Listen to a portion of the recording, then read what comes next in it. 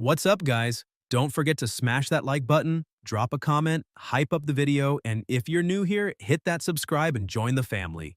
Guys, if you want to support the channel and get something cool, check the first link in the description. Use my code HugoHenriqueMore to get 10% off on anime lamps. The story begins in a serene place, by the riverbank, when a voice asks what Shui is doing standing there, staring at the scenery without moving. An old man approaches and wonders why the boy remains still. The protagonist calls him father, but the man laughs, saying he doesn't even seem to recognize his own father, calling him silly and asking him to help pull the net since they need to check how the fishing is that day. He even promises to show him some real skills later. Shui hesitates for a moment, but soon follows his father. They climb onto the boat, spending time together fishing, eating, and even drawing. Afterwards, still in the same place, they sit at the edge of the boat, simply admiring the view. At that moment, Shui notices a fish nearby and comments that it is a red carp. Without thinking, he dives into the water trying to catch it, but realizes the fish has disappeared. He then wonders why there are no fish there, and worse, why he cannot move after entering the water. Panic sets in, and he tries to believe his father will save him, but suddenly, everything goes dark. In the darkness, Shui calls for his father until he hears a voice asking if he just woke up. An old man approaches and asks if the boy misses his father. Noticing his hand tied with ropes, Shui asks what is happening. The man explains that Master Zhang was clever to trick him and use him as bait to lure aquatic beasts. But in reality, that's all he is, a decoy. He reveals that they are all on a boat, watching over him, and that he is still deeply asleep. The protagonist realizes it was all just a dream and reflects that it has been a month since he arrived in that world. The body's original owner had fallen gravely ill and died, and at that moment Shui took his place. He also recalls that the former owner had lost his mother very early and grew up only with his father, who died of illness 3 months earlier, leaving deep feelings in his heart. During the month spent in the hospital, Shui did not fully understand that body's social circle and was deceived by a skilled liar, becoming bait to capture monsters. Over time, he discovered that this world hid different types of supernatural abilities. Humans could cultivate power to reach unimaginable realms, and those who followed this path were called warriors. Likewise, creatures also evolved through cultivation and became known as such. Suddenly, a young man shouts that something is approaching, and the old man confirms it to be an aquatic beast. The protagonist looks back and sees the monster circling the boat, moving through the water. He thinks an aquatic beast should not be taller than half the height of a human. The creature begins shaking the boat, drawing closer once again. The young man declares this is the moment he has awaited for years, saying his punch carries 10 years of accumulated power, questioning whether it will be enough to face the beast. The creature then opens its gigantic mouth, swallowing everything and shattering the vessel. The old man panics, shouting he cannot die there. Looking back, he grabs a dagger, cuts the boy's hand, and throws him into the water. Shui sinks, still with his hands bound and now wounded. He tries to loosen the ropes with his teeth, but his blood spreads through the river, attracting even more of the beast. When he realizes there is no way out, Shui thinks of moving forward and asks his father for forgiveness. At that instant, he opens his eyes and believes he sees his father telling him to wake up. He gazes at him with hope, wishing it were real, and stretches out his hands to touch him. However, instead of his arm, he touches wood marked with the drawings they had made together. With effort, he manages to raise his head above the water and murmurs that this is his father's boat. The beast charges forward, dragging him back down as it grabs his leg. Shui thinks he has done his best and asks his father to forgive him. The creature releases his leg and swims ahead, opening its enormous jaws. Meanwhile, the boy's hand continues releasing energy into the river until something is summoned. The system manifests, notifying that Z activation is in progress, detecting a spirit obtained.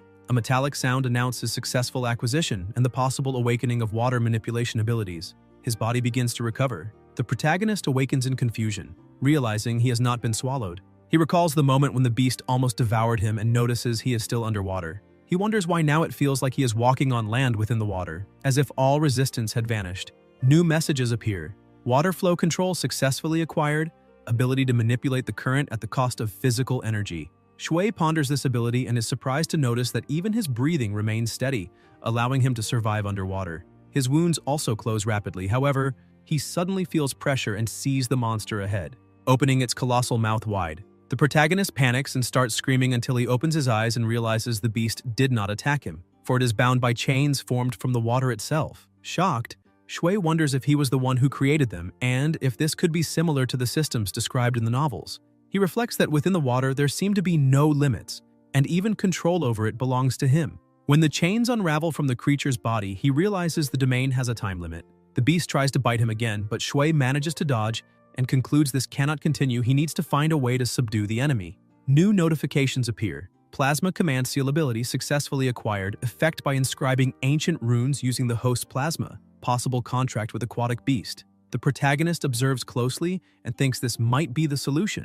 The monster lunges at him once more, trying to devour him. Shui activates water flow control and thinks he must immobilize it before acting. The creature becomes trapped and then the current dissipates. The young man dodges again until he releases the plasma command seal in his hand and hurls it at the enemy, striking it head-on. The power unleashed is intense, and Shui understands this is a battle of willpower. He questions if he will fail while recalling a relative in the hospital and his deep desire to survive. He continues to release energy with full determination. Then, he manages to surface and collapses onto the riverbank, exhausted, whispering that he is still alive. The beast resurfaces above the water and Shui realizes that, in the end, he has subdued it. The system then notifies the owner is Liang Ku, displaying the data. The protagonist commands the creature to remain nearby and says he will summon it when needed. He thinks that after taming it, a mental link was created, allowing immediate contact between them, either by his will or that of the beast. The monster returns to the waters while Shui rises, reflecting that he needs to go home, find something to eat, and rest. Luckily, the inherited memories include knowledge of the region, and the distance to his house is not far. As he walks, the aquatic crocodile swims through a narrow channel covered with flowers. In another area, similar to a village, the same old man from before walks beside the butler Zheng. A boy asks who those people are and if they are going to Wade's house. His partner replies that Lai Zheng is with the Zhao family and that Wade probably got involved in some trouble. Li grows suspicious and comments that Wade must be in danger. The group approaches a residence, and the old man thinks that if Liang had lost his life, all his belongings would fall under his administration as compensation for the mission's failure. To him, the blame was Zhang's for being too weak. The man then breaks down the door and orders Zhang to enter, but when he looks to the side, he is stunned and asks how Liang is still alive. The protagonist, surprised, demands to know what they are doing there. The old man asks if he should not be dead. Zheng, confused, questions why they are acting so recklessly and what the old man meant by undead. The elder pronounces the boy's name, and Zheng Xiang realizes he is Liang. Shocked, he asks if he had not been declared dead, and remarks that surviving was pure luck. The family's butler orders them to capture him. Shui asks what they are planning, but two men seize him by force, telling him to stop spouting nonsense. The elder then reveals that Master Zhao had asked Zhang, the martial artist, to tame the aquatic beast to protect the villagers. However, Liang supposedly acted first, used the creature against Zhang, and caused the Zhao family to lose a great amount of resources, in addition to putting the villagers at risk. The protagonist counters, saying it was the opposite. They had trapped him and used him as bait for the beast. The old man accuses him of killing Zhang and still daring to return, calling him arrogant and a monster. Liang reflects that, in his past life, he truly was treated as a monster for being solitary and independent. He remembers how they mocked him, insinuating that a man without a homeland could only be a thief. The taunts haunted him, but Shui retaliated with hatred in his gaze. The provocations grew worse. They said if he was so brave, he should fight head-on. It was then that, in the past, he threw a punch in one of their faces.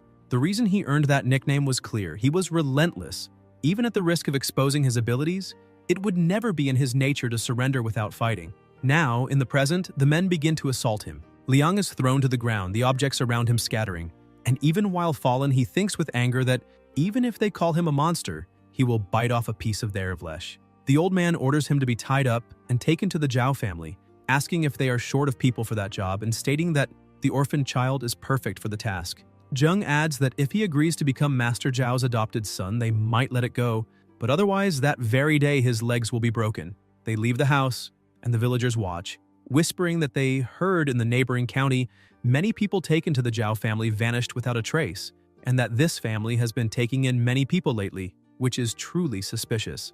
A voice then rises, challenging and asking who dares intimidate young Wade there. The village chief appears, declaring that he himself is still alive. Xiang calls him a foolish old man, but the chief replies that he is a high-ranking official of Great Shun and asks what Xiang intends, if he really plans to attack a public official. Zheng grits his teeth, and the village chief insists that all must show respect to his position before Master Zhao, warning that if they continue, they may faint on the spot. Xiang calls him a fool again and says he will not argue that day, but once he reports to Master Zhao, the matter will not be over. He orders his men to depart, and the old man remarks that he is just like his father, ungrateful. After they leave, the village chief advises Liang to avoid certain things whenever possible. The protagonist thanks him and promises to remember. Libo tells him to disperse, repeating the words, and Liang observes the power in his hands, reflecting that situations like this may happen many more times in the future. He acknowledges that the village chief can help him once, but not always, so he needs to become more proactive. The system is his opportunity. A notification appears. Water essence detected. Beast evolution progress. Shui is surprised and wonders about the water essence. He heads to the river and comments that after taming the Taihua crocodile, he can summon it at any time through the mental link. The water stirs and begins to shine until the crocodile emerges, but in a reduced form. Liang asks where his giant crocodile has gone, and the system informs that tamed aquatic beasts can control their energy consumption by adjusting their body size at will. Evolution progress. Chibi version. Minimal energy consumption. Shui is impressed and says that, as expected of the system, it even has this feature. He then asks where the water essence was found, requesting to be taken there. The protagonist dives in and follows the crocodile to a dark place, noticing that it seems to be an underwater cave in the mountain, a spectacle. Inside, Shui notices something glowing and wonders if it could be legendary mystical herbs. As he approaches, new notifications appear indicating that a mystical herb containing water essence has been discovered and can be absorbed. In this world, there exist natural treasures that accumulate extraordinary powers, plants with unique effects known as mystical herbs. It is said that in the Zhao Mansion's courtyard there is a frozen lake with special aquatic chestnuts at the bottom, long used by the Zhao family head to attract warriors from different regions as patrons. Excited, the protagonist declares he wants to see how much water essence those herbs can provide and calls the crocodile for help, but the creature pretends to be asleep. Liang complains, saying it is so lazy it should be called immobile. Shui stacks the herbs on a stone until everything is ready, then begins to eat them. The system notifies that the discovered water essence can be used to improve spiritual synchronization and the evolutionary progress of aquatic beasts. The protagonist finds them delicious, and as he eats, he feels the essence increase until he is satisfied and declares that, while spirit attunement and beast evolution are good, the main focus must be himself. He activates the absorption option and feels his body improve rapidly. He thinks that with this power, he can face those people from that day, especially if he adds mastery over water flow. The system reports water flow control strength, 22.5 kilograms. Liang concludes that he should conserve for a few days, as he is already satisfied now. He reflects that the most important matters are the economic ones to come. Autumn is ending, the crocodile's blood flow decreases, and it is about to hibernate, making it unreliable for fishing. Suddenly, a fish is tossed to the ground by the crocodile itself. The protagonist picks it up and remarks that, after all, it is still reliable, thinking that this temporary economic crisis can be resolved by selling it at the market. Later, Liang appears carrying a sack in his hands, having sold a large yellow fish for 80 wen and making some profit.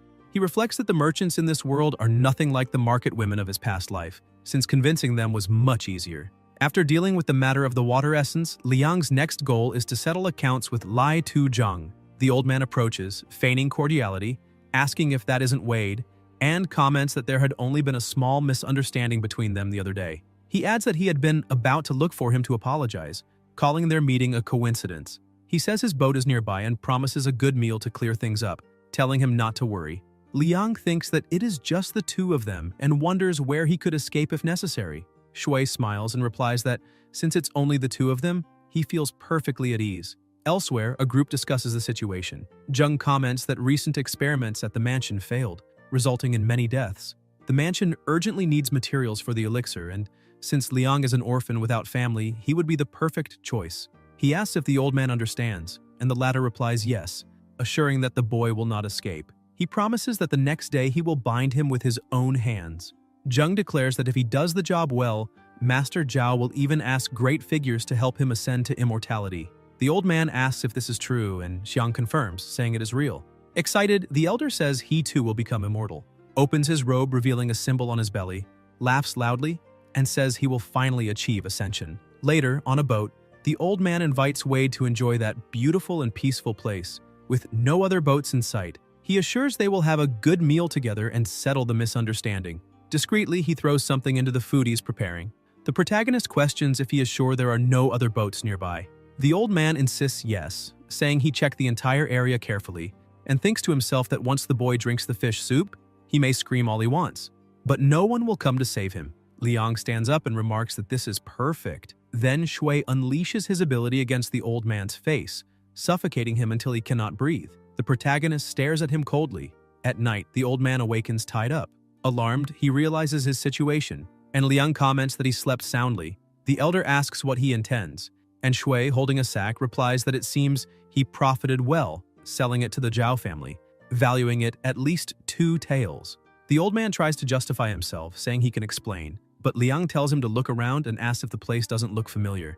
The elder recognizes it and says this was where they hunted the water beast. The crocodile emerges from the surface, frightening him. Liang strokes the creature and confirms that it truly was a water monster, but now it is his pet, asking if the old man wasn't the one who called him a monster as well. The man panics, screams that he truly is a monster, and begs not to be devoured, promising to reveal everything. Shui asks why Butler Zheng is so intent on taking him to the Zhao mansion, and the reason they hired so many servants.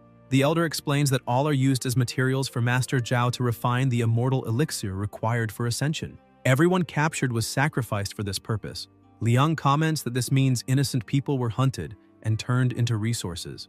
The old man claims he was forced, that he had no choice, but Liang thinks they are useless, and that when he exposes Master Zhao's followers, he will turn each of them into elixir material, making them beg for death. The elder still tries to speak, but Shui lifts a stone and strikes him, saying he has already seen it all, showing his monstrous side. He reflects that taking him to the mansion would only mean being refined into elixir, and if he doesn't eliminate him now, he will lose his own life. The old man's body sinks into the waters and plasma slowly spreads. The next day, Liang emerges from the water, relieved, thinking that having power makes everything much more convenient. 3 days have already passed since he eliminated Lai Tuzheng, and to avoid suspicion, he has been living like a common fisherman, leaving early, returning late, selling fish at high prices, and avoiding the Lotus Lake as much as possible. As for the boat, he managed to cover things up using Lai Tuzheng's identity, but he knows the Zhao family's forces will not let the matter go unpunished. The sudden disappearance will ultimately fall on him, and therefore he must become a martial artist as soon as possible. The fastest way is to join a martial arts school. In Pingyang, there are 3 schools, with the most powerful being the Yang clan's martial hall. They say the clan chief possesses immense strength, capable of crushing gold and splitting stones, remaining unmatched at the top. While considering joining the martial hall, Liang knows the Zhao family will not dare touch him, since the disappearance of a disciple would cause great problems for the school. However, the entrance fee ranges from 5 to 8 tiles, and he only has 2 tiles and 8 wen, forcing him to find a way to increase his earnings. The crocodile rests on his shoulder, staring at him intently, and the protagonist comments that perhaps he has been worrying too much about the future. He reflects that since the last update, his body has slowly been adapting to the growth of strength. His mental power has also increased considerably, allowing him to control 2 to 2.5 additional immobiles, and he decides to continue fishing. Liang dives and, as he glides through the water, thinks that since his awakening, his movements there have become increasingly natural. His main training method has been running against the immobile, and he intends to continue. The crocodile follows while Shui swims even faster, using his ability to compress the water flow beneath his feet and propel himself forward. The drawback is the high stamina consumption, making the movement unsustainable for long periods. But for now, no one would be able to match such speed. Suddenly, something passes by his side and the protagonist wonders what it is, soon concluding it is a mystical fish. In this world, some species have evolved through unique powers, and those inhabiting the Great Swamp are called mystical fish. Finding one is already rare, but he spots 2 at once. Liang orders the immobile to chase them. The crocodile increases its body size and charges at the fish while Shui quickly approaches, regretting not having brought a net. Using water flow control, the protagonist manages to restrain one of the fish and grabs it, satisfied with the catch. While thinking about the good profit he will make, a colossal presence approaches. Distracted for a moment by the thought of money, he is suddenly pulled and hurled against the riverbed, spitting plasma. Before him emerges a massive and shadowy creature. Liang is startled and recalls hearing about a man-eating catfish with 6 whiskers that prowls the deep waters of Yixing City. He finds it incredible to have encountered it, but soon wonders if he is facing yet another deadly attack. Shui reacts quickly, using water flow control to block the beast's approach and thanking his reflexes for being fast enough. The creature tries to strike him again. He barely dodges and thinks about how terrifying it is, even imagining that it might be mocking him. A crash echoes as the crocodile strikes it by surprise.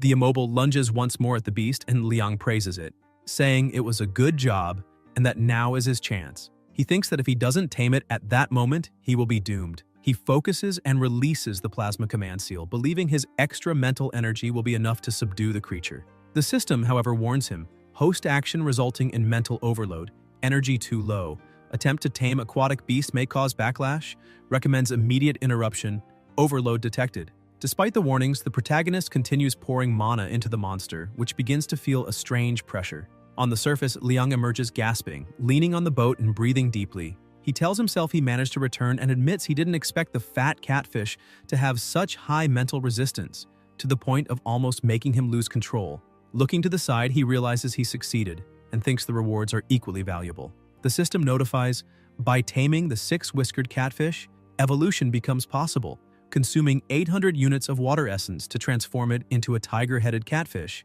Liang laughs and comments that since it's so fat, he'll call it big, because the name suits it well. He then decides to process the day's catch. The crocodile opens its mouth, revealing inside it the smaller, mystical fish, and Liang affirms it is truly reliable. He looks at the captured fish and decides to try the smaller one first to test the effects. Upon eating it, he feels the immediate increase of water essence, keeps the small horn as a keepsake, and notes that he obtained 18 points, the equivalent of 18 mystical lotus roots. He reflects that if a small fish yielded that much, the larger one should provide at least 3 times more, reaching 53 points of water essence. With this, he calculates that his fusion rate, already at 7.5%, could quickly surpass 10% by consuming both the small and the large fish. But he needs to hold back for now, since saving for the tuition is the priority, even though the amount he has is already more than enough. At the entrance to Yixing City's market, Liang wonders if last month's festival hadn't just ended and what they could be celebrating now. Chen displays a mystical fish and tells everyone to look. It's a specimen that only appears once every century, weighing exactly 1.8 kilos. The crowd is impressed, commenting that the brat from the Chen family really has skill. Liang asks if he also managed to catch a mystical fish and tells them to step aside. The curious onlookers question why he is in such a hurry. Shui approaches the vendor and comments that the Shangrao seal must have been blessed by the river god, since 2 mystical fish were caught in a single day. The old man retorts, saying not to talk nonsense, because that boy caught only 1. The protagonist clarifies that he wasn't referring to Chen's fish, but to his own. People laugh, mocking him and saying that ugly fish couldn't possibly be considered mystical, accusing him of picking any ordinary fish just to inflate the price. The laughter grows louder. Ji also grins, until a man approaches and identifies the fish as a red plasma perch. It is Hu Qi, one of the martial instructors of the Yang clan's hall whose presence commands respect. He asks how much the fish costs. Chen turns the question back, asking what value he considers fair. Qi asks the weight, and Ji answers, 1.18 kilos. Hu proposes 150 wen, and Chen, thrilled, accepts immediately. At that moment, Shui asks him to appraise his fish as well. A man nearby criticizes, telling him to be ashamed and not bother the instructor. Others warn that if he angers Hu, everyone will suffer the consequences. But Qi observes carefully and is surprised, recognizing the specimen as a bullhorn pomfret. The protagonist confirms, adding that it weighs 1.61 kilos, while thinking that, so that's what it's called. Hu evaluates it and offers 325 wen. People are shocked, commenting that entire families hadn't saved that much in generations. Chen is also astonished. A man warns him to be careful since he might end up earning money he won't live to spend. Liang accepts the offer and Ji walks away displeased. Shui asks why his fish is worth double the red plasma perch. Qi explains that the bull pomfret's horns have medicinal value, being refinable into pills that increase vitality and help overcome blood stagnations, making them especially useful in his current cultivation stage. The protagonist thanks him and reflects that it was good he had kept the small pomfret horn. Later, back in the village, Liang counts the money when Libo approaches, and comments that he is making the city proud. Shui replies that he still hasn't had the chance to thank him for last time. Li takes the opportunity to ask why he doesn't just hand over those 350 wen. The protagonist counters, asking if he has any idea how much it costs to enter the Yang clan's martial hall.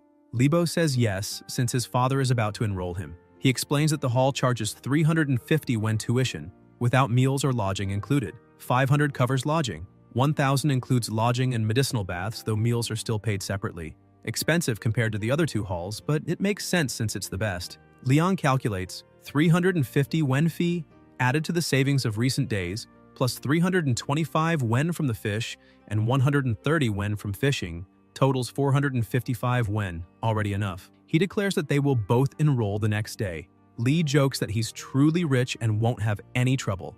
At that moment, a voice announces the discovery of another mystical fish, drawing Shui's attention. At the Zhao mansion, Zheng reports that the bastard Zhang has disappeared, but traces lead to a boy named Liang. The master, irritated, responds that he doesn't want to be disturbed with trivial matters and orders them to deal with it themselves.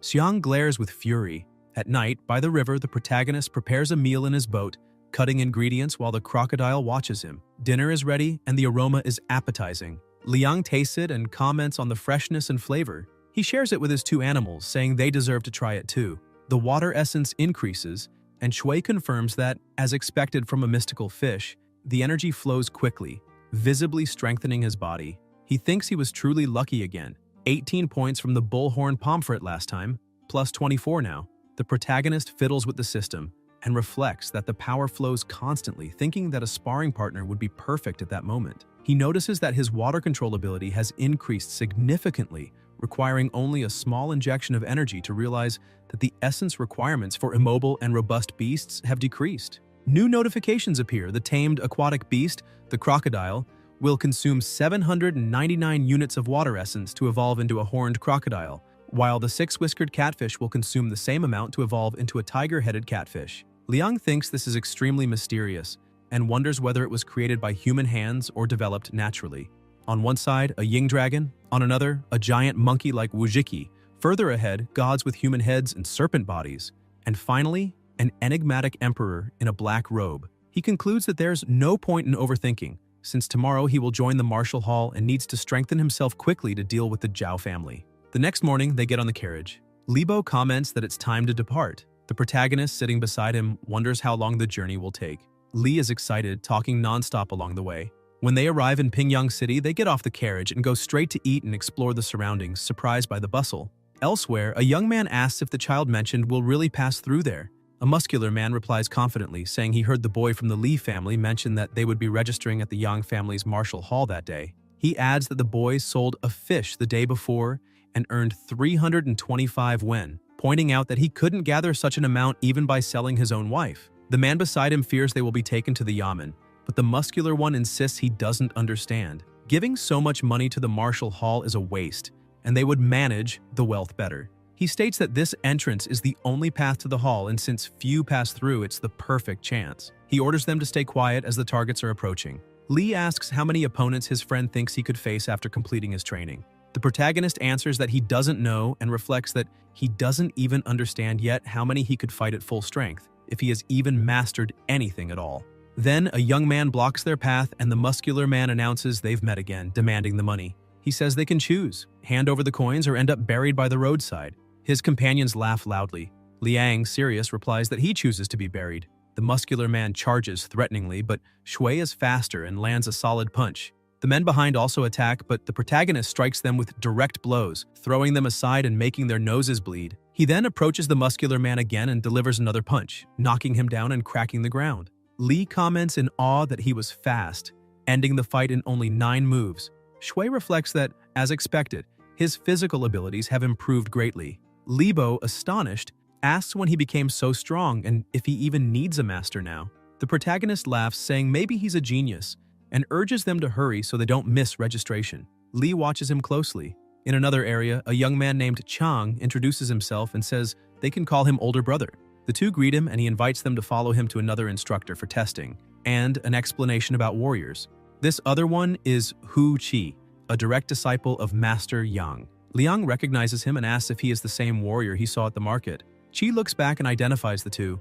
Libo remarks that it's a coincidence and asks if he knows the newcomers. Hu confirms, recalling that the bullhorn pomfret he used in his experiment was bought at that younger brother's stall. Chang declares that the two will train together and can spend the night at the hall. The two thank him respectfully. Qi then tells them to follow him, as he will test their innate bone structure. Shui asks what that means. Hu laughs and explains there's no reason to be nervous. It's just to identify which cultivation path suits them best. The protagonist admits he still doesn't fully understand the fundamentals of martial arts and asks the older brother to explain the principles. Qi nods and answers. Martial arts are divided into 4 basic stages: skin, flesh, bone, and plasma. The The skin barrier hardens the body like oxhide, resistant and hard to pierce, increasing defense. The flesh barrier enhances muscle strength, making it possible to lift an adult with one hand. The bone barrier allows raw power to be unleashed, performing feats such as breaking stones or splitting monuments. Finally, the plasma barrier represents complete refinement, firm and delicate like embroidery on silk, strengthening all capabilities. Deep down, everything comes down to a single word: refinement. But for ordinary people, no matter how hard they try, there will always be a limit. To overcome that limit, two things are indispensable: technique and medicine. The two ask about it. Who confirms? Methods refer to martial techniques, like the three-fist techniques of the Yang martial hall. With the right technique, one finds the ladder to ascend. The protagonist concludes that this refers to cultivation techniques and asks about medicine. She explains that techniques provide the path upward, but that path is steep and treacherous.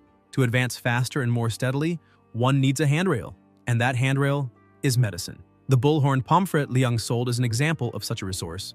The protagonist thinks this is perfect, since with Zed, he should be able to acquire such things with ease. Hu advises them not to rush, as the martial path is long, and recommends focusing on each step. Shui thanks him and asks to evaluate his bone structure. From a distance, Yansai observes with his men and asks if this is the boy they were talking about. A voice replies that as long as he is excluded from the martial hall, his request will be granted. This is Zhao Shuiwan. Elsewhere, Zheng reports to the master that Liang is 15 years old, the perfect age to refine elixirs, similar to the third young master and also an orphan. He concludes that if they capture him, they can use him for refining. Master Zhao comments that Yuan has been frail since childhood, and that it is increasingly difficult to find a fetal pill from someone of the same age. He admits that Liang is indeed ideal material, but reminds that the boy is about to join the Yang clan's martial hall, and with Yang Dongxiang's temperament, it won't be simple to act. Zheng takes his leave. A leaf falls to the ground, illustrated with Liang's image.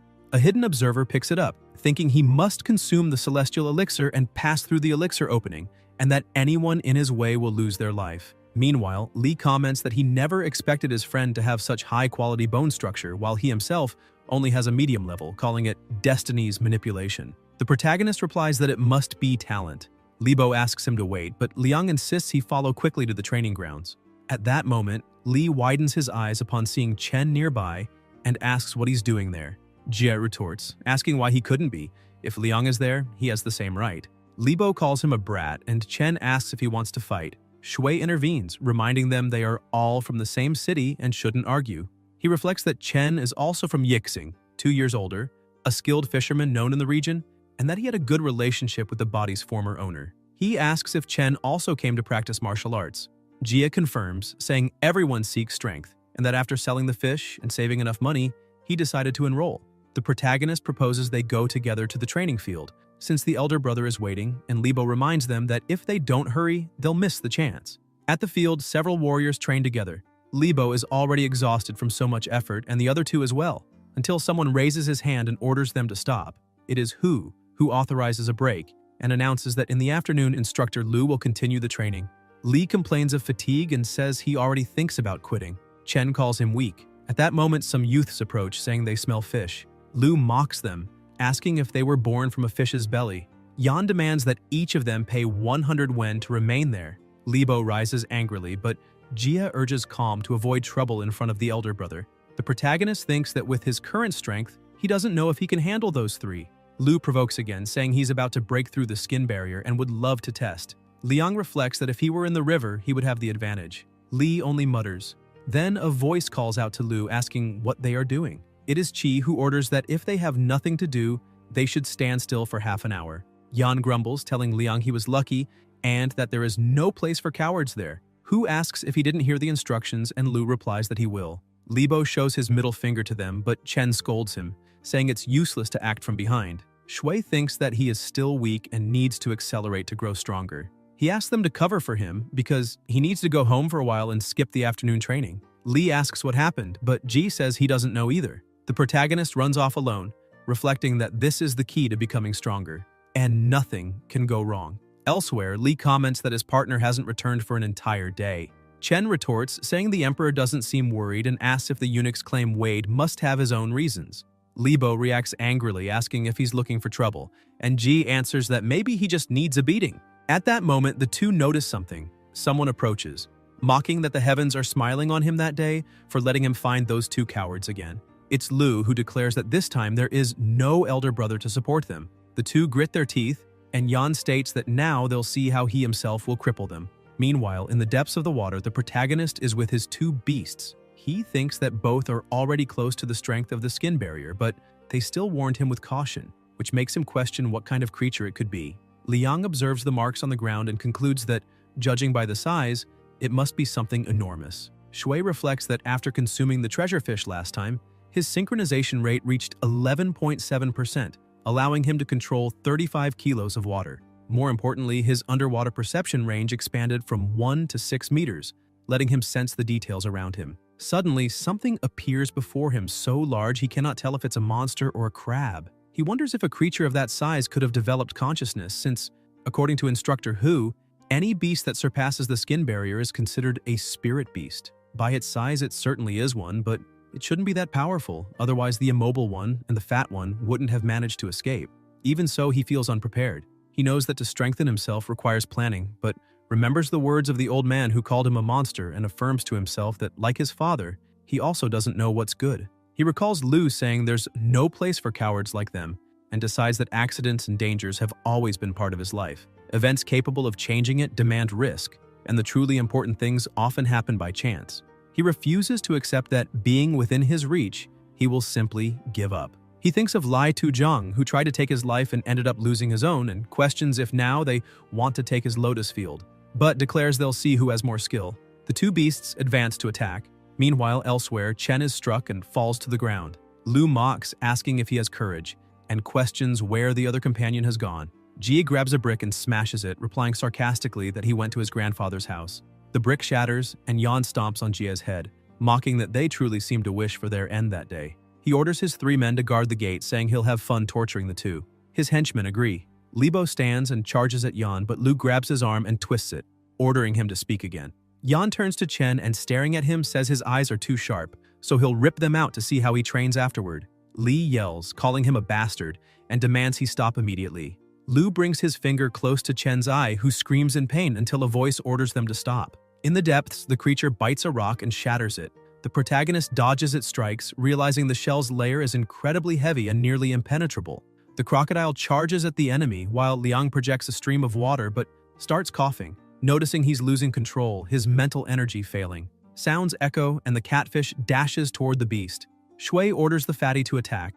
The clash resounds, something bright breaks, and the protagonist realizes it's his lotus. The creature strikes him, throwing him far as he spits plasma. Liang thinks he might not get out alive. The monster approaches, but he notices it instinctively protects its abdomen with every blow it receives. That can only mean its weak point is there. He decides he had been planning this attack all along, to compress the water current at the tip of his wooden spear to maximize the impact. With no choice, he resolves to spend all his mental energy constructing the Bing Huan, extending the spear in 2 stages. The system warns that mental energy levels are too low, that control over the aquatic beast could become dangerous, and recommends the host stop the action. Liang, however, keeps advancing, thinking that there they'll see who has more courage. Shui releases his mana, repeating in his mind that the lotus field is his. The attack pierces the creature's body, and the protagonist gets excited, believing he has won. But Liang ends up closing his eyes. When he regains consciousness, he asks why he fainted again, and if it was the 2 of them who saved him. Shui thanks them. His head aches.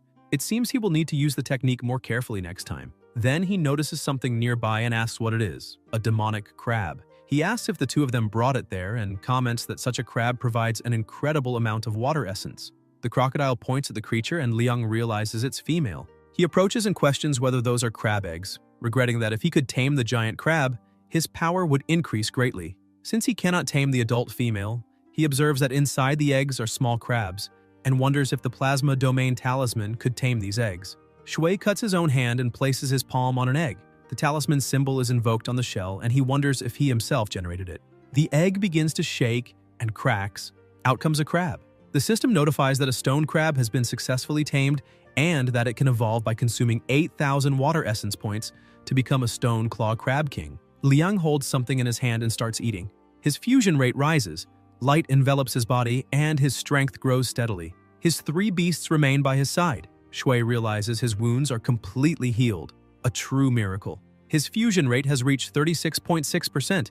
Beyond the physical improvements from eating the mystical fish, he gained extra energy from the fusion process and now feels his own blood energy. According to the instructor, he should be close to breaking through the skin barrier, perhaps even stronger. He says the two can keep the crab meat and remaining eggs since the meat won't stay fresh for long, and each egg only yields 6 water essence points. Not worth saving. As for the fist, he cannot let it eat members of its own kind. It would be cruelty. So, given its fist size, he names it Little Fist Crab. If he manages to break the skin barrier within a month, he should officially become a student of the Martial Hall. Until then, the Zhao family will no longer be able to threaten him. Now he just needs to return to the Martial Hall to train tomorrow.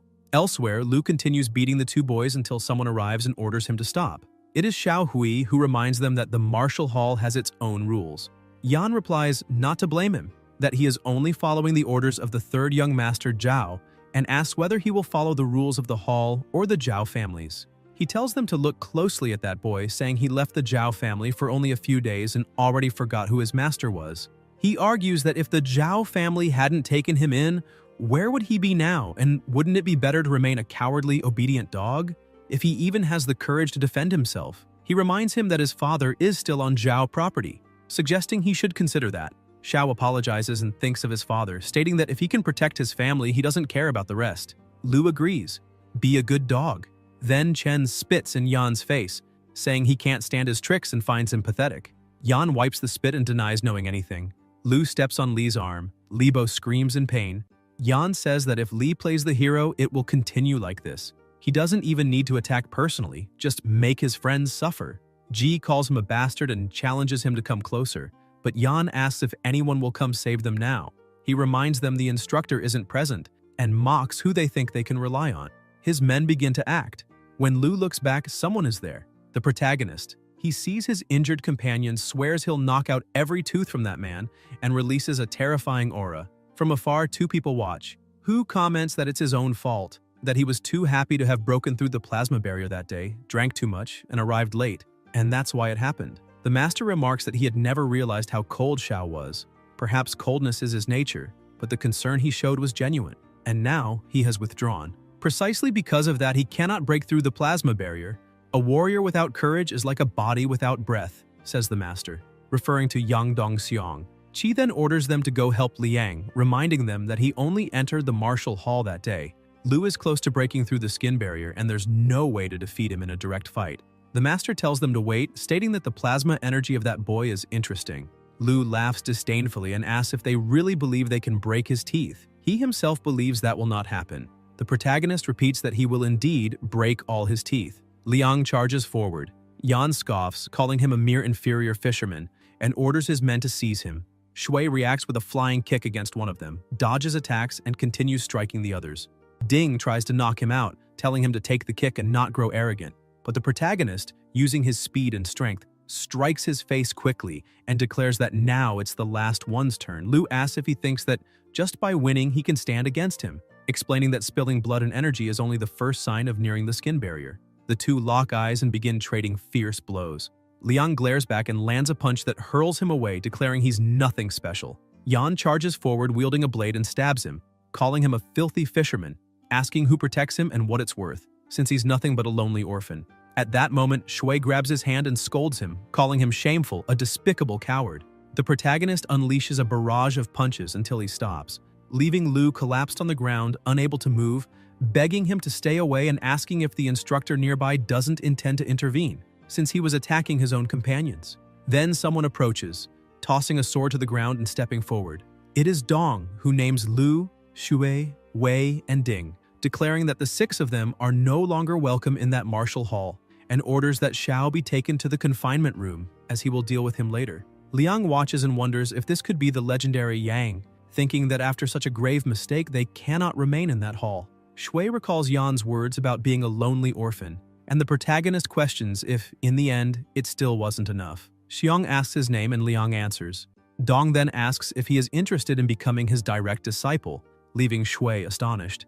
Xiong extends his hand. The next day, at the Yang residence, rumors spread that the master officially accepted a 9th direct disciple, described as a very handsome young man. A girl approaches, calling for Liang and handing him the ceremonial robes of the elder brothers, saying they will help him dress. The protagonist refuses, asking them to step aside as he prefers to dress alone. The young women leave smiling. Shui sighs, reflecting that 2 weeks have already passed since he defeated Lu. His injuries and those of his friends were healed thanks to Master Yang's treatment. Now he is no longer alone. He has a master, brothers and sisters, a solid support. The time has come for his revenge against the Zhao family. Elsewhere, a voice comments that night, Liang Shidi was on the brink. Hu asks if they can imagine someone who joined the martial hall for just one day, defeating another on the verge of breaking through the skin barrier. Shui recalls hearing this 2 weeks ago, and Chang adds that for the master to have liked the boy at first sight, he must be a true dragon among men. Qin teases, asking if the fourth brother is jealous of the little junior and what gift he gave him this time. Shui replies that he gave him a solid tungsten steel arm guard, calling it a mere token, while a voice warns not to provoke the fourth brother, since it must have been hard for him to save that up. Qi announces that the younger brother is coming out. The protagonist appears in his attire, greets his elder brothers and sisters, and sincerely thanks them for their generous gifts. Gang declares that he hasn't given his yet and prepared something special, a piece of tungsten steel, and that Liang can visit his shop anytime to choose what kind of weapon he needs. Liang thanks him. Chang states that the gifts have already been given and that now they must head to the main hall, so as not to keep the master and lady waiting. At the Zhao mansion, someone calls for Master Zhao. It is Zheng, reporting that Lai Tu Zhang's body was found and what was in his stomach has disappeared. Zhao strikes him immediately and asks if he has any idea the problems this will bring if exposed, warning that if the authorities knock on the door, he will have to offer his own head an apology. Zheng explains it was because of that boy who must have eliminated Lai Tu Zhang and released it. Zhao stresses that now the boy is Yang's personal disciple and asks if he himself wants to test Dong's blade, ordering him to listen well. No matter the means, just find it immediately. Zheng replies that he understands while the master remains thoughtful about the boy. At the Yang mansion, Xiong declares that he is grateful that he repays kindness, shows courage, firmness, and diligence in his path, and expresses the wish to accept him as a disciple, asking if he agrees. The protagonist replies that he is willing. Dong then declares that by joining his sect, he must remain humble, open-minded, diligent in self-discipline, respectful to teachers and elders, always filial in all things, never harming other disciples, never acting irregularly or abusing power to oppress, and asks if he understands. Liang replies that yes. Master Yang states that this is excellent and explains that from the moment he drinks that tea, he will officially become his 9th direct disciple. From now on, no one will be able to intimidate or insult him, for his master will be his pillar. He asks if he understands, and Shui replies yes. Elsewhere, warriors train until they decide to rest. They comment about the boy having received direct instruction from Master Yang, calling it a stroke of luck for a nobody, and that the best part was seeing Lu and his gang expelled from the martial school. They also mention that other investigators are keeping an eye on him. Shi thinks of the boy and is filled with irritation. Further ahead, Hu asks if he knows what the 4 barriers and 7 paths are. The protagonist replies that he only heard that skin, flesh, bone, and blood make up the 4 barriers, but he is unfamiliar with the 7 paths. Hu explains that the 7 paths are Wild Horse, Wolf Smoke, Tiger Hunt, Supreme Elephant, Heavenly Dragon, Furnace of Casting, and Rainbow Transformation. In the Wild Horse realm, a warrior at his peak can restrain dozens of horses without moving. In Wolf Smoke, the energy of the blood rises like smoke, reaching several meters high, and when released, it is as oppressive as a pack of wolves causing terror. In Tiger Hunt, the blood boils like a tide, and its force is so overwhelming that ordinary people tremble like rabbits before a fierce tiger. In Supreme Elephant, each movement shakes the earth, capable of toppling mountains and halting rivers, and those who reach such a level become great generals. In Heavenly Dragon, one attains the form of a divine dragon, able to break free of earthly ties, leap 3,000 zhang, and soar among the clouds, becoming a martial saint of a nation. As for the Furnace of Casting and Rainbow Transformation, little is known except that specialists in these realms reached a state of immortal ascension. Liang reflects whether the martial Tao of this world can truly be that grand, for ascension means returning to the previous world, and he wonders what his master's true level might be. Hu then asks if he knows how many martial schools exist in Pingyang City. Shui replies that there must be 3. Qi explains that the other 2 only remain in Pingyang because their level doesn't allow for more. But Master Yang stays because it's his hometown and his school has been number 1 for years, since he is the only one in the region to reach the Tiger Hunt realm. The protagonist thinks that with his system, he will be able to reach Tiger Hunt even faster. Hu concludes the morning lesson by saying that there is no rush in cultivation. as advancement must be gained step by step, truly mastering each stage. Liang thanks him and thinks that this will lessen the pressure from the Zhao family. Now he needs to capture a spirit fish as soon as possible to break the first barrier and become a true martial master. On the river, Shui fishes in his boat and murmurs that he cannot do it alone. The raft is no longer enough to hold the fish, and he considers changing boats. He laments still not having found a spirit fish and wonders when he will manage to catch one. The protagonist observes that his fusion reached 37%, and if he can get a spirit fish, he might break the first barrier. The system shows his stats until Liang notices something strange. A deafening sound echoes and he questions its source. The river begins to churn, accompanied by strong winds. Shui spots a primordial frog biting into a giant bird. The frog crashes onto the water, generating massive waves, and the protagonist falls along with the fish he had caught.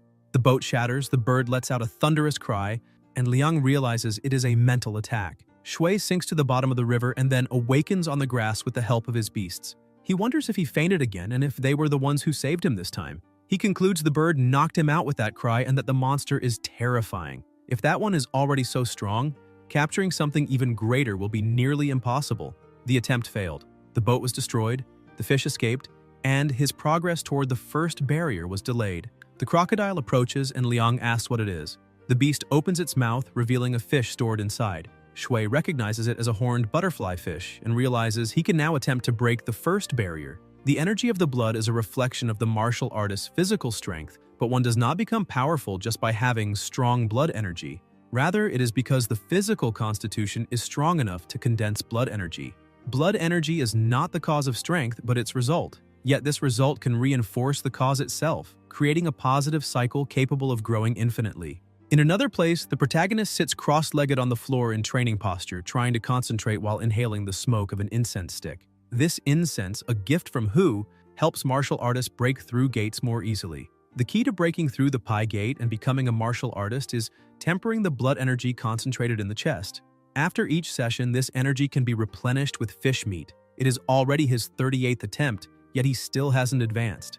To pass through the Pi gate, he must use qi and the inner strength of his blood to stimulate the fascia and skin of the body, achieving the effect of skin refinement. Qi and blood are the energy perceived in the chest when practicing martial arts, the essence condensed by the human body, the root of life itself. When he feels a warm current flowing from his chest and merging with his blood, the qi will move, spreading through bones and limbs until it reaches the fascia and skin, transforming into a wave of heat. This is skin refinement. His heart races with each attempt. Liang opens his eyes and realizes it is the 40th, but something is still missing. The system displays his progress, 49%, still short of breaking through the Pi gate. He senses that upon reaching 50%, something important will change. However, the fish meat is gone, and lotus roots no longer have any effect on him. It seems inevitable that he must find another spirit fish. The protagonist looks out the window, wondering if dawn has come, until there is a knock at the door. Two men stand there, Cheng's father and Libo's father. Old Chen says that upon seeing him arrive late the previous night, his uncle asked him to confirm something. Liang asks if there is a problem and reflects that they are the parents of his companions, questioning the reason for their visit. Dakang replies that it is nothing serious. He only wanted to know if he had seen his son, absent from home for 2 days, and asks if he is still at the martial hall or wandering about. Chen adds that his own son has also not returned, which is why he came to ask if Liang knew their whereabouts. Shui explains that he arrived home late and forgot to inform them, but recounts that the three of them had stood out and caught the attention of the instructors, who reserved a special room in the courtyard for them to train together. Deep down, he thinks that in reality they fear returning, since their injuries haven't fully healed yet. Dakang laughs, saying it sounds just like his son, and recalls that their town has already produced a few martial artists. Chen comments that he has watched Wade and the other two grow up since childhood, and always believed they would achieve something great. He also mentions that the village is preparing another sacrificial ceremony to the river god. The protagonist is surprised, asking about the ritual and recalling the custom, questioning whether it wasn't held just 3 months ago. Chen confirms, saying the river god manifested a divine sign the day before, demanding another sacrifice. Dakang adds that the deity leapt from the river and seized a giant bird in flames, even piercing the heavens. Liang realizes they are referring to the frog he saw and says he understands, promising to contribute money and participate when the time comes. Near the river, inside the lotus cave, something stirs. Shui appears on a stone and unleashes his ability. He dives into the water and the crocodile approaches with its mouth open. Liang dodges quickly and calculates. About 150 is what he can control, the amount of water he can compress into 10 liters, meaning each liter unleashes 15 kilograms of force. He advances using his technique while his beasts remain motionless. A rumble echoes and both return to their smaller forms. The protagonist concludes that his underwater strength has already surpassed the Pi Gate and that he could face 4 Lu Ting Kai without difficulty. Liang reviews his system stats and thinks that, regarding the water blade technique, all he lacks is a suitable weapon. He recalls that his third brother mentioned the existence of so-called spiritual weapons capable of self-regeneration and even evolving in rank. However, such weapons require heavenly materials and extremely rare earthly treasures to forge their cores. He wonders when he will be able to obtain one. Suddenly, he feels something burning. Shui looks to the side and questions what he found, buried among the rubble. Before him lies a shining feather. The protagonist concludes it likely fell from the giant bird and seems to hold special value. He wonders if this might be the same red feather from yesterday, for it appears to be extremely precious, and Liang considers whether it might be some kind of treasure. He thinks that later, by chance, he will go to his elder brother Gang's forge to choose a weapon and can ask him about it. In Pingyang County, Shui walks while reflecting, recalling the strength of the third brother lingering there, intrigued if it isn't near the county, and decides he will ask his elder brother about it later. At Min's forge, something is being prepared when the third brother greets him, saying he was already expecting his arrival. The protagonist steps closer carrying a sack and comments that he found something interesting while fishing that morning, coming specifically to ask about it. Gang examines it and asks if it's a crimson fire sprout, declaring it a true treasure. Liang, curious, questions if he really recognizes it, and the brother confirms immediately, saying it's an incredible find. It is a feather from the crimson firebird, a rare spirit creature. He explains that whenever the bird is at death's door, it injects all of its vital essence into one of its feathers, which then scatter in all directions to ensure its escape. Among them, one carries the greatest essence, called the golden feather of scarlet flame. With this feather, the bird is reborn, similar to a lizard shedding its tail, except in this case, it discards the entire body. Shui is impressed and asks if it is truly that powerful, wanting to know if this could be one of those golden feathers.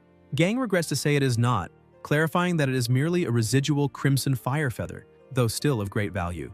The protagonist says he understands and asks what he should do with it. His brother replies that in his place, he would not only absorb the energy but also use it to forge a spiritual weapon, and asks if Liang has decided what kind he wants. He answers affirmatively, recalling that after the battle against the crab, he realized a pointed weapon would be most effective underwater, complementing the techniques he developed himself. He chooses a spear. Gang is surprised since it's rare for someone at the Martial Hall to pick that type of weapon. He explains that long weapons give range advantage but are difficult to control. Shui stands firm, saying he has made his decision and wants the feather incorporated into the spear, thinking that at last he will have his spiritual weapon.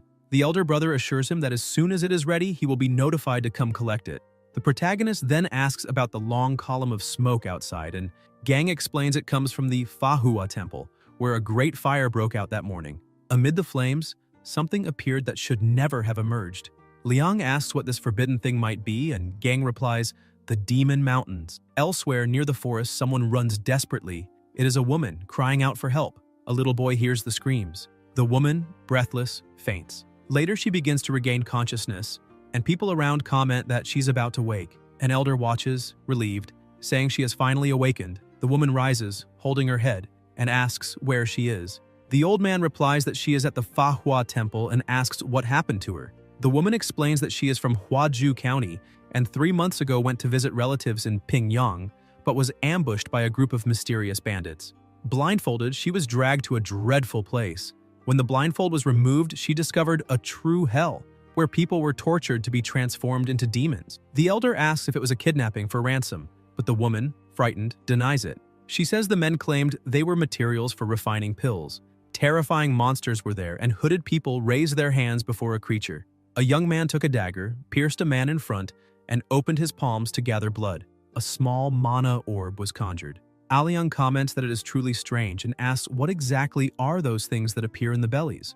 Lin responds that they are fetal pearl pills created by the Great Superior. She explains that these people ingest a broth made from the flesh of a mountain spirit, and regardless of gender, their bellies swell and conceive a mass of flesh. After 3 months, these masses turn into fetal pills, and several can be refined into a miscarriage pill, supposedly granting immortality. Aliang asks if they really take 3 months to form and what happens if they surpass that time. Lin responds that if not extracted within 3 months, they will hatch. Aliang asks what hatch means, and Lin only replies that he wouldn't want to know. Elsewhere, a voice instructs Zhiming, saying his brother went to the city to report to the authorities, and he must deliver vegetarian food to the young lady. The child replies that he understood and asks if she is there. He then approaches with the food, but a voice says the young lady is still asleep. The boy then notices something strange, steps on blood, and wonders what it is. A noise echoes and he sees someone hanging, covered in blood. Terrified, he looks closer and realizes it is the young lady herself. Beside her, on the bed, he finds the woman, already finished. The boy drops the food to the ground in panic as drops of blood begin to drip onto his head. He looks up and sees a terrifyingly hideous monster. Meanwhile, elsewhere in the forest, a group walks together. They thank Xiao for offering to help with the investigation, since otherwise they would have to trouble the Lord to send someone. Xiao replies there is no need for such courtesy, as this is the duty of martial school warriors. Zheng explains that this time he must go to the Fahua temple, help cover some corpses, and remove certain things from there. Hui asks what things those might be, but Zheng answers that he doesn't need to know, as he will understand when he sees. The bald monk says they are already arriving, that this is the Fahua temple, where he himself resides. They open the door and are shocked to see countless bodies scattered across the floor. The bald man's eyes widen as he calls for his master and runs to him, trying to save him. One of the young men comments that Xiao followed the monk and that it's best to observe first. Most of the corpses show bite marks, as if attacked by some giant insect, none of the bodies intact. Xiao wonders if these are the victims Zheng had mentioned. Another youth notices the bloodstains looking like drag marks, as if the bodies had been pulled away. The traces end there, where Xiao and the monk also are. Entering, they see the bald man kneeling, crying in despair. The young man asks what it is and what happened there, while Hui wonders if this is what Zheng wanted removed. Ahead, a massive egg rests, surrounded by corpses. The bald monk, in shock, just weeps, until a noise echoes from within. A young man challenges, asking who is there, and if they want to lose their life. But Xiao warns that the priority is not the door, but the fact that the egg is about to hatch. They ask what those things are, and Hui replies they are mountain demon eggs, a mark of the Ghost Mother sect. The youth asks if that sect isn't a remnant of the ancient dynasty. Xiao explains that when a mountain demon hatches and absorbs enough blood and flesh, it prepares for the second phase, and now that the nest is ready, the process is only accelerated. It becomes a creature with the strength of a wild stallion. The youth doesn't understand and asks what a wild stallion stage means, but there is no time. Something begins to emerge. With sharp claws and twisted forms, demons encouraged into the second phase crawl forth. At that instant, the bald monk kneeling keeps chanting Namo Amoeba non-stop. The monster charges swiftly and bites him. Xiao, alarmed, draws his sword, but his partner holds him back, saying to wait. The creature is terrifying, lunging at the two. One of the young men falls to the ground in panic, while Xiao screams for the instructor to save them. Xiao analyzes coldly. That creature is in the wild horse stage, not yet breaking barriers. He should retreat. He could use all his strength to smash the door, but if the monster escapes, it will be even worse. The demon continues charging the youths, and Hui thinks that in the end, survival is what matters. He has always lived that way, adapting. If he closes his eyes and avoids confronting it, as long as his father is safe, that is what counts. As the young men cry for help, Xiao unsheathes his sword. The monster turns, but Hui launches into the attack, declaring that today he will test the strength of a wild horse. In another scene, a boy lifts a wooden sword and declares that one day he will be a great hero like Yang Dong, renowned throughout the nation. The girl beside him admires him and says he is amazing, and the boy replies that this time he will go to the city with his father, for they will work at Master Chao's residence, and this is his chance. The girl assures him that he will succeed. Then Xue, still young, appears mocking, asking if he really thinks he can enter the martial school. He calls it a joke, saying that trash without a mother like him should rot in a corner with his sick father for the rest of his life. Elsewhere, a young Xiao coughs, wounded, as his father tends to his injuries, asking if he fought with someone from Master Zhao again. Hui replies that he was provoked and bullied first. His father advises him not to go too far when out in the world, that he must respect elders, be humble and willing to learn. Xiao answers that he understands. His father adds that no matter what happens, he must become someone he himself respects. Later, when Hui was accepted as Master Yang's disciple, Yang told him that those who enter his sect must keep an open mind, be humble and eager to learn, never arrogant over their achievements or scornful of others. In the present, Xiao charges the monster, recalling the master's words. Respect elders, never harm companions, never act against righteousness. Whoever joins his sect must defend justice and fight for what is right. Hui dodges the creature's strike and readies his counter, thinking that one must never commit evil or bully the weak. At the martial school, the image of Master Yang lingers vividly in his mind. Firm, fierce gaze, feet rooted to the ground, a long blade resting at his waist. Xiao blocks the attack, and that radiant blade cuts, spins, and gleams like gold and sapphire, tearing through darkness like sun rays piercing storm clouds, forcing the enemy to retreat. Wind and sand swirl, the sky darkens, and Master Yang, alone against monsters, fights while gravely wounded. In the present, Hui continues battling the beast. The monster clamps onto his arm, ripping it away brutally. Xiao grips his sword with the other hand, leaps atop the enemy, and delivers the final blow. Flames rise around them, and Hui declares that he cannot allow the creature to escape, that he has no choice but to sacrifice himself. He only managed to wound it so far, but he is thankful it is not yet a true galloping horse. The youth lying on the ground says it's fine, that they accomplished a good deed, and that Hui is a hero. Hui questions the meaning of being a hero. Xiao recalls Liang, saying there are many people far more heroic than he. He also remembers the master ordering him to break the children's teeth himself, or else his own would be broken. Before them, frightened, Xiao approached silently, apologizing in thought, but knowing he needed to do it to surpass himself and become stronger. Later, when the fire consumes the temple, people arrive and wonder what happened.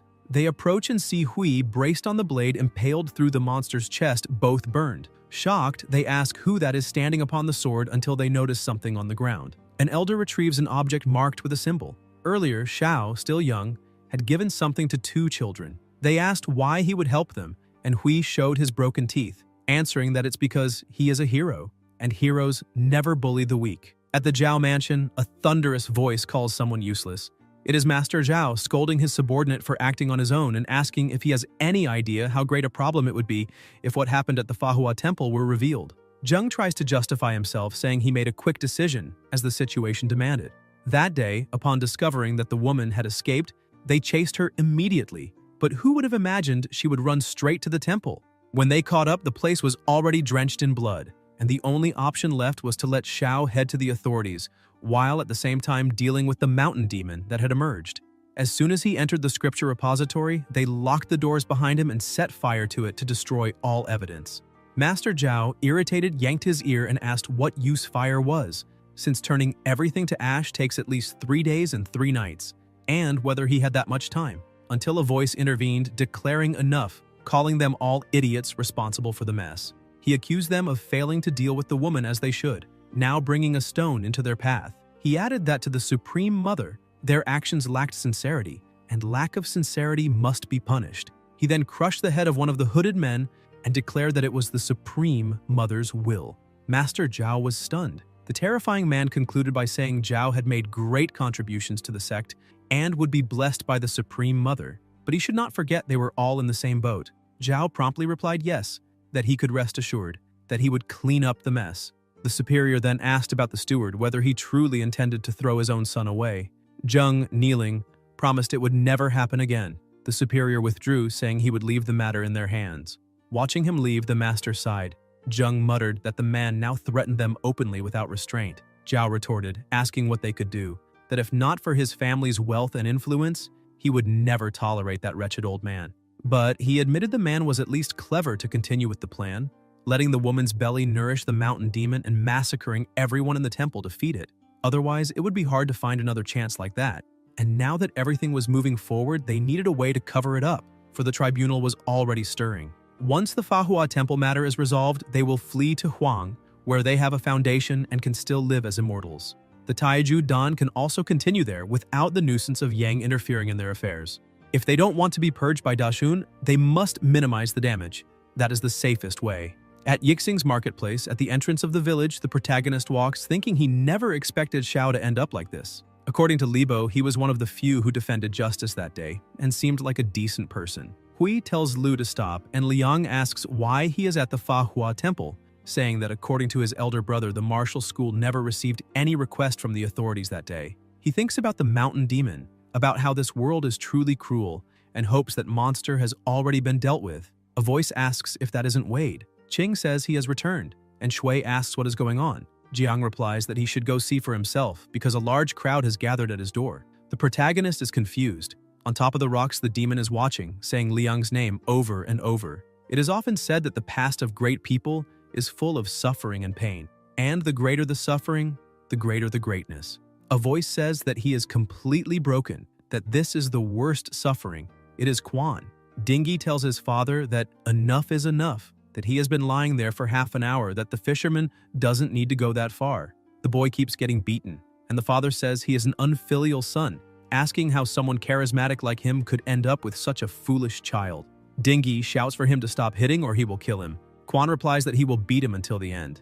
The man keeps hitting his own son, and there are people hiding behind the door. The woman says that boy really thought that joining the martial school would change something in him, asks what happened, and states that it is exactly as she predicted, that he caused trouble and now they have come knocking. The old man asks when she said that. Liang's aunt replies that they never lent him grains before and asks if he still came to see her. Guan calls her ignorant, says she doesn't understand anything, and asks if she thinks she can recover the grains she lent, telling her to just look at his father who lived so little. The aunt asks him not to be so angry. The old man orders them to stop talking, saying that Brat has returned. The protagonist approaches and asks what they are doing at his door.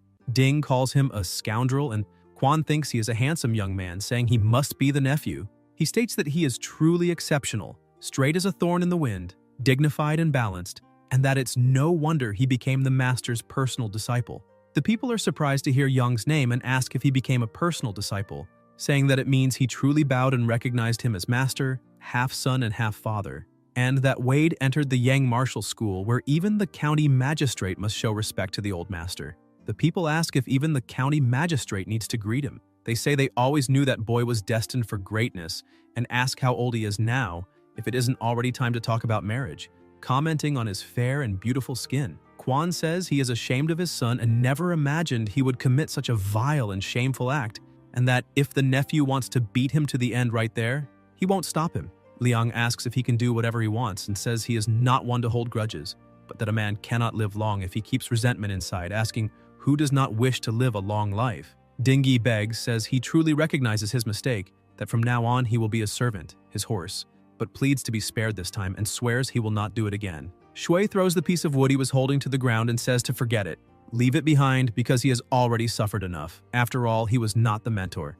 Dingy gives thanks in his thoughts. A voice tells him to wait, and Ding wonders if he really is that father's son and if he really needs to be beaten today. Quan says he is generous but cannot be ungrateful. Shi takes 2,000 wen. Guan opens the door and says this is the dear nephew, the true uncle, the closest relative, and that regarding compensation they can discuss it with him. The people nearby tell him to be ashamed, asking if when Wade was starving he opened his doors to help him, and now suddenly he claims to be the dearest uncle. Guan asks what everyone knows and if he doesn't recognize who the real uncle is, saying that without him, he would not be where he is today. Quan asks the boy who that man is, and the protagonist replies that he doesn't know him. In the benefactor's memory, that so-called uncle was never a dear relative, just a parasite who always took advantage of others. And even when the benefactor was starving, he never offered a single grain of food. Liang says that if he insists on doing something, in a few days there will be the River Gods Festival, and besides the quotas paid by wealthy families, each healthy man must contribute 100 copper coins. Since his master is so kind, he asks why not help cover that amount for the villagers so they can save up and celebrate the new year properly. And taking advantage of the moment, he says he will also set up a porridge stall for a few days because many beggars have been passing through the village. The people comment that nephew Liang is fair and thank him, calling him a good boy. Shui closes the door, relieved that it is finally over, and thinks that last time at the martial school, he practiced skin refinement and felt his body reach its limit. His skin was no longer stretched as before, but seemed swollen, and if he's not mistaken, he should be able to break through the skin gate today. The protagonist prepares water and thinks that the final breakthrough will generate much more heat than before, and that a single wrong step could fry his brain. To prevent this, he must use the method of physical cooling. Liang enters the water, releases his energy, and thinks that the breakthrough begins now. Then, Shui remains inside the tub, smoke dissipating around his body until a light emerges. The protagonist opens his eyes and says he has finally broken through the skin barrier, calculating that now he can control about 250 kilos of water, a significant increase compared to before. But he notices that the fusion with the system has not improved. He leaves the tub, dresses, and reflects that he never expected breaking the skin barrier to have such a great effect. He wonders if, by surpassing the 4 barriers, he might be able to control tons. He thinks that his 2 abilities complement each other, achieving twice the results with half the effort, and that there is nothing more satisfying than that. He decides it is time to go out for a walk. Liang opens the door and hits Guan in the face, knocking him to the ground. Jitian says he is not his dear nephew. Shui asks what happened and if he was looking for him. Guan, holding a sack, replies that he was worried he might be hungry and could not sleep in peace, so he emptied the pantry and brought rice. The protagonist replies for him to take it and eat it himself because he no longer lacks food and thinks that in this world, rice is a valuable food. Jitian holds the door and asks him to wait. Liang opens it again, hitting his face once more and knocking him to the ground. Guan asks what he is trying to do, saying he is his blood uncle, the only uncle, and that the house should be his. He claims that a man offered a large sum of money and he did not accept, asking if Liang is crazy and saying he should use that money to support his cousin, because elders are like parents, and he could be like a half-father to him. Shui feels a killing intent and replies that if he wants to lose his life, he can try. Gutian thinks that in just a few minutes, he has already changed so much, wonders if he has always been so tall, and shouts, calling everyone to see that ungrateful brat who upon becoming a martial master, ceased to be human, who does not acknowledge his poor family, and that he is the true river while Zhao Lu is the first by blood. A woman throws water in his face and asks if he dares call himself an uncle, if when the boy's father died he helped carry the coffin, if when he had nothing to eat he ever lent anything. Another woman reminds them that when they divided the inheritance, if not for his tricks, would the boy's father have received only one boat, being forced to raise his son alone to survive. Guan asks where those hags came from, and if they think they have the right to speak, threatening to slap them until someone strikes him and tells him to try, saying he will be the first. It is Zhao Wan, the chief, who reprimands him, saying that now that the boy is doing well, he appears seeking benefits, asking if he is an animal or just pretending, because even animals are not so despicable. He orders him to leave and never show up again. Jitian runs away. Not just anyone dares face the village chief. Even the old master Zhao must show him respect. The protagonist thanks him for the help and asks why he came looking for him. Zhao Wan replies that he came to ask him to be the master of ceremonies for the next river festival, something like the high priest who leads the ritual. Perhaps a good opportunity. He says that on that day, Liang will be able to discover what it is for. The protagonist accepts without problem, and the village chief warns that in the coming days he must memorize the ritual texts. The next day, at dawn, the birds sing. Shui yawns and thinks that since he still does not know the characters of this world very well, according to what the master said, he also needs to memorize the ritual text, so he has no other choice. He tells himself that he reincarnated and is now just a student in ancient times. In the morning, inside the academy, the protagonist thinks that diligence throughout life brings comfort, honor, and wealth, and that one should look at the humble, for they remain incompetent by nature. They only said he had to go to school, but no one told him it would be elementary. The children comment that he doesn't open his mouth. The teacher lowers the book and tells him not to be arrogant, that the academy allowing a brute like him to enroll is already a favor from the master, and that he should be grateful to have such a distinguished teacher, considering how little he knows.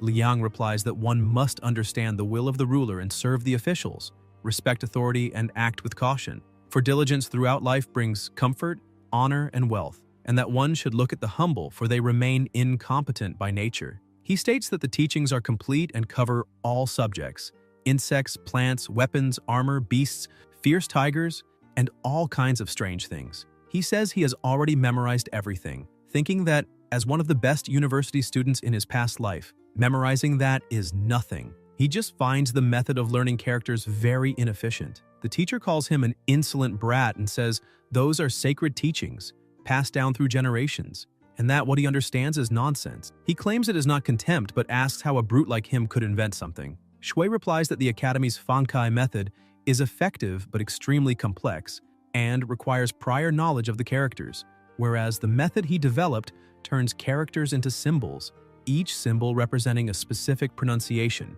and he calls this system pinyin. A voice comments that it is similar to Fanki but much simpler.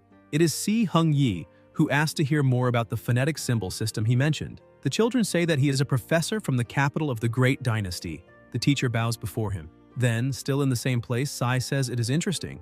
The teacher insists that it is nonsense and blasphemy, that may the sages forgive him, but such heresy will not enter his ears. Hung Yi explains that in the Great Dynasty, there is a reward system for inventions, and that if someone creates something useful, they can receive money prizes, tax exemptions, or even a noble title.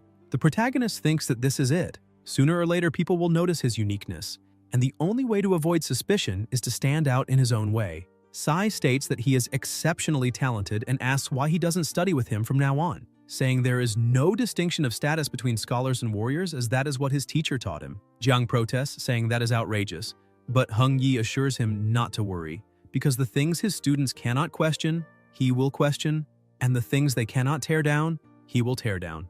Liang bids farewell to the teacher. Elsewhere, underwater, the crocodile and the crab notice a ball that fell into the river. The catfish also approaches, getting close to the ball until the crab is attacked. The catfish grabs the ball and quickly flees. Further ahead, something shines.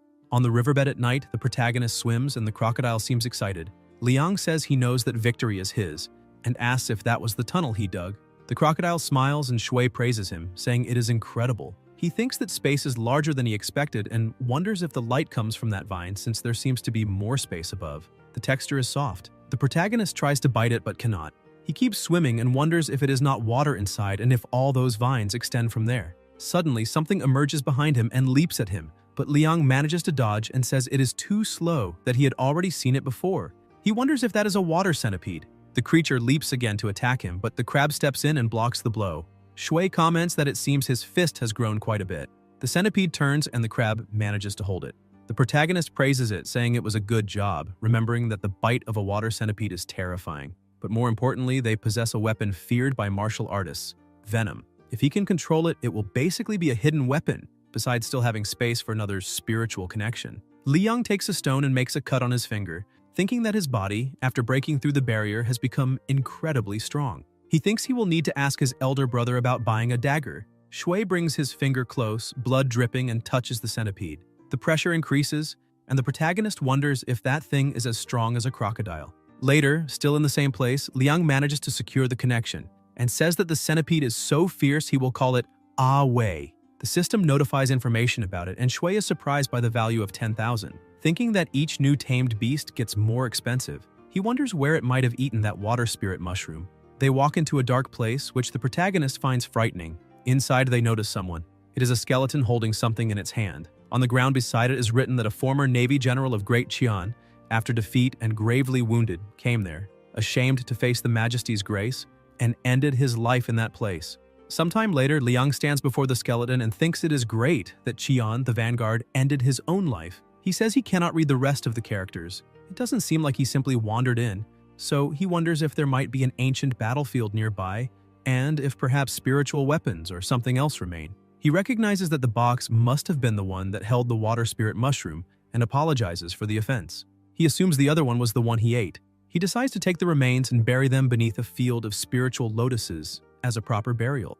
It is time to level up. This time, he needs to surpass 50. He gives Stubby 1/6, Chonky and Fist receive 12 portions each, and Zeno has already eaten a whole one. He asks what else they want. Shui says the rest is his.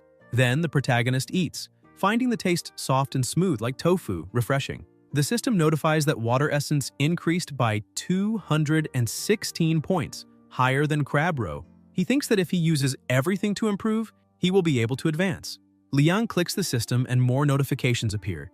The fusion with the water monkey swamp spirit is already halfway complete and a new innate ability has been unlocked. He releases power around his body until something begins to shine toward his chest, growing in intensity. Still before the skeleton, Shui says it is time to test the new ability in the water. The protagonist leaps toward the river but ends up hitting his face on the rocks. He says it seems like a movement skill, but it requires stamina and is difficult to control the direction.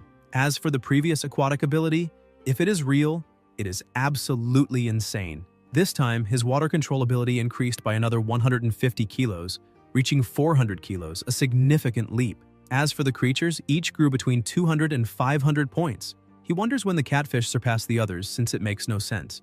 But it probably had its own fortuitous encounter, perhaps even its own system. Shui begins to laugh and says that in a week it will be the River Festival, and that he can use this time to study a lot with the master. He feels a premonition that it must be related to the River Festival. More notifications arrive. The water leap, with Uncle's favor, can evolve into a divine skill, passed down from an aquatic mile. A week later, at the beginning of winter, Libo knocks at the door and says it is time to go to the River Festival. Meanwhile, inside, the protagonist tells the centipede to climb up. The creature climbs onto his arm and coils like a bracelet. Then Liang opens the door and says they should go to the festival. At the festival, people are gathered. A child is alone, crying. The mother approaches and asks what happened, why she is crying. The little girl points her finger and replies that there is a monster in the alley. The mother tells her to stop making things up and crying, promising to buy her sweets. Beside them, hidden, there is a monster with an overwhelming and terrifying energy, repeating Liang's name. 3 men beat the drum, animal heads are on trays being carried, and a voice tells the shaman to resume his position. And for the priest to proceed, Shui climbs the stairs and stands before the table with the animal heads. The masked young man says, "The ritual shall begin." The protagonist opens the scroll and begins to read. "River god above, borrow the land of Yixing City, dwell near the waters of the Jianghuai rivers entrusted by the people, carrying their hopes and leading them in reverence before the power, presenting this offering." His friends are also down there watching, and Li says he looks so majestic. Li thinks he doesn't know what happened to him, but remembers they grew up together and wonders if he's still really the same Wade. Meanwhile, the demon climbs onto the roof and begins watching him from a distance.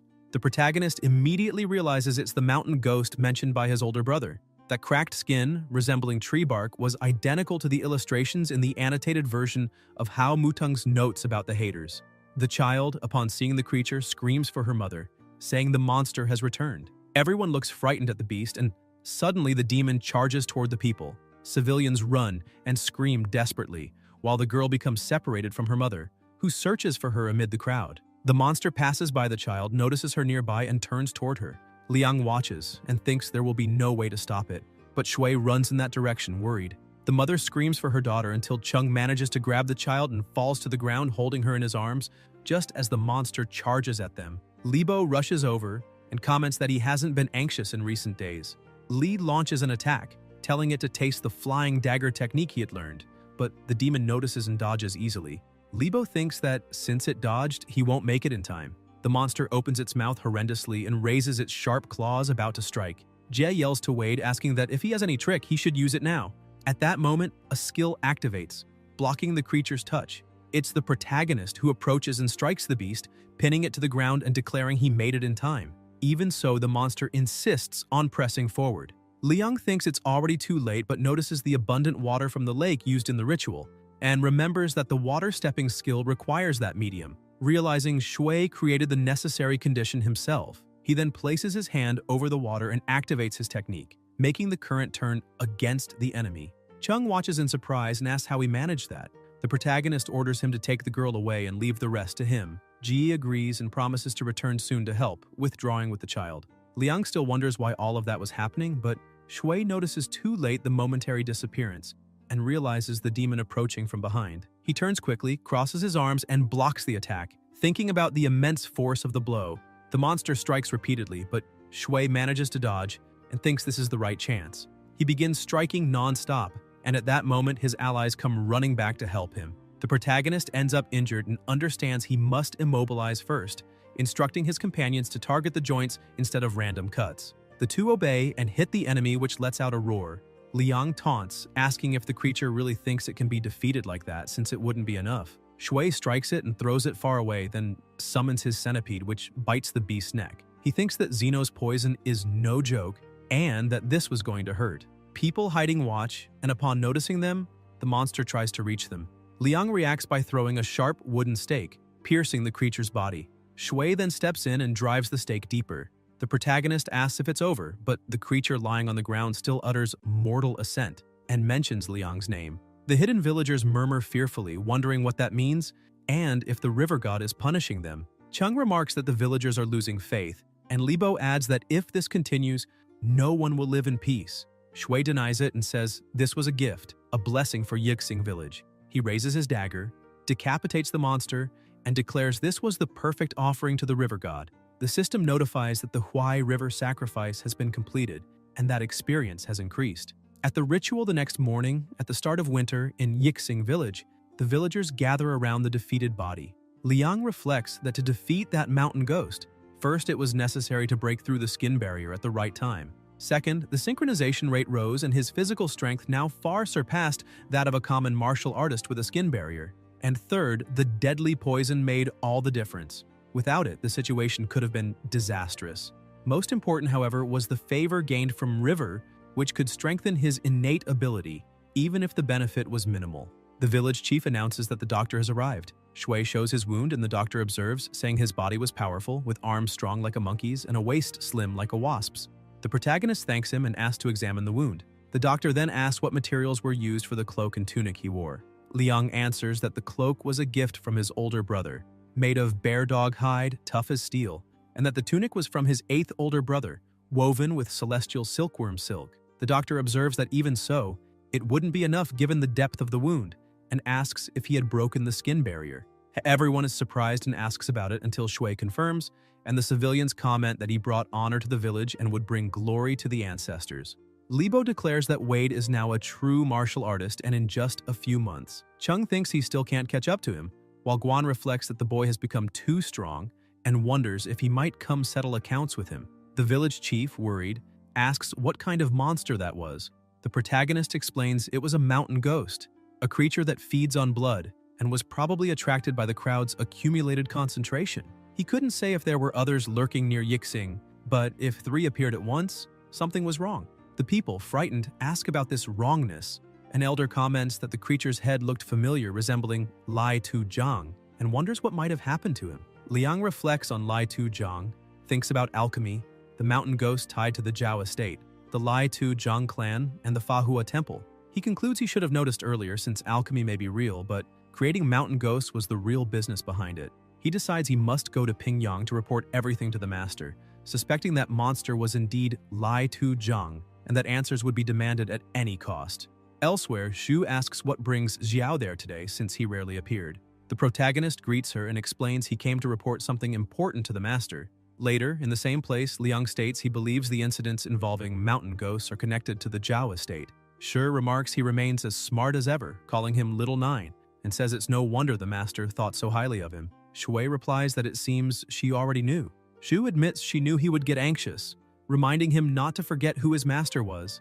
None other than Yang, the only one of Pingyang, belonging to the tiger hunting realm, fortress of the Ghost Mother sect. Hooded figures climb the stairs, frightening everyone, who ask what is happening, saying they are under attack and calling for the alarm to be sounded. Something bright appears in the middle of a smoke whirlwind and Dong appears, declaring he is there personally and ordering them to surrender. At night, somewhere else, someone punches the wood. It was the protagonist training, 2 days already in the master's house. The lady had asked him to stay in the martial hall so as not to interfere with the master's plans, and even gave him a silver bar worth 2,000 wen for daily expenses at the estate, instructing him to inform her if it wasn't enough. Thanks to the flesh-preparing pill, his wounds had recovered significantly. Liang thinks about the master and the ladies, suspecting the Ghost Mother cult was planning large-scale attacks on martial artists in the hall to refine pills, which is why they kept him there for safety. Suddenly, something approaches him, but Shui dodges quickly, and the sphere hits the wall, causing cracks. The protagonist demands to know who is there, and Huqi appears, saying his vigilance wasn't bad.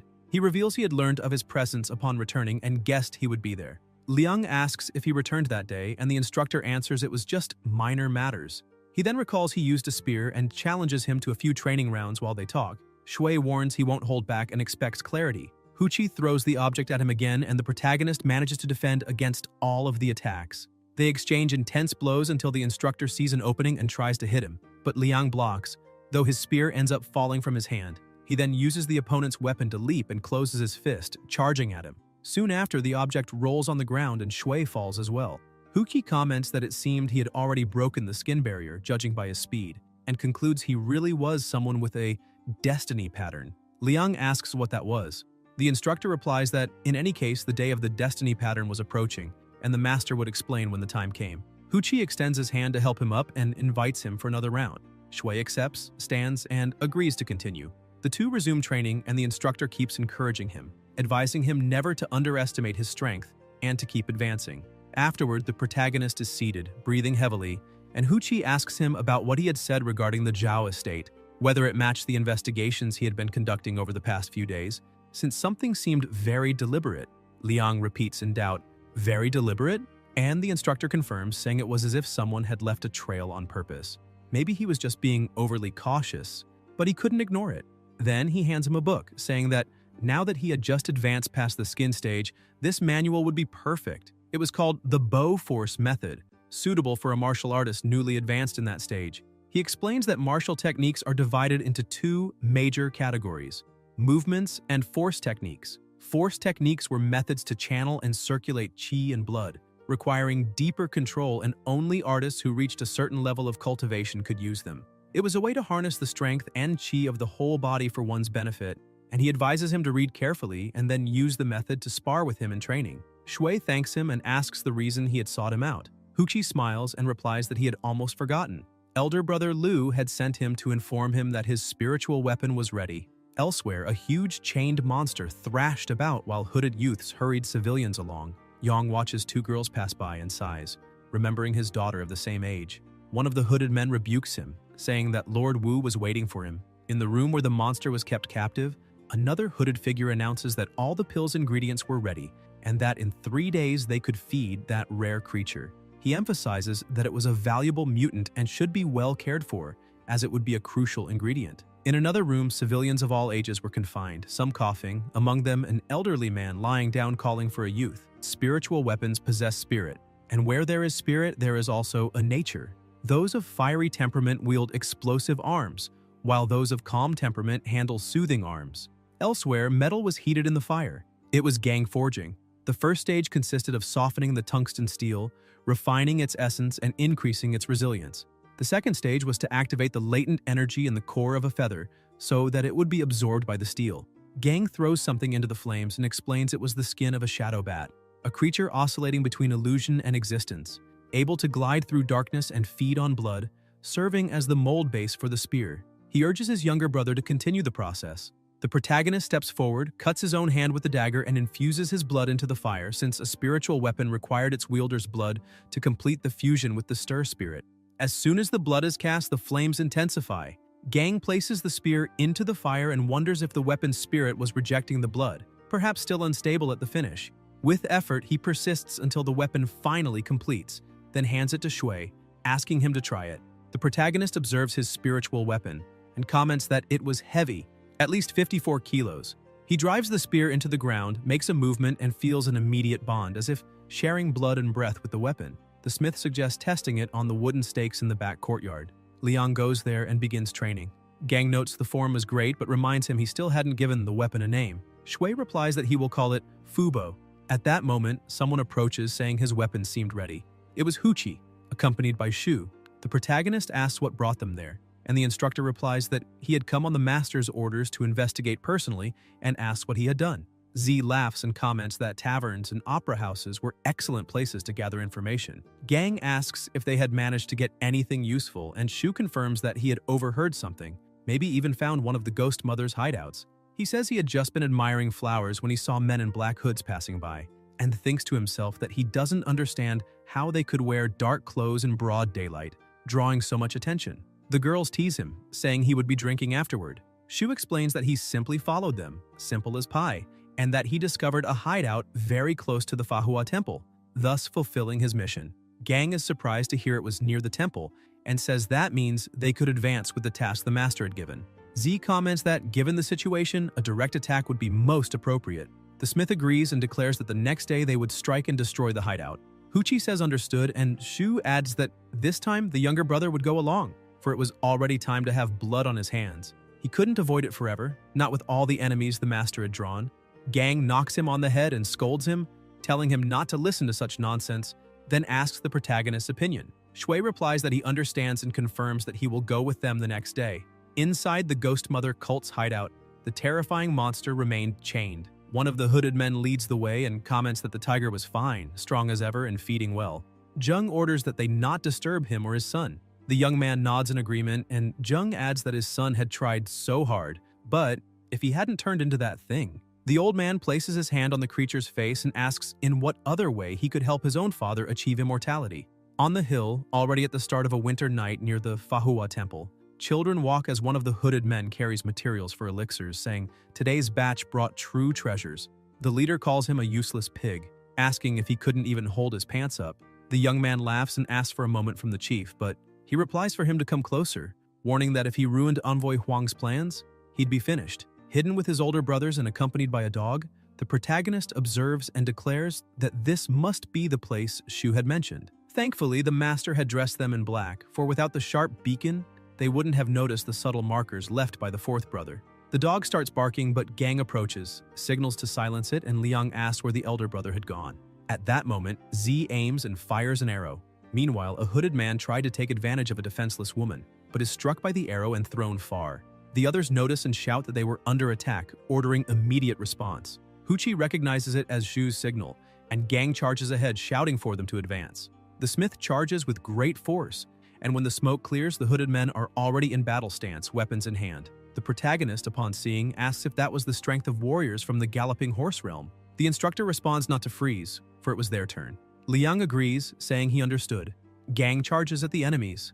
Two try to strike him from behind, but are felled by Z's arrows from the rooftop. Shu keeps firing while Huchi and Shui engage in direct combat. One of the men comments that spears were not suitable for narrow places and orders them to surround the boy. However, the protagonist spins his spear in a single motion, felling several foes at once. Gang orders him to seize the black prey, find the hostages, and get them out of there.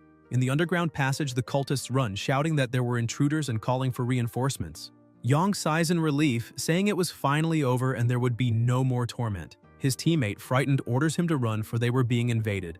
Lin holds his head in despair, saying he had destroyed everything when he blew up that woman, that even children the age of his daughter were there, and that he could no longer bear the weight of guilt. He declares that everyone was guilty, that sinners could not escape punishment, leaving his companion confused at what he meant. Then Yang strikes him and accuses that all of it was Zhao and Zheng's doing. Zheng was still on site, saying that if just 4 disciples under Yang's command had caused that, they needed to release all the mountain ghosts kept imprisoned and spread them across the hill. The men obey promptly. Zheng grits his teeth, convinced it was a trap by Zhao, and complains that among all, only he had been sent into such a mess. Still, he considered it a golden opportunity, for if he could escape through the secret tunnel, he might turn the tables. By winter dawn, at the passage of the bandits' fortress, Z declares that scum like that deserved crueler endings, and Gang asks about the younger brother. Huchi replies that he was probably escorting the hostages down the mountain, and Shu concludes they would finish things there, for judging by the time, he would soon be back. Gang comments that what worried him was the blood in the air, so dense it seemed something was lurking. The enemies lay fallen across the ground, but the air remained heavy. On the other side, the protagonist walked with the dog at his side, reflecting whether there could be more prisoners hidden and if that tunnel ahead would be a hideout. Liang notices the dog reacting even more and wonders if someone was nearby. Shui cautiously opens the door, but it closes by itself right after, revealing ahead only a dense darkness. The system notifies about mountain sweep, demon hunt activated, current progress none, and that it must be completed to gain the favor of the river sovereign lord, doubling martial potential in each realm and granting 10% more damage against aquatic beasts. The protagonist wonders about the river sovereign lord and this system quest, trying to understand if it was truly a challenge imposed. The dog growls and soon several monsters appear surrounding him. Liang plants his spear into the ground and declares that now he understood. He would not leave without defeating them all. He states that enough hesitation, he would begin. Thanks to Zed, his body had strengthened quickly, and the last days of training had refined his techniques. Shui charges forward and slays one monster, saying there was no more time to hold back. He hurls the spear, striking another, and with each enemy defeated, the quest progress rises. In no time, he eliminates 6. Liang comments that this was now the second round. Small monsters rush together, but before they get too close, the protagonist throws the spear through their bodies. He retrieves the weapon and with a single strike, cuts down 2 more, continuing until none remain. Panting, he asks if it was over, but Zheng appears and questions if it was truly him. Shui senses another presence, and Zhang arrives mocking, saying he never imagined the filthy orphan fisherman would come this far. Zheng declares it the perfect moment, and Xiang holds an elder, presenting him as Lu Zhongsan, his disciple's father, and sneers that his son had come to save him. The protagonist recognizes the man and declares his elder brothers were nearby, and for him that day was over. Xiang smiles and retorts if it was really over, until a giant terrifying monster emerges, making Liang wonder what it was. Zheng provokes him, saying to see who would defeat whom. At winter dawn, in another Ghost Mother cult base, the 3 elder brothers cross the forest. Z comments whether they were tense for no reason, but Huchi replies no, since the mountain ghosts faced so far barely reached the skin-breaking stage. Gang adds those were no threat to Little Nine. The problem would be a greater ghost, since such creatures possess the strength of the galloping horse realm. The protagonist realizes he faced the most dangerous situation since rebirth. That massive body, arms like trunks, undoubtedly reached a force close to galloping horse realm. He wonders if he should surrender. but recalls he had fought too hard for this life and danger was simply part of it. If even a miserable childhood had not defeated him, why should this scare him? The monster unleashes brutal strikes, but Shui manages to dodge until he is hit, resisting as he braces on his spear. The creature tries to crush him with a punch, but Liang leaps aside and avoids the blow. Zheng watches, impressed, questioning if that brat had really been in the martial hall for only half a year. Xiang incites the creature, calling it son and ordering it to kill the boy. Shui charges and attacks with his spear, but the monster counters with colossal force, hurling him against the rocks. Zheng laughs and asks if he really believed he was in a position to settle scores with his mother. Fallen, Liang thinks the difference in physical power was overwhelming. At that moment, the system notifies he received the grace of the River Sovereign Lord, able to fuse with a portion of the grace of the River Lord Emperor, reaching the first realm of Martial Father Apotheosis. His martial talent doubles, and he gains 10% additional damage against aquatic beasts. Coughing, Shui reflects if that was luck, and concludes luck was also part of strength. Suddenly, the environment changes and he finds himself in a dark place, not understanding where he was. Glowing eyes approach, and he realizes he cannot move his body. A dragon appears and asks if he would not show respect for the face. Beside him, a warrior observes and declares that violating heavenly laws leads only to death, and obedience is the only path to survival. Confused, Liang wonders if that was the River Lord who had entered his body. The dragon opens its mouth, releasing a crushing pressure, and the warrior announces the technique witnessed was called Dragon Slash. Back in real time, Zheng mocks that the boy dared bother him with such weak skills, and asks what he had done wrong since he only ever sought to survive. He claims others were born with patrons and good fortune while all he had was his son, begging for a path forward. He recalls how long he fought just for the steward's post, calls Zhao a blind fool, and challenges what they truly understood before ordering to kill him. The monster charges at the youth, but Shui unleashes a terrifying energy from his eyes, causing a blast and releasing crushing pressure. Xiang is startled and asks what it was. The smoke clears, revealing the protagonist rising stronger and more powerful. At Winter Dawn, Liang recalls asking Master Yang how powerful the transcendence of the Rainbow Forge and Rainbow Master realms were. The master had answered that no one had ever truly seen them, so no one knew for certain, but there was a title that summarized them well. In the present, Shui rises with a devastating aura. He raises a finger, unleashes mana, and activates his dragon-cutting skill. An overwhelming darkness spreads across the place, and Zheng asks horrified what it was. The fallen elder watches terrified while Xiang orders his son to kill the boy. The monster charges again, but the protagonist faces it with his spear. The beast clenches its fist. Zheng laughs, saying it was expected only to be stunned as Xiang's expression changes, seeing his son's arm vanish. Desperate, he asks what was happening. The creature roars, its body weakens and fades until disappearing completely. Zheng kneels, defeated, murmuring that now nothing remained. Liang collapses unconscious to the ground. Xiang, consumed by hatred, grabs a stone and blames the protagonist, trying to kill him. But an explosion interrupts and Zheng realizes someone was approaching. It was Gang, warning there was an undiscovered hidden chamber there. Huchi approaches and asks if the one fallen was the younger brother. Gang questions what had happened, and Zhu comments it seemed there had been a serious battle. Zheng, hidden, realizes it was his only chance to escape and turn the situation. The brothers decide to take the younger one to safety first and then search the place, and Xiang believes it his opportunity. Zheng walks silently, but Lin appears before him and recognizes him, demanding to know where his wife and daughter were. Xiang feigns surprise and imposes himself as chief, but Yang grabs his clothes and insists on the truth. Zheng grows irritated, replying that amid the chaos, no one knew where they were, and that maybe they had already been devoured by mountain ghosts. Lin is overtaken by murderous fury, draws a dagger and attacks him, ordering him to go to hell and atone for his sins. Yang intervenes, saying there was still a chance his family was alive. Elsewhere, someone feels searing pain, as if the body had been torn apart. In a dark place, a warrior grips his weapon when a sound echoes. He turns, and at that moment, the protagonist awakens, confused, questioning if he was in the master's residence chamber, since he remembered fighting mountain ghosts. He concludes the battle must have ended while he was unconscious, and wonders if his brothers had rescued him. The system notifies that the partial fusion with the spirit of the River Sovereign Lord Loro was completed, granting him the apotheosis of the first realm of the Martial Father, doubling his martial talent and increasing by 10% damage against aquatic beasts. Liang thinks this was the reward for the Mountain Sweep, Demon Hunt quest, and he had not expected Zed's spirit could merge with a Sovereign Lord. He reflects that if his talent had doubled, his understanding of martial arts had deepened, and now he could feel the body's boiling points. The breath. 7.5 centimeters thick and 60 meters in extension, ready to begin flesh cultivation. In only 2 months of practice, he was already near the second limit, an opportunity brought by Zed. The door opens and Huqi enters, saying he didn't expect the youngster to be so full of energy upon waking. Shu also greets him. Shui rises, salutes them both, and the instructor says it was nothing, they were just there to ask what had happened in the hidden chamber. The protagonist replies that after they defeated the last ghost under Zheng's command, he simply vanished. In thought, he decides to hide the fact he had faced a greater ghost so as not to expose Zed. Z comments that he understands, but informs that Xiang had lost his life there. Liang confirms, asking if it was finished, but reflects if someone might have remained hidden in the shadows, watching everything then. And if they were not linked to Zhao's estate, why they had not offered help.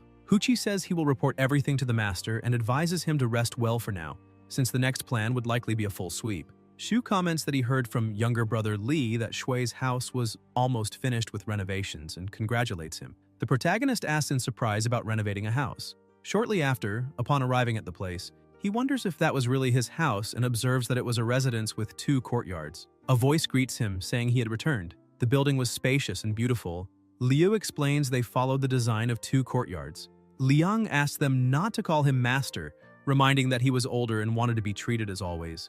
The village chief appears and declares that, for saving the citizens, that house was the way everyone expressed their gratitude, even gathering extra money to gift him. Shui replies it wasn't necessary, but that he would use the money to pay everyone's wages, guaranteeing 2 daily meals with real rice, and that the remaining funds after the construction would serve as bonuses. In times like those, even white rice was more expensive than meat. The workers get excited, call him fair and generous, and begin chanting his name. The protagonist asks how the city was doing. The village chief answers that, thanks to him, Yang's martial hall had sent 2 third frontier warriors to protect everyone, though their faces were frightening. Liang thinks that if his lord and his father could see this, they would be proud, and he decides he would live his life in the best way possible.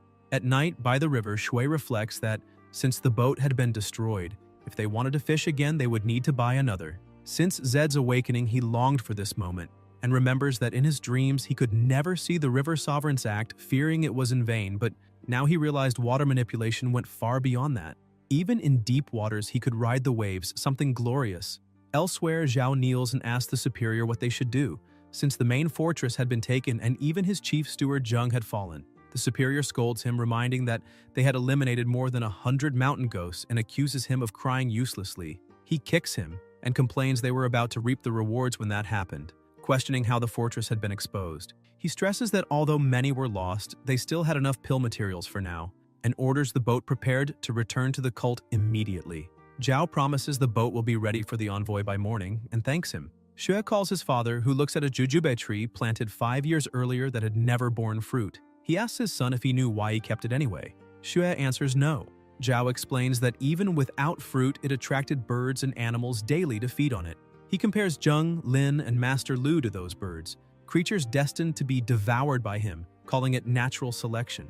The son asks fearfully even about Zheng, but Zhao adds that trees eventually rot, and he couldn't rely on them forever. He states that the Ghost Mother cult was that rotting tree about to fall, and orders someone to deliver a message to Liang the next day. He reveals that that night they would depart for Huangzhou and leave Huang to handle the mess. The next day, people comment and praise the protagonist, saying he had defeated dozens of mountain ghosts alone. Liang reflects that the rumors were getting out of control, probably spread by brother Shu. Then he notices his elder brothers calling him. Huqi asks him to see what the Zhao estate had sent. The protagonist is surprised to receive something from them. Opening the box, he finds land deeds and letters. Zhao had written that the shop deeds were worth 2,300 taels of silver, the equivalent of 4.6 million wen, and that he should consider it an apology. The rest would be gifts to everyone until they met again. Chang comments that Zhao was clearly not an ordinary man since everything was meticulously noted: escape routes, schedules, and contacts of the Ghost Mother cult. Huqi suspects the fortress had been deliberately exposed. Shu adds that if true, their conspiracies ran deep. Gang decides he will report to the master to define the next steps and states they would leave only one escape route. A month earlier, a man calls for Liu, asking if he would go out again to bring food to his wife. Liu replies he couldn't bear to see her go hungry while he looked at the boat on the river. The lady beside comments Liu was truly a good man, unlike that imposter. He quickens his pace, thinking he needed to get home soon, for his wife and Zhu would be hungry. As he approaches, he spots Zhu ahead, but Suddenly, someone appears behind him, armed with a dagger. The food bowl falls to the ground, but Liu reacts, defeats the attacker, and says it was time to bring the meal to his family. He moves on, leaving the foe lying behind. Later, near the river, Liu draws water and reflects it had been madness. This would be the last day of the consultation held by Envoy Huang, and when the time came, he would have to face them. A voice echoes asking if he couldn't endure, offering help. Liu washes his face and orders it to go away, but the voice insists he could not be rid of it, for they were one. At that moment, Z approaches, asking if Liu would still ferry that day, explaining they needed to cross and counted on his service. Liu agrees. His wife and daughter bid farewell, and the protagonist, already inside the boat, thinks he could not move yet, imagining enemies were nearby and that they needed to prepare the action, cursing the ghost mother cultists. Shu observes Liu's wife and daughter and asks if they were really his family. Liu confirms. Z comments he had heard of people who wore the skin of others and says it was repulsive. Liu pretends not to understand. The boat moves on. Shu draws his daggers and states he would need to tear off that skin to make him tell the truth. Liu only replies it was just another day. Suddenly, the old man begins shouting, declaring that if he survived, he would have to eliminate the two of them right there. The protagonist senses the aura and recognizes the galloping horse level. Liang raises his spear. Z takes position in front and Shui stands behind, both ready for combat. Shu taunts, saying it was 2 against 1, asking how long he would last. The enemy laughs, replying he was not alone. At that moment, a young man emerges from the water, wrapping chains around his arm and leaping at them. The protagonist notices another foe and feels the chains around him, being dragged into the river. Meanwhile, Liu charges Shu, proclaiming they were ghost mother guards, one in the light and one in the dark, always together. He explains his shadow guard specialized in underwater elimination techniques, and if he couldn't kill the boy in 5 minutes, the child would die. Underwater, the demon drags Liang bound in chains, believing his lungs should have burst already. But something happens. Suddenly, he is hurled against the rocks, stunned, not understanding. Shui, firm, declares that since his fusion passed 70%, he had been curious how far he could go underwater, and thanks him for the chance to test it. The demon feels immense force pulling him. The protagonist with one hand grips the chain, and with the other the spear. The creature resists and thrashes, tormented, questioning the existence of gods, asking why they never came to save him, believing only at the moment of death would they be revealed. Still underwater, he wonders who that boy truly was, and trusts his advantage with speed. If fast enough, he could win. He lunges with sharp claws, but Shui activates his water traversal skill, appears before him, and strikes with a devastating punch, launching him far. The creature is shocked, unable to believe someone at Galloping Horse stage could do that. Shui pulls the chain again, drags the enemy, and strikes once more, causing a colossal impact. Looking at his hand, the protagonist thinks that fighting someone at that stage underwater was no problem at all and recalls his elder brother's words, who was right about returning to the boat. He surfaces and declares that before death is when one truly sees a god. Inside the boat, Liu attacks and says his junior should be finished by now. Shu feels the tension rise when a hand emerges from the water and grabs the boat. It's Shui, who states the enemy was devoured by an aquatic beast. He pretends to be exhausted, as if barely able to move. Looking to the side, they see a huge crocodile, and Z comments it really was a spiritual beast and that Shui had been lucky. Elsewhere, the imposter who had posed as Liu is captured and taken by the guards. The real Liu watches, and his wife glares at him with hatred and contempt. The protagonist comments that the ghost mother cultist did not seem particularly strong. Z replies they were only a broken generation, reminding that a martial artist at the tiger hunt stage can live up to 120 years, and those reaching the immortal stage even longer. But 120 years had already passed since the fall of Great Qihan. The older generation still endured, some veterans could remain, but the middle generation was finished. Martial artists of the immortal stage rarely appeared, and those men were not the true golden backbone of the Ghost Mother sect. Elsewhere, the superior walked through the village, reflecting that after 40 years within the sect, developing branches and gathering followers, he had finally obtained the great blood sacrifice technique. The sect lacked talents and desperately needed fresh blood. The wolf smoke pill was his greatest hope. At that moment, he hears noise at the door and a huge piece of wood flies against him. The superior unleashes his power and shatters it to pieces, demanding to know who dared. It was Gang and Huki. They charge together, but the enemy evades, though he is still hurled against the wall, cracking the stones. Gang assesses that the man likely mastered mid-level wolf smoke power, a realm above his own, and that the battle would have to be quick and decisive. The superior mocks, saying he thought Gang would be stronger. Huchi notes that even after taking a punch from his brother, the foe hadn't suffered any real injury. The old man thinks that if that was all they had, none of them would leave alive. A terrifying energy rises around him, and both are shocked by the oppressive aura. Gang releases his mana, raises chunks of wood and hurls them, but the enemy crushes them all with his hands, calling them petty tricks. At that moment, an arrow flies toward him, fired by Huki. The superior catches the arrow with his fingers and laughs, saying that Tip couldn't even scratch his chi strength. But the instructor retorts that it was enough. The arrow bursts open, releasing acid that burns his eyes. Gang seizes the chance, charges forward, and lands a massive blow. The fallen enemy says he had only been exposed thanks to the dog Zhao, otherwise no one would have come so prepared, but that he wouldn't let any of them escape. He pulls out a pill that begins to emit mana. Huchi realizes and shouts that his wolf smoke pill had run out, and Gang asks why he doesn't surrender. The old man, on the ground, replies that Zhao had said the same. Then he swallows the pill and asks whoever said that was really a pill.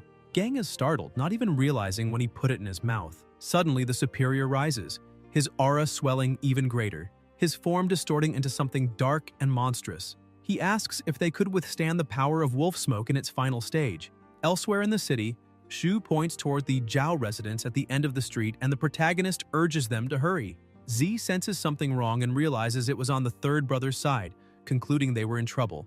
A great explosion shakes the end of the street and a mocking voice echoes, saying cults were always the same, making it seem like they were neither human nor ghost, just hypocrites pretending at nobility. In the past, during the fall of the old dynasty, people ran in desperation as everything burned. A woman near death heard a sinister-looking man claim that all would give their lives to serve the sect's sacred mother. Survival was not easy, but a boy would be taken in, and from then on, he would be called Huang Zejun. In the present, the superior charges at Gang and the impacts make the place tremble. From afar, Huchi tries to aim with his bow, but admits that in that situation he couldn't even draw a bead. Someone calls to him, he turns and sees the elder brother and the youngest arriving. The instructor admits he couldn't help the third brother.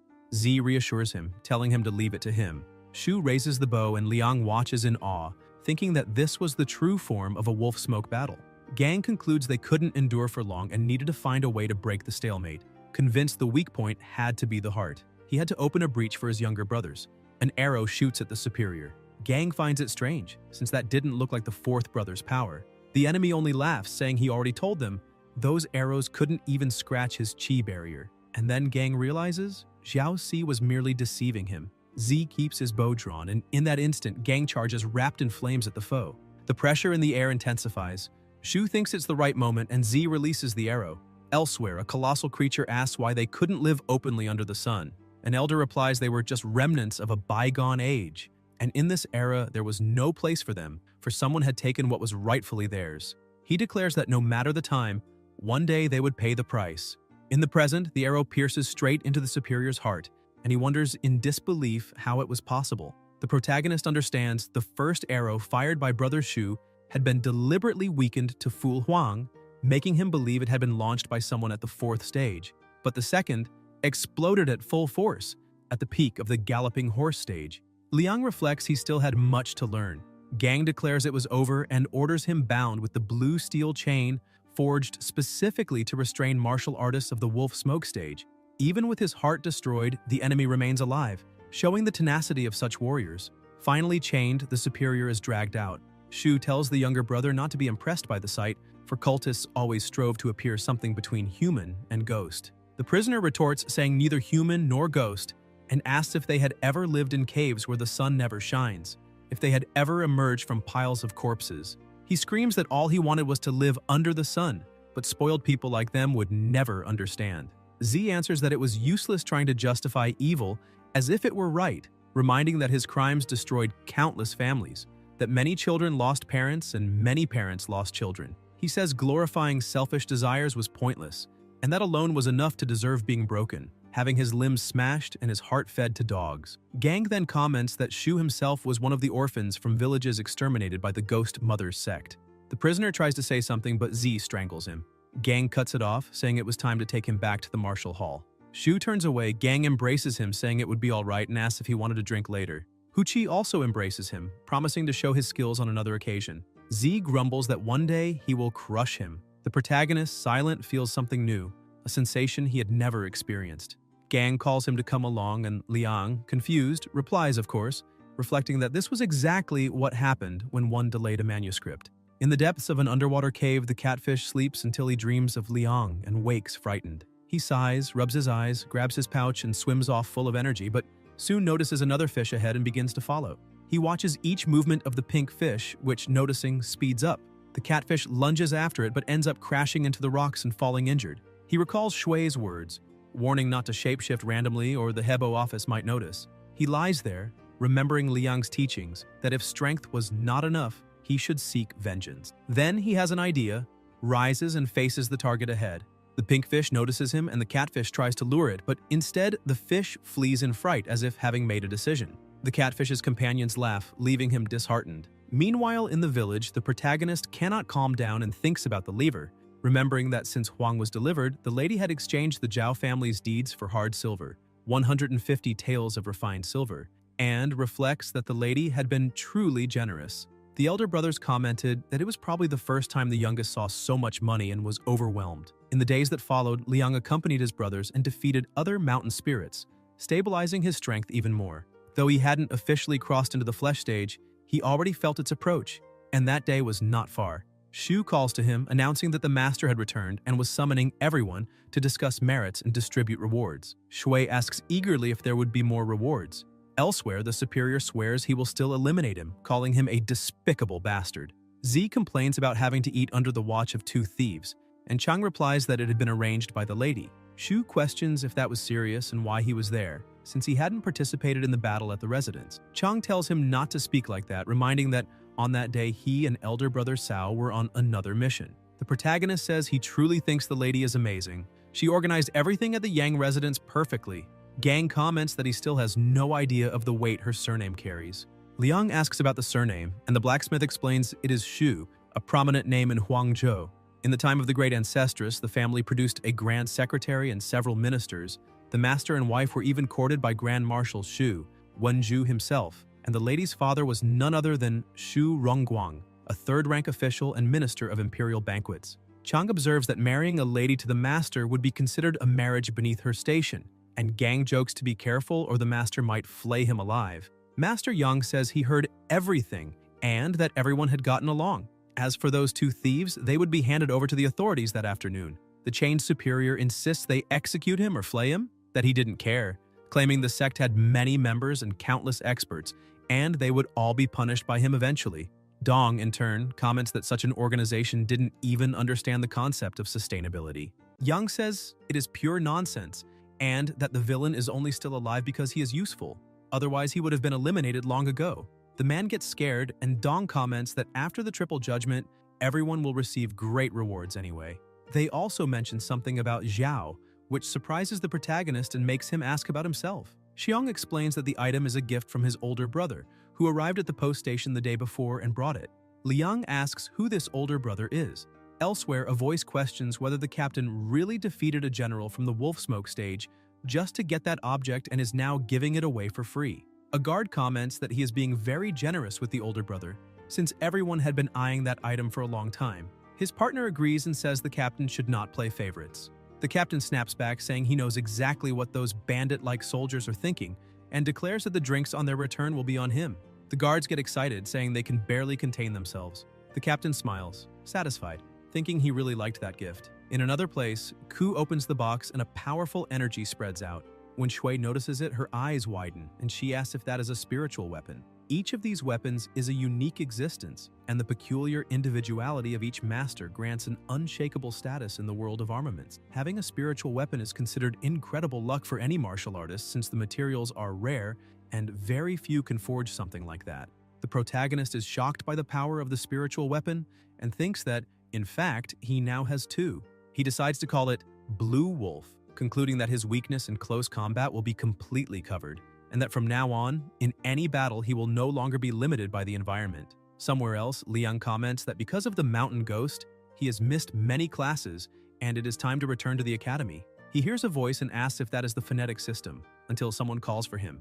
It is the teacher, saying he finally arrived. Q admits he feels embarrassed, but Sai responds that it is fine, that he already heard about his recent achievements, and that he can take him quickly to meet the dean. They mention that they made some improvements to the phonetic system. Shui asks who the dean is, and Heng Yi explains that he is the head of the academy, also known as the master, equivalent to a principal in the previous world. Inside the pavilion, the dean comments that the invention of the phonetic system truly surprised him. The protagonist greets him, But Jishu says there is no need for formalities and invites him to see the version he and Hung Yi improved.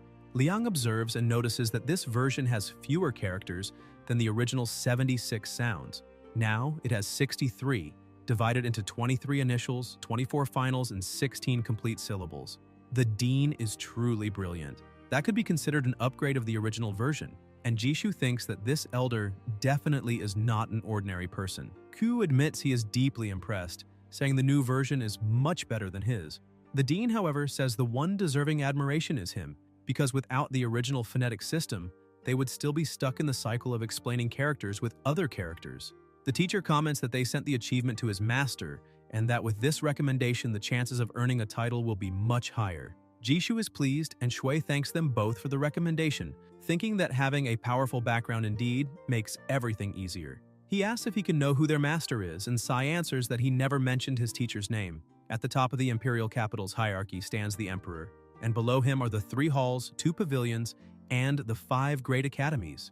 Their teacher is none other than the second-ranked scholar of the renowned Li Haobai Academy, one of the 5 greats. Hung Yi adds that in the letter sent, the master highly praised the phonetic system and believes it has the potential to convince His Majesty. Dakian's culture is vast and profound, like a thick and imposing wall, but that same wall also blocks the rise of new ideas. The phonetic system perfectly matches the rhythm of the era, precise and impartial. The protagonist asks if there are not 4 others at the same level and what the Emperor's intentions are. Sai responds that there is no reason to worry because His Majesty has always welcomed new ideas. In the imperial capital, some gather at their posts, and someone seated on the throne says that if there is nothing else, the great scholars may leave the court. One of them steps forward and declares he still has something important to report. An elder rises and declares that he wishes to recommend a new method of illumination that surpasses the old character-cutting technique, calling it the phonetic system. This man is Li Haobai, the scholar of the Abyss of Literature Pavilion. Nyan questions in the Hall of Diligent Governance how ancestral methods could be replaced by something so unfounded. Ju Yi snaps back, asking if he does not understand the principle that upholds the foundation of a nation. Nyan insists, asking if he knows the true meaning of reform. Su intervenes, stating that when judged sincerely, the phonetic system is indeed superior to the segmented character method. The young man stares at him and asks if he is deliberately belittling the wisdom of the great Shun's ancestors. Saying he doubts the scholar would dare say such words during the reign of Great Qian, Su falls silent and the boy watches him indignantly. On the throne, His Majesty observes the scene as everyone lowers their heads beneath his gaze. Li steps forward and bows. All eyes turn to him, but the hall remains silent. Haobai then states that the Great Shun's refusal to adapt will lead the kingdom to the same fate as Great Qian. He reminds them that when the emperor was young, he ventured among the northern barbarians and traveled to the southeastern sea to experience the life of the common people. His Majesty does not fear reform. What he fears is stagnation. The segmented character method has more than 400 initial sounds and more than 1,000 finals. He then asks how long it took the students to memorize just half of them. Shocked, everyone falls quiet. Li himself answers that it must have taken at least 5 full years, but with the new method, half a year would be enough to reach the same level of literacy. The students are astonished to hear this. Neon calls it foolish arrogance, but Haobai challenges him to verify it himself. He explains that the system was created by his student Liang, a humble fisherman from the countryside yet frighteningly intelligent, and that the method deserves an invention award and even a noble title. His Majesty says he understands and finds the young man interesting. He declares that he will test the system personally, allowing the 6th prince to be the first to experience it, and the court is dismissed. Elsewhere, a voice mentions a test of the destiny pattern. Dong orders them to stop sending reports to the imperial capital and assures that all information is already complete, explaining that the destiny pattern is a mandatory step for every martial artist.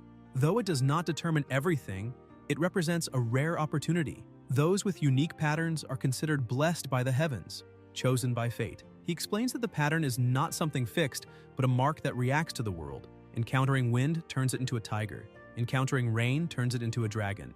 The better the pattern, the greater the bearer's achievements. For martial artists, it indicates high power and can reveal many kinds of information, allowing them to act more effectively. People with high-level patterns usually possess both a main seal and secondary seals. He cites as an example the youngest martial saint Zhang Longxiang, whose main seal is the mountain pillar god and whose secondary seal is the threatening owl spirit seeking prey, a sign that to achieve fame and glory, he would have to endure extreme calamities and confront evil. In the 13 years that followed, Zhang was ambushed in the barren northern lands, fought alone against 3 experts, defeated 2 and wounded the 3rd, demonstrating the invincible talent of a martial saint. Another example is the martial saint Yuanji, who possessed the pattern of the Great Desolate Stone Mountain and managed to reach the Tao among lonely mountains, rejuvenating and obtaining the title of martial saint. Unfortunately, he refused to surrender and ended up killed by Zhang. The battlefield between the 2 saints was drenched in blood, and all beings who witnessed that slaughter ended up transformed into beasts and spiritual creatures. Xiong adds that destiny patterns are not unchangeable, for the constellations of people influence one another. The protagonist asks how these patterns are measured, and Dong explains that the key lies in incense ashes, which must be made from burned destiny patterns. The stronger the incense's spiritual energy, and the longer it has been preserved, the better the result. He prepared a special pattern incense on the eve of New Year's, stored for 5 years, but laments still not possessing the century-old blood of the precious fish essence needed to complete the process. Liang asks about the bloodfish essence, and Xiong explains that the natural treasures of heaven and earth carry the fortune of the heavens. This essence is known as fortune energy, an indispensable element for measuring destiny patterns. He says he has already assigned someone to investigate the matter, and that now everything will depend on luck. Q thanks him and reflects that he may not be able to obtain many things, but when it comes to finding precious fish, he is a true specialist. Before that, however, he needs to buy a boat, since the place he will go this time is quite different from the previous ones. At the docks, Shui walks while remembering that the old boat was destroyed on the day he witnessed 2 powerful spiritual beasts fighting. The protagonist notes that at that time, the boat trade was mostly controlled by fishing guilds. Fishermen without the means to buy their own vessels usually rented them from these guilds. An old man approaches him, asking if he is looking for a boat, saying those models are brand new, coated with tung oil, flawless in appearance, and with affordable rental fees, even offering the first 3 months for free. Liang admits the boats really look good, but notices that many parts were secretly refurbished. They likely belonged to fishermen who, having no other choice, needed to rent them after losing their own.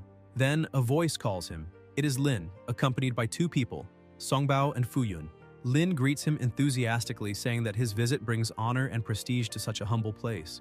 The people around them whisper in awe, asking if that young man is the 9th disciple taken in by Master Yang, famous everywhere, the heroic warrior who exterminated more than 100 mountain ghosts. Meng comments that he had long heard his son talk about an exceptional talent from Yixing, and seeing him today confirms that he truly is a remarkable young man. He orders the others to hurry and greet him. Fu Yun and Songbao bow to him, and Shui asks them to call him simply by his name. He senses that Lin sought him for something important, and Lin confirms it, saying he has a vital matter and wishes to ask for his help. He explains that he needs a sponsor for his fish and promises that if the plan works, he will offer 20% of the earnings and even gift him the best boat available, or even 30% if necessary. The protagonist refuses, and Meng asks why. Liang replies that he knows very well the game they are playing and understands that the world is a place where big fish devour small fish, something he cannot change. Even so, there is something they may not understand. He is a fisherman too. A good reputation can indeed bring benefits, but only if used to genuinely help fishermen. He then asks what will happen afterward and explains that when fishermen get used to low rental fees, by joining them he would end up despised. Besides, what would his master think of that? In this world, it is impossible to take care of the bigger picture. Perhaps Lin is a good man, but not that good. Li adds that there is one more proposal, hoping the young master will accept. In exchange, he will gift him a beautiful boat. Shui becomes interested, and Meng explains that recently, near the border of Shuibu County, frequent rumors of spiritual beasts have appeared. On behalf of the Fishermen's Guild, they wish to hire him to eliminate them. In the vast waters of the Zhanghuai Swamp lie countless treasures, but also countless dangers. The area is divided into deep and shallow zones. The deep zone is treacherous yet full of resources, while the shallow zone is the limit for common folk where resources are scarce. Any intelligent demon entering the shallow zone must report to the Lord of the River. Otherwise, the great enforcers of Shun will punish it, either by expelling or eliminating it. The mother of the first demon, for instance, had entered the shallow zone to lay her eggs in safety, and that great clash between 2 supreme demons happened precisely in the deep zone.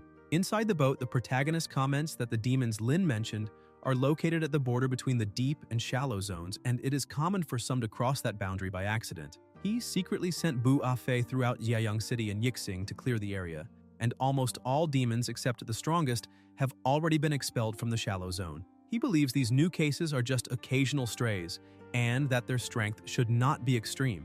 Even so, demons are just a detail. The real focus is that he is no longer an ordinary man limited to the shallow zone. His body has already reached 70% fusion, close to the stage of breaking flesh and strength. Liang is confident he will find more opportunities, since century-old treasure fish only spawn in the depths. With that certainty, he begins his journey. Shui dives over the water and, already submerged, thinks that, as expected of the deep zone, rare materials that are nearly impossible to find in the shallow zone appear everywhere here. They have already been searching for hours without finding any target until the protagonist comes across something curious and wonders what it might be. He observes and concludes it is water essence grass, capable of allowing ordinary people to breathe underwater for half an hour. Then he notices something resembling a yushi shell, a top-tier ingredient reserved for nobles. But he laments that none of this is what he's looking for. Suddenly, the catfish senses something and darts away, and Liang wonders if it found a clue. The fish slips among the algae and soon swims back out, frightened. And when Shui looks ahead, his eyes widen. It is a 7-star eel. The protagonist remembers that a demon's appearance does not reveal its true strength, but any creature near the wolf smoke stage or below is considered a demon, precisely because they are rarely seen. High-level demons follow their own logic, avoiding shallow zones out of fear of drifting off course, and because there is nothing to gain there. To them, ordinary humans are like coarse grains of rice. Liang thinks that sometimes even wild treasure fish can have formidable power. The fish lunges forward, and Shui notices its strength is still insufficient to threaten him. Gathering his energy, the protagonist controls almost 400 kilos of flowing water, trapping the creature so it cannot escape. The eel reacts with fury and charges again, but Liang dodges swiftly and worried about his fish and wondering if this is the same demon Lin mentioned. Clenching his fist, he decides that no matter what it is, if it dares to swallow his fish, it will die in return. He thinks that whenever his fusion rate increases, a leap in his physical quality occurs. So he looks forward to the transformation that accompanies the advance of the flesh stage. Although he regrets losing the precious fish, he realizes that this gigantic opponent represents an even greater opportunity. He has a feeling that if he wants to break through the flesh stage and evolve the marsh spirit, this is the chance. Liang charges at the enemy, and the eel glares and attacks as well. At the moment of impact, Shui vanishes. The crab, positioned above, hurls a spear.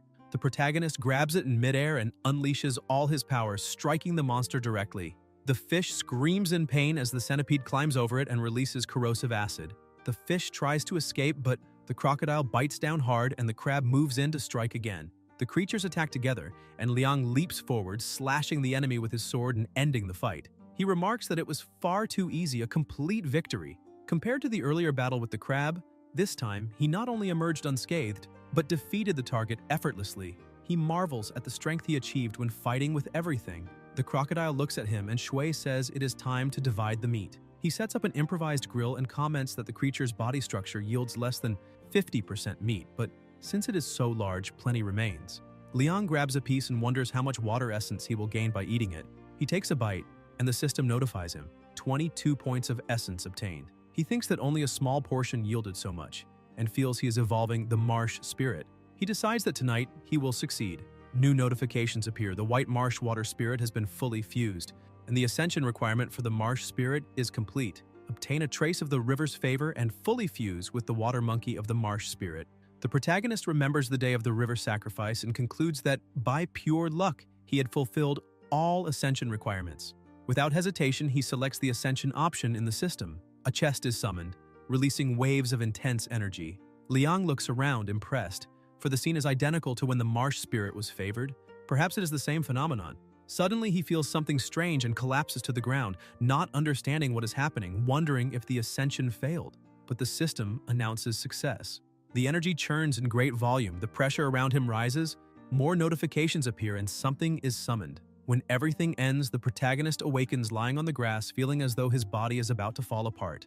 Liang checks his rewards and concludes it was worth it. His tendons and bones are now like those of a dragon and tiger, polished and rebuilt, and the power of blood and qi inside him has multiplied more than threefold. Shui punches the wall, which cracks in several directions, and thinks in awe that this is a formidable power. He sits on the ground, reflecting that the flesh and skin stages still have weak blood and qi, which is why they require physical cultivation and medicinal meals to stimulate the blood and push progress. However, after reaching the bone stage, it becomes possible to practice internal methods that complement external training, strengthening even the internal organs, exactly as his master had instructed from the beginning when cultivating the circulating qi inscription. As expected, he truly reached the bone stage. Long, vigorous tendons, heavy bones that are flexible and tough like a tiger's, a truly extraordinary body. He thinks that without this ascension, the tripled blood from the dragon tendons and tiger bones would have made the breakthrough 3 times harder, but thanks to his master's guidance in internal methods,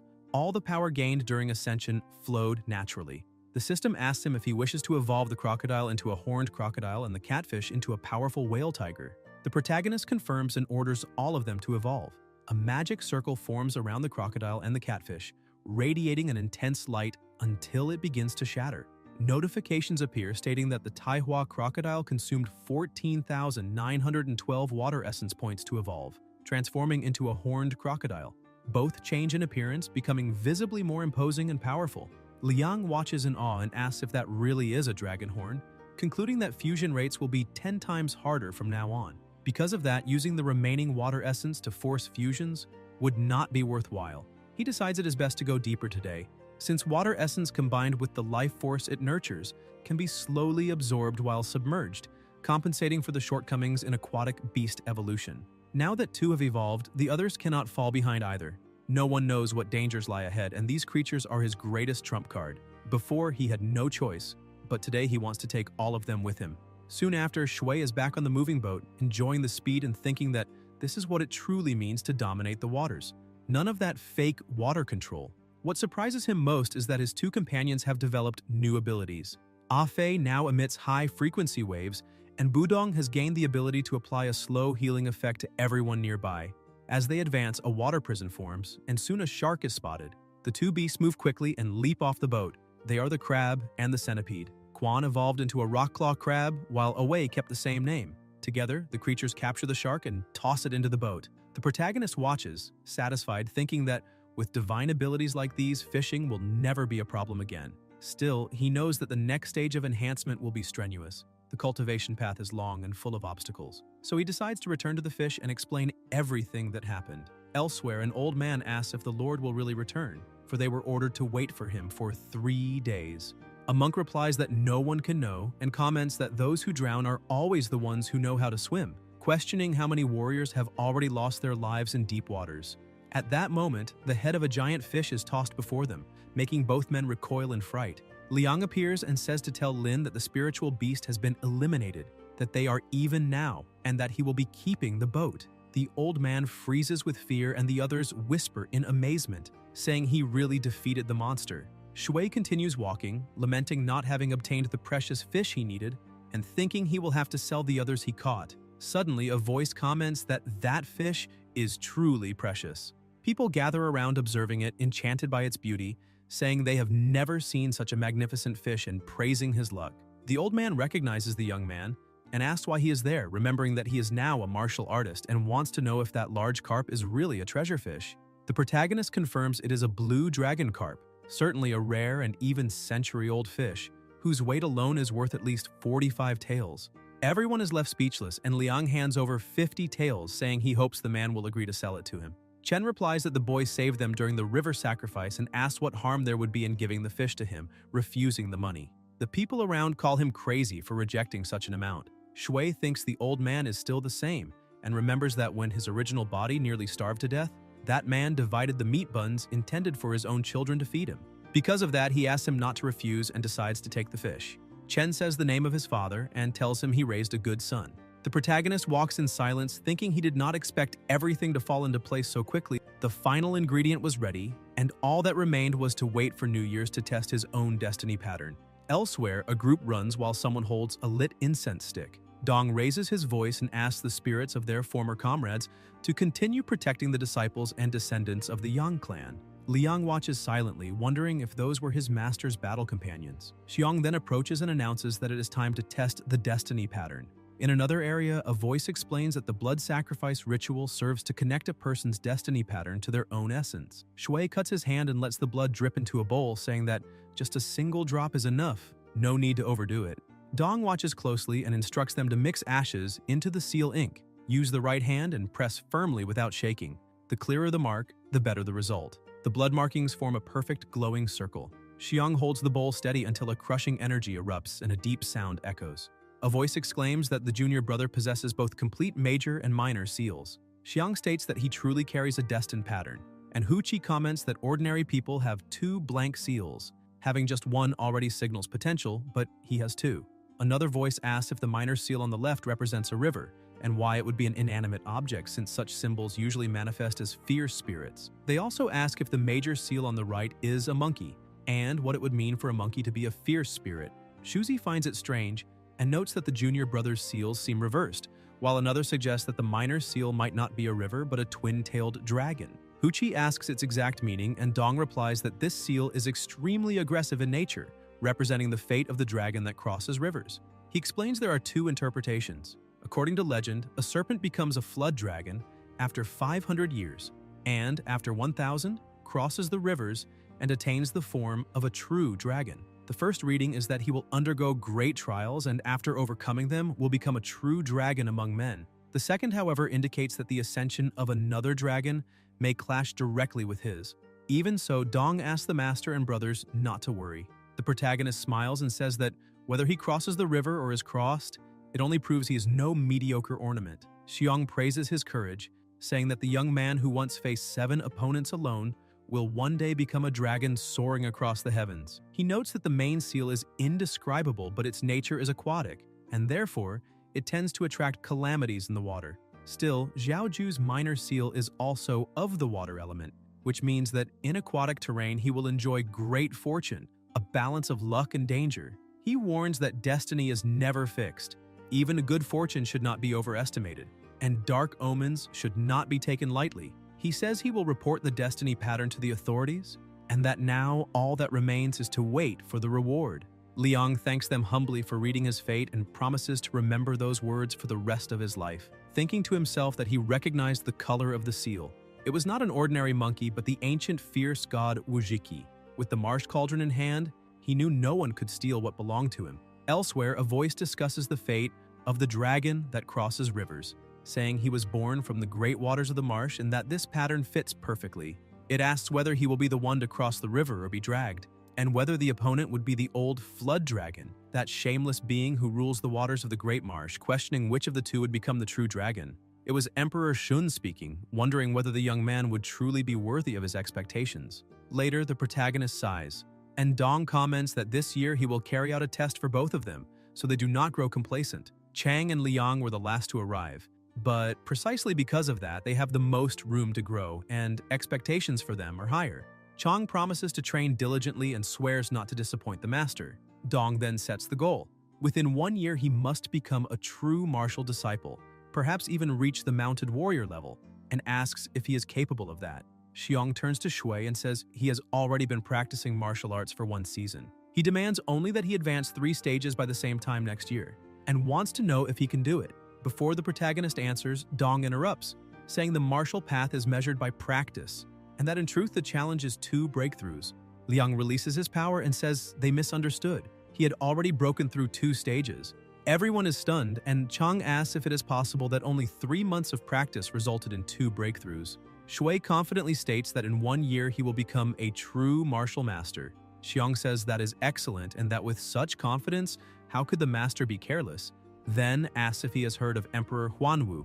Dong explains that in ancient times, the great emperor created the unmatched victory technique, an unrivaled ability under the heavens. Over the years, it ended up divided into various branches, but thanks to the reverse engineering carried out by Master Dao Ge Jiantai of Luguantai, and later combined with the Bao Dan technique, a new art emerged. Today, he intends to pass on this reformulated method, unmatched victory, embracing the origin. In another place, a voice remarks that the imperial decree granted to that young man is truly remarkable, and the emperor seems to be in good spirits. Shun asks if he made it that obvious, and the steward replies that on that day, the emperor abolished Chaozhou County, promoted the city of Pingyang to county level, and elevated Yixing to city status, which left the magistrate of Chaozhou quite terrified. The great emperor says that rewarding merit and removing the incompetent is natural, and besides, Martial Master Yang preserved the prestige of Great Shun, so such deeds must be acknowledged. Kang asks about Liang and whether his achievements are worthy of such a reward. At that moment, someone approaches calling for his father, It is the sixth prince who says he came to watch the chess match. Shun picks him up, comments that he wants to see whether the boy has gotten fatter, and asks the steward if he knows how many characters the child already recognizes. He says 500, and that he learned the pinyin method in just 7 days. Kang is astonished, and the emperor asks if he still doubts the reason Liang was rewarded, stating that he truly deserves it. The steward smiles discreetly. Elsewhere, near the boats, a voice announces that they are departing now. Ron asks why he still has not appeared for the trip, and someone replies that the commander said he went to fish in the river and hopes they can catch up to him later. Ying asks whether they are already sailing, and a woman warns him to take good care of himself during this journey. The man beside her asks why she is so worried since Zhang Yi is now a county magistrate. The woman calls him useless and says their son could take any position, yet he insisted on going so far away just to occupy that one. The man retorts that she understands nothing because this is an opportunity. The Ghost Mother sect has finally revealed itself, and whoever stands out may have the chance to meet the emperor personally. Then, somewhere else, people look in the same direction. It is Ku approaching, saying they need to go to the city of Pingyang. Lan comments that he will soon be sentenced in Pingyang, but with Zhuangger's strength, that will not be a problem. Pang reminds him not to forget the true reason for the trip, and Ku laughs saying he understands. The muscular man sets down the huge luggage and suggests they visit the Yang clan's martial hall and then challenge them. Elsewhere, a voice declares that from today on, that will be the new martial hall of the Pang clan. Some people watch as a girl tells her father that when they earn money, they will buy medicine to cure his illness. Pang coughs and replies that this is only the beginning. Ku asks where they should place the large pillar, and Lan jokes that if there is no space, he can simply hold it. The second sister scolds the elder for teasing the junior, reminding him how sincere he is. Lan laughs and says she really feels sorry for him. Pang thinks everything will finally be resolved, but regrets he cannot see the outcome. He remembers that in the past, everything around them began to burn. Desperate, he ordered Lan to protect the lady and Xiao, asking what kind of creatures those were. The girls ran in panic as monsters roared ahead. Ku screamed no, until he noticed the beasts charging together. In the present, a girl comments that she heard the sweets from Langyun Tower are the best in Pingyang, and says she wants to try them. Ku replies that the next day he will go to the docks to look for work so he can earn money and buy sweets for his older sister. The second sister strokes his head and says he is truly thoughtful. Soon someone approaches and says that there is a hidden martial hall in that ruined alley, asking if they have already delivered the relief grain. Pang explains that they just arrived in the city of Pingyang and asks what kind of grain they are supposed to deliver. The man replies that Guayin Prefecture suffered a disaster, and the magistrate of Chaozhou showed great benevolence by sheltering refugees, ordering all families in Chaozhou County to donate grain to help the victims. The second daughter explains that they are from Huazhu County and that Chaozhou did not take in any refugees. Pang adds that all the refugees are concentrated in the city of Pingyang. The man claims that is reckless and asks how anyone dares to slander a court official, ordering them to slap her. The second daughter is struck, and he adds that even a mere peasant dares question the magistrate's orders, commanding them to arrest her immediately. Ku grits his teeth at the sight, and Lan tries to intervene, saying the master once served in the Western Army and asking the man to show some mercy. The officer thinks that members of the Great Shun Army are at least martial masters, and doubts that this sickly man could be one. A subordinate beside him notes that Pang's aura is only that of a martial artist, not a master, which confirms his suspicions. The man says he expected that and asks what it matters if he served in the Western Army, reminding them that they are in Chaozhou, territory under the jurisdiction of the local magistrate, and that even the army must show respect to authority. He demands that they hurry and hand over the money and grain, otherwise they will be challenging the government. Pang kneels on the ground and explains that they recently fled from Huazhu County and truly have no resources. The man kicks him, saying that is not his problem, and declares that if he is broke, he can sell his own daughter to get money. Ku, enraged, calls him a corrupt official and says he will kill him, but Lan holds him back and urges calm, warning that acting on impulse now would only bring more trouble to the master. The officer orders them to search everything, and the subordinates report finding only a few dozen taels, mocking them for being so poor yet daring to open a martial hall. They tell them to get out, saying the place is cursed. Pang asks if they hid the rest of the money, and the daughter answers yes, assuring that she hid it well. Ku mutters that the damned officer will pay someday. Peng asks him to stay calm, saying his talent is rare in this world, but his temperament is still a major flaw, and asks what it matters if they faced a setback. After all, it is just a bit of wind and ice. When the duel against the Yang clan's martial hall comes, that will be the moment when he truly shines. Elsewhere, the subordinate asks where they will go now. The man replies that they will settle in the small town of Yixing, since such an insignificant place is unlikely to have any important figures. In another setting, riders approach and two elders observe the convoy, commenting on its luxury. They say that carriage is called a yaoche, and that only a royal decree issued by His Majesty allows its use. At its side flutter the banners of the dragon and the phoenix, symbols of the great imperial family of Shun. They conclude that someone important is about to leave Pingyang, and the partner beside him notes that the road seems to lead directly to the Yang clan's martial hall. Elsewhere, someone calls for Liang and informs him that the master summons him to the main hall. The protagonist replies that he is on his way. His bone gate is already completely stabilized, and the next step is to focus his mind to break through the bone stage. This whole journey was, after all, in pursuit of this reward. The steward announces that Yang of Pingyang City is to receive the imperial decree. Dong steps forward and the steward dismounts, proclaiming that by mandate of heaven, the emperor decrees Chaozhou County is dissolved, Pingyang is elevated to county status, and Yixing is promoted to city. A department of the river god and a demon suppression division will be established. In recognition of the merits of Yang and his disciples for resisting the Ghost Mother sect, the decree is granted. Shui wonders what is happening. The voice continues, declaring that Yang is appointed administrator of the Department of the River God and the Demon Suppression Division, receiving 200 taels of gold and 3 dragon blood steeds. The protagonist thinks about the dragon blood steeds, imperial mounts raised only by the royal family, worth more than 10,000 gold each, and is impressed by the reward. Then the decree names Yu Dun for Pingyang County, and for Liang's merits in containing the Ghost Mother sect in Liangxi, he is appointed River God of the Bureau of the 8th grade and receives 100 taels of silver. Shui reflects that they were also acknowledged for contributing to the introduction of the phonetic system. The steward adds that by imperial order he will also receive a dragon blood steed. The protagonist is surprised to also have been rewarded, and the steward concludes by saying that all must obey the decree, preserve the court's peace, protect the lands diligently, win the people's hearts, and govern with loyalty. Finally, he hands over the item and congratulates Yang, informing him that the dragon blood steeds will be delivered to the Lord's residence in a few days.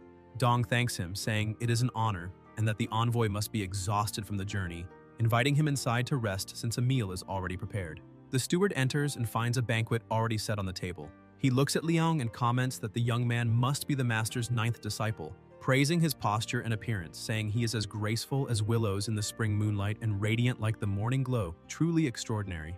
Liang responds modestly, and the steward continues, saying, His Majesty is full of praise for the phonetic system and that such merits are well-deserved. He explains that the Dragon Blood Steed is not the final reward. Once the Imperial Capital Academy completes the full implementation of the phonetic system in the coming months, the results will be evaluated and new rewards will certainly follow. The brothers look at one another, excited at the prospect of more honors.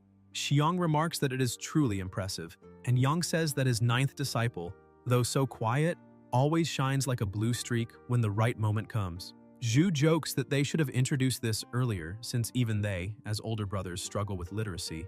The protagonist thinks to himself that he should thank 9 years of compulsory education for that knowledge. The steward adds that the administrative team for Pingyang County has already been selected and that both the Demon Suppression Division and the Department of the River God are on their way. He mentions that the official in charge of the Department of the River God is an old acquaintance of Lord Yang, which makes Dong curious, trying to imagine who it could be. The steward also informs them that the provisions will arrive the next day and asks the Lord to receive them personally, since His Majesty declared that Pingyang may even be elevated to prefecture status.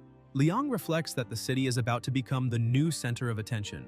Rising from city to county is already rare, but now they are considering turning it into a prefecture. All of this is grand, and Pingyang seems destined to become the perfect stage for his moment of glory.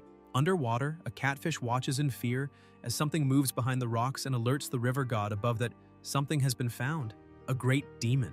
The next day, the protagonist walks through the streets and notices the presence of many unfamiliar people.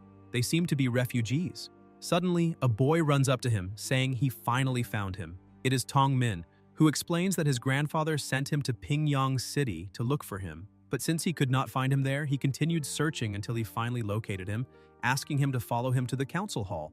Liang, surprised, asks if the village chief is looking for him. The inspector says the village chief is under orders from the county magistrate to collect grain meant to aid in disasters and support refugees from neighboring counties, saying this is the will of the imperial court and that everyone must cooperate proactively. An elder approaches and asks how much grain will be collected this time, and Bian replies that it will be 10 measures of rice or 50 in coins. The village chief asks how they are supposed to pay for that, and the inspector sets his teacup on the table, saying everything is personally supervised by the county magistrate, and asks whether the man expects him to return empty-handed. Bian stands and remarks that with so many natural and human disasters, Chaozhou County has taken in countless refugees, and both grain and silver are in short supply. He himself, in Pingyang, was simply lucky not to have suffered losses, so what is the problem with contributing a little more, thinking the villagers are stubborn, and reflecting that if they cannot squeeze more silver out of them, how will they sustain themselves? The protagonist steps forward and states that the real reason Pingyang is safe is because someone worked behind the scenes to stop the Ghost Mother sect, not due to mere luck, and suggests that if they wish to help, they can set up porridge stations and provide direct aid to refugees, asking what they think of the idea. The people thank him emotionally, saying he is a blessing from the heavens. The inspector draws his sword and asks who that brat is who dares interrupt an official, questioning whether he is asking to die. The village chief intervenes and asks to introduce him, explaining that he is a promising young man from Yiqing City and a disciple of Master Yang of Pingyang City. Bian mentions the master's name, intrigued, and wonders how that village ended up housing a disciple of Yang, remembering that the name has appeared frequently in recent reports, and says that even so, the order comes from the county magistrate. Liang replies that he is not trying to force him, but as far as he knows, Chaozhou County no longer officially exists. Shui pushes the official back into his chair and demands to know what orders he is talking about. Bian hesitates, and a subordinate approaches saying that he is a senior official and does not need to answer to commoners, suggesting they find an excuse to arrest the brat immediately and asking since when officials turn on each other over a mere disciple. The inspector agrees inwardly, wondering why he should fear a young man with no rank and no martial credentials, and doubts that Yang would really defy the magistrate over a simple student. At that moment, the sound of a horse approaches, and Bian asks who is arriving now. The rider asks who Liang is, and the inspector asks whether he belongs to the Six Gates Water Riders. The protagonist confirms that it is him, and Bian thinks the name sounds familiar, recalling that the Six Gates are investigating people connected to the Ghost Mother sect, and wonders if that boy has any involvement, seeing the perfect chance to push him to be taken away and punished. A mere peasant, he thinks, could never oppose a government official. The Six Gates is the collective name for the three judicial offices, the Ministry of Justice, the Judicial Review Court, and the Censorate, which handle major cases, arrest criminals, and conduct interrogations, possessing their own armed force. The Cloud Eagle Cavalry, as renowned as the Jinyi Wei of Dashun, and each rider holds the strength of a galloping horse. Liang asks what business the Lord Officer has with him, and the inspector steps forward saying he hopes he has been well. The rider looks slightly confused, and Bian introduces himself, claiming he had the honor of meeting him when the Lord visited the magistrate's residence. The rider asks what the matter is, and the inspector says he heard he has been dealing with matters related to the Ghost Mother cult, mentioning that there is a suspect connected to the sect. The rider asks who, and Bian points at Shui, accusing him directly. The protagonist realizes he is being slandered, and the inspector adds that although he is a disciple of Master Yang, the master has many students, and it is only natural that the Ghost Mother sect might have found gaps to infiltrate. The writer then asks how he believes this person should be handled. Bian replies that he will take him into custody first, and once he brings him back to the prison and applies all interrogation methods, he will certainly discover the whereabouts of the gang. The writer laughs and says it is interesting, asking if he knows what his own rank is and what the inspector's is. The inspector answers that he is merely a 9th rank inspector, while the writer, as a bronze officer of the Cloud Eagle Cavalry, is naturally of the 7th rank. The writer then draws his sword and asks whether he understands what the consequences will be for slandering him today. Bian answers that yes, slandering a superior is one of the 10 heinous crimes punishable by execution, but insists he has not slandered anyone. The writer then asks why he dared slander an 8th rank official. The inspector, confused, asks about this 8th rank and says he has never insulted anyone of that level. The writer answers that they attempted to slander the 8th rank river god official, Liang, and that by law they must be executed, asking Q whether this blade should or should not fall. Bian is stunned and wonders if that boy is truly an 8th rank river god official. The people around murmur in surprise, commenting on the young man being of the 8th rank. The inspector, kneeling, says he was impulsive and did not know that the esteemed one was a river god official, and that his words were offensive. The subordinate beside him comments that now he remembers he is not an ordinary disciple, but the ninth disciple of Master Yang, the talented student personally rewarded by His Majesty Liang. The protagonist declares that according to the law, execution is clearly justified, and asks if the inspector disagrees. The trembling subordinate says he is only a servant, acknowledges the young master's status, and states that everything was beyond's idea. The inspector, enraged, tries to attack him, saying he was the one fanning the flames. The subordinate strangles him and shouts that he still dares slander him, saying the evils he has committed are enough to deserve death 1,000 times. Shui kicks both of them, saying they forged the magistrate's order and illegally collected disaster relief grain, ordering them to return with Officer Zhang to give an explanation. He thinks that although he wanted to resolve this himself, with Imperial guards present, it is better to leave them in proper hands, and asks what the officer wishes to discuss with him. The writer says he almost forgot, explaining that the officer with the bronze badge of the 3 judicial offices came under orders from his superior to conduct an inquiry, and asks if he is interested in joining the 3 judicial offices. The next day, the protagonist is on his moving boat, reflecting that the more powerful someone becomes, the more lost they become within that power. And as someone from a modern era, he understands the saying that martial strength tempts one to challenge the law, asking himself what kind of life he truly wishes to follow, admitting he cannot take on another role. He remembers when Zhang told him that his talent would draw him into the Cloud Eagle Guard within a year, and asked if he was sure he would not reconsider. Liang apologized for refusing, and the village chief asked why he did so, telling him not to be foolish and to take back his words. In the present, Shui thinks that adopting a new profession only broadens the options for treasures and techniques, but between the Riverlord and his master, there is no lack of skills. And as for treasures, the bottom of the Zhanghui River is full of natural riches. It is time to check the place mentioned by Fei. Underwater, the protagonist swims, thinking he has already traveled 4 kilometers and wonders if he is still far from the deep waters, concluding that the farther he gets from the shallow areas, the more dangerous it becomes, and he must be cautious. The catfish approaches and makes a hand signal, and Liang asks if it is behind that rock, to which he confirms. Shui looks to the side and sees an ordinary sturgeon, about 3 meters long, but whose presence and aura reveal it as a monster spirit. The system notifies dragon-type aura detected. The protagonist wonders if that dragon-type aura means there are actually dragons at the bottom of the Zhanghui. He hides behind the rock and concludes that no, it is only a dragon type, not a true dragon. It seems to be the dragon type mentioned, probably the great demon king of the cave, and decides it is time to leave because this high-level dungeon is not something he can face now. Liang swims out and thinks if he should ask his master for help, but gives up, remembering he only just joined and cannot bother him with something like this, needing to first return to Pingyang County. Today is the day of Senior Brother Xiang's discovery, and he must arrive in time. Elsewhere, a terrifying-looking tiger stares at Ko, and the two stand face to face. The second daughter comments that that tiger, with the head resembling a human, is practically a huachang, a monster spirit, and asks if he will be able to face it. Lan replies that that hard head is not as simple as it looks. Pang warns them not to be fooled by his appearance, for his talent in martial arts is exceptionally high, hidden beneath that honest and simple exterior. The tiger charges to attack, and Ko summons a lion, clenches his fist, and unleashes a series of powerful blows, his aura radiating strength in every direction. The second daughter is impressed and asks if that could be astral chi, saying he has not yet reached the wolf smoke realm, and wondering how he can possess astral chi. Pang explains that it is not true astral chi yet, but rather a plasma chi that resembles it.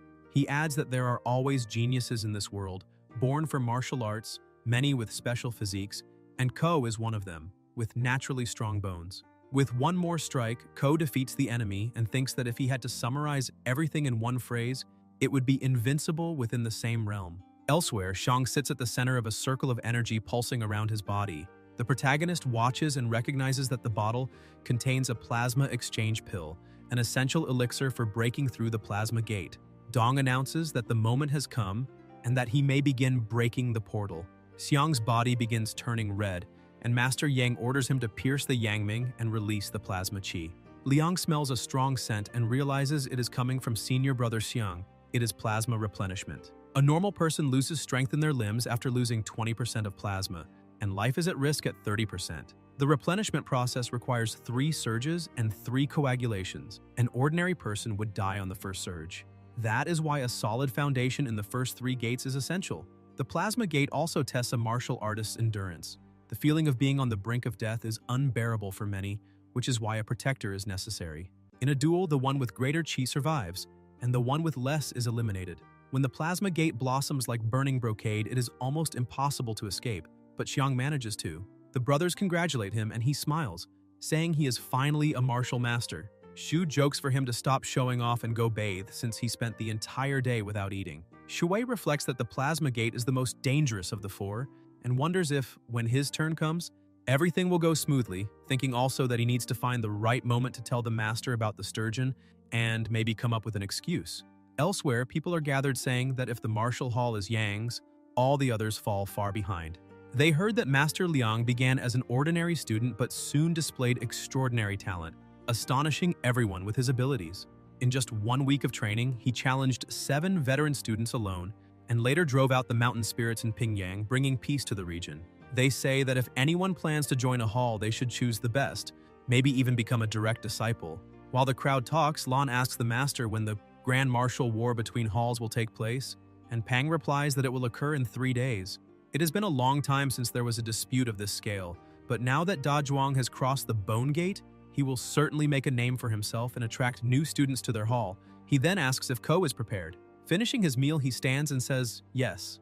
In another setting, the protagonist sits on the ground and spits plasma, feeling he is on the verge of breaking the Bone Gate. He thinks that if he could devour that great sturgeon demon, he might be able to pass the plasma gate easily. After that, however, he will need silver to acquire the replenishment pill, and if it really comes to that, he will have to ask the master for help. Liang looks out the window and notices a commotion at the entrance of the hall. People are lined up while a man with a brush calls the next person. Ko watches and asks if that is Yang's martial hall. A young man beside him says that even if he is here to sign up, he cannot just cut in line. Ko plants a plaque in the ground and declares that he did not come to enroll, but to challenge the Yang martial hall. Soon after, people surround the arena while the brothers watch attentively. Xiang asks why any martial hall would dare challenge Yang's hall at a time like this, wondering if the opponents are tired of living. Shu answers that the opponent is cunning, having calculated everything precisely, and asks why they did not challenge directly, saying they are just using age as an excuse so that a younger disciple faces another of the same age from the hall. Xiang says the rival hall does not even have a martial master, and that if they dared challenge them head-on, they would be beaten into defeat. Zai agrees, saying that beating a child is no great feat, but even a narrow victory over someone high-level can make someone famous. Shu adds that the target of the challenge is not an ordinary disciple. Xiang then asks if he is saying the target is the little junior brother. The people in the crowd comment that the burly young man looks far stronger than an ordinary martial artist, and that defeating a random disciple would not be impressive at all. But what if he is facing Master Yang's 9th disciple? One spectator says it is hard to tell whether the 9th disciple is truly skilled, but the challenger gives off a far more intimidating presence. Ku raises his hand, introduces himself by name and age, 16 years old, and says he heard that Yang's martial hall is renowned across the country, so he came to test his skills against an expert of the same age. A young man steps into the arena, introduces himself as Akun, and accepts the challenge. People recognize the name and comment that he is known as Jade-Faced Sanshou, a fighter whose combined blocking and striking technique is flawless, and that he has trained for 3 years.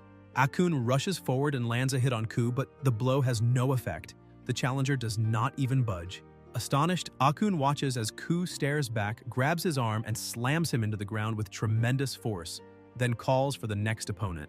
The hallmaster scolds him, calling him arrogant, and the crowd murmurs that the next one is Leopard Li Huarong, the strongest among the common disciples, a 2-gate warrior. However, when he enters the arena, the Leopard 2 is defeated with a single strike. The crowd is shocked, commenting that the young man toppled a 2-gate warrior in one move, and wondering what level he must be and if anyone will be able to stop him. The protagonist helps the leopard up, the master thanks him, and then Liang steps into the arena saying the challenger's hand was a bit heavy. Ku smiles and says he finally showed up. Shui thinks the challenger knows his name and wonders if he investigated his past.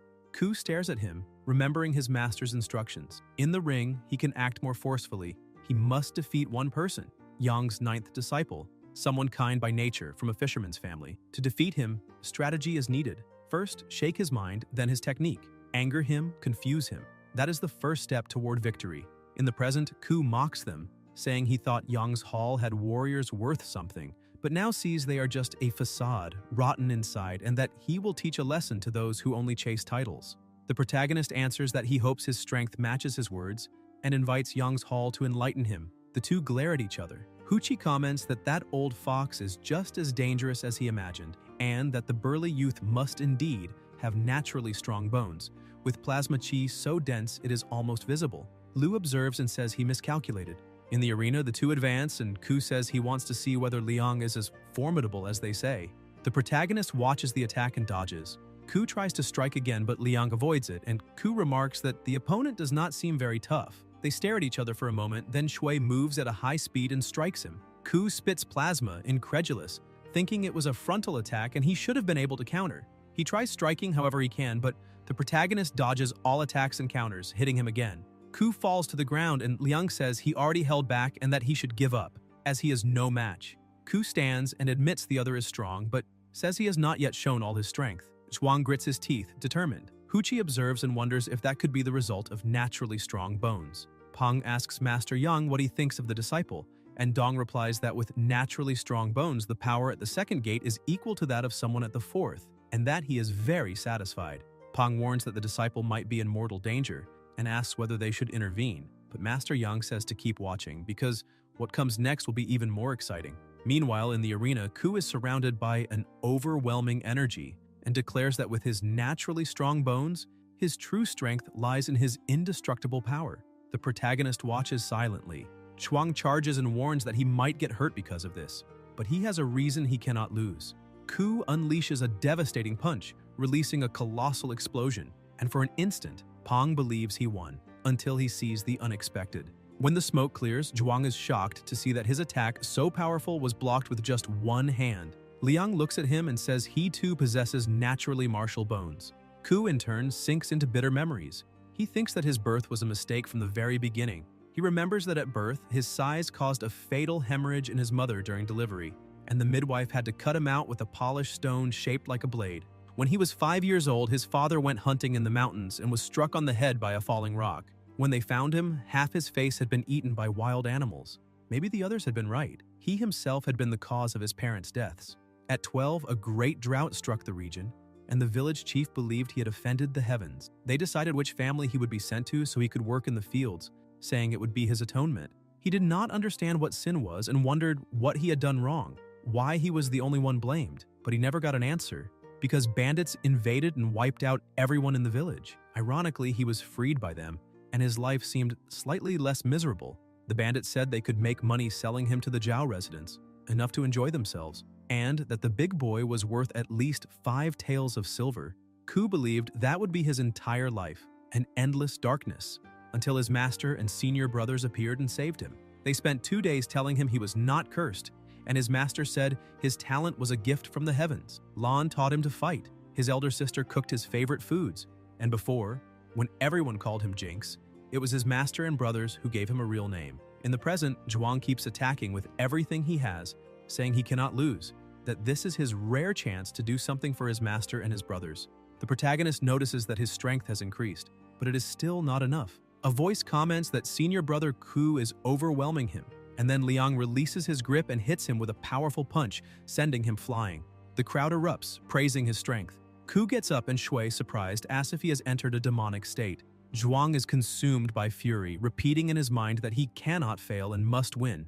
Lan shouts for him to control his emotions. Pang urges them to stop, but Ku insists he is not lost yet and must restore the glory of the Pang Hall, saying he wants to buy Langyun Tower sweets for his older sister and needs pills. He cannot give up, cannot lose. The protagonist looks at him and thinks that if he does not intervene, the boy may lose his life in this state. He knows he must act on a spiritual level, and there is only one move capable of that. Zhuang charges again, and Liang thinks that releasing a bit of his aura should be enough to defeat him. He cannot use full strength, but he must try. An intense light fills the arena. The spirit of a dragon is summoned. Ku screams and collapses to the ground. Shui watches and concludes he has won, relieved that it worked without incident. Pang runs to his disciple, asking if he is all right. Zhuang apologizes for his loss, and Pang says it is fine, that they did what they could and can now move to another county. The audience applauds enthusiastically, praising the fight and saying the warriors of the Pang Hall are formidable, calling Ku incredible. They are stunned to hear that. Dong approaches, thanks them for the battle, and says they are welcome to settle in Pingyang. Pang replies that he is the one who should be grateful for having schemed so much yet still being treated with respect. The protagonist reflects that since the previous tournament, he realized he still has not fully used the potential of his dragon tendons and tiger bones. He thinks that his opponent, Ku, with naturally strong bones, can already rival a four-gate artist, but his own martial bones make him even stronger. Besides, the tournament brought in 200 taels of silver. Later, he can ask senior brother for help to perfect Fubo. A girl approaches and tells him Master Yang has summoned him to the stables. The dragon plasma horse has arrived. Liang smiles, thinking it is finally time to see it. Elsewhere, Shui asks if the master called for him, and Dong confirms, asking him to come quickly to see the dragon plasma horse he chose for him. He explains that it is a stallion with a fiery temper, but with time and familiarity, it will become a powerful ally. The protagonist pats the animal, wondering if he can tame it through dominance, and whether the taming process will also enhance him. Master Yang comments that it seems he will need to find a caretaker for the new residents, since a horse like that cannot go without night feeding. Liang thanks him for the choice and asks if the master has a moment because he needs help with something. He explains that he discovered a small lake where there seems to be a large demon lair. He explored a bit and found 3 horse-like monster spirits guarding the entrance. Inside there is a golden glow, and he has always heard legends of a true dragon in Zhanghuai, suspecting that something related to a true dragon may lie there. He asks for help exploring the cave, but says that if the master is busy, he will understand. Dong, excited, says it sounds like a good fight and tells him to come along. Liang, surprised, asks if he doesn't at least want to know the reason. Master Yang replies that everyone has their own secrets, and since he is his direct disciple, there is no need for so much explanation. They simply need to go and eliminate the demon. Somewhere else, Zhu confirms if that is the place, and Shui says yes, explaining that there are 3 sturgeon monster spirits patrolling the lake's entrance, and that he did not dare go further to avoid accidents. Master Yang approves of his caution, saying his affinity with water brings both fortune and danger. He then orders Yu, Lu, and Zishuai to prepare to block the lake entrance. They respond in unison. Dong comments that it has been a long time since he last fought seriously. The protagonist watches curiously and says that the full power of a Tiger Hunter realm expert is a rare sight. Master Yang draws his sword and assumes a firm stance, releasing an overwhelming force. Liang watches, impressed, wondering if this is truly the power of the Tiger Hunter realm. Suddenly, a voice echoes. Something is emerging. Shui thinks the demon is already close to human form and must possess a valuable tendon. Dong shouts that it is wounded and tells them to retreat, but the demon charges violently. Gang intercepts it with a strike, sending it flying, and Master Yang takes the opportunity to move his sword with extreme speed, slicing the enemy repeatedly until finishing it. He then sheathes his blade and walks toward the defeated body while the protagonist watches in shock at how easily such a great demon was slain. Master Yang explains that, fortunately, the monster had no combat experience and had simply been cultivating energy for a long time, thanks to the treasure it guarded. He then asks them to pull out the large tendon, saying the thing can strengthen a person's vitality and natural talent. Dong, examining it closely, notices something odd and asks why the tendon is not milky white as it should be but golden, concluding it might be a dragon tendon. The system notifies Dragon-type aura sensor activated. There are ancient legends of true dragons in the Zhanghuai swamp, and since sturgeons resemble dragons, they are called sturgeon dragons. Master Yang says he never imagined that sturgeon would possess a real dragon tendon. Dragon tendons and dragon bones are treasures even Zhengxiang realm masters covet. The dragon-type aura emitted by the tendon sends the surrounding creatures into frenzy. Liang thinks that an aura powerful enough to trigger a special system notification can only mean something unique. Dong comments that there must be a treasure at the bottom of the lake and suggests they dive down to investigate. Underwater, Shui sees that the great demon is gone, probably frightened off by the master's aura, and asks if that was really where it lived. Shu replies that the bottom of Zhanghuai is full of strange places. Master Yang points ahead and says that must be where the treasure lies. Soon they find a massive bone and someone asks if it is a dragon bone. Dong states that if it is, the dragon tendon makes sense. Z says even a Zhengxiang realm master would go mad over such treasures. The master explains that the sturgeon probably grew to that size by constantly absorbing the residual power of the dragon bone. If they had delayed a few more months, it would have fully absorbed it and returned to the wild, becoming nearly impossible to track. Shu says their junior brother is truly blessed with such luck. The protagonist thinks it was all thanks to Fei. Dong announces that it is enough and they should return, saying they will divide the dragon tendon among them. Then the group rides back, dragging a huge fish tied behind the horses. The master and his wife divide the fish meat into 3 parts, one stored in the residence cellar, another placed in the martial hall for the apprentices, and the last distributed to disaster victims to help them survive the harsh winter. As for the dragon tendon, Liang receives a piece 2 Chang Long, knowing the master kept only 5. The dragon bone is given to the eldest brother to help them refine their weapons. Even Wei has trouble resisting the temptation of the dragon-type aura, while Shui watches curiously, wondering how far that tendon can take him. The system notifies that his water essence points have increased, and the protagonist feels his back burning, thinking he has stepped into a plasma gate. New notifications appear saying he has absorbed part of the dragon-type aura and obtained a Yinglong mark. A powerful energy bursts from his back, and Liang wonders if that is truly the mark. The system announces that the mark begins to emit light and the flash shatters the surrounding glass. Shui is startled, not understanding what is happening. Countless thoughts flash through his mind until, suddenly, he realizes he is standing on a rooftop with no idea how he got there. The river's favor increases by a tiny fraction, and Shui grows irritated, saying that all that sacrifice resulted in only this. He wonders what kind of changes would occur if he returned to Jianghuai with so much accumulated favor. Underwater, a catfish swims calmly until it senses a strange disturbance and is swallowed by a whirlpool. A deep voice echoes, saying he has come again and asking what news he brings this time. A huge frog appears before him and tells him to choose a treasure to take back. The catfish is drawn to a feather nearby. Moments later, the protagonist is already back on the boat holding the feather, wondering if that was the vortex mentioned earlier and if it leads to the place of the elder brother spoken of before. He wonders if it was the feather that struck the bargain and notices it is not a red fire feather, but an ordinary feather from a bird of that species.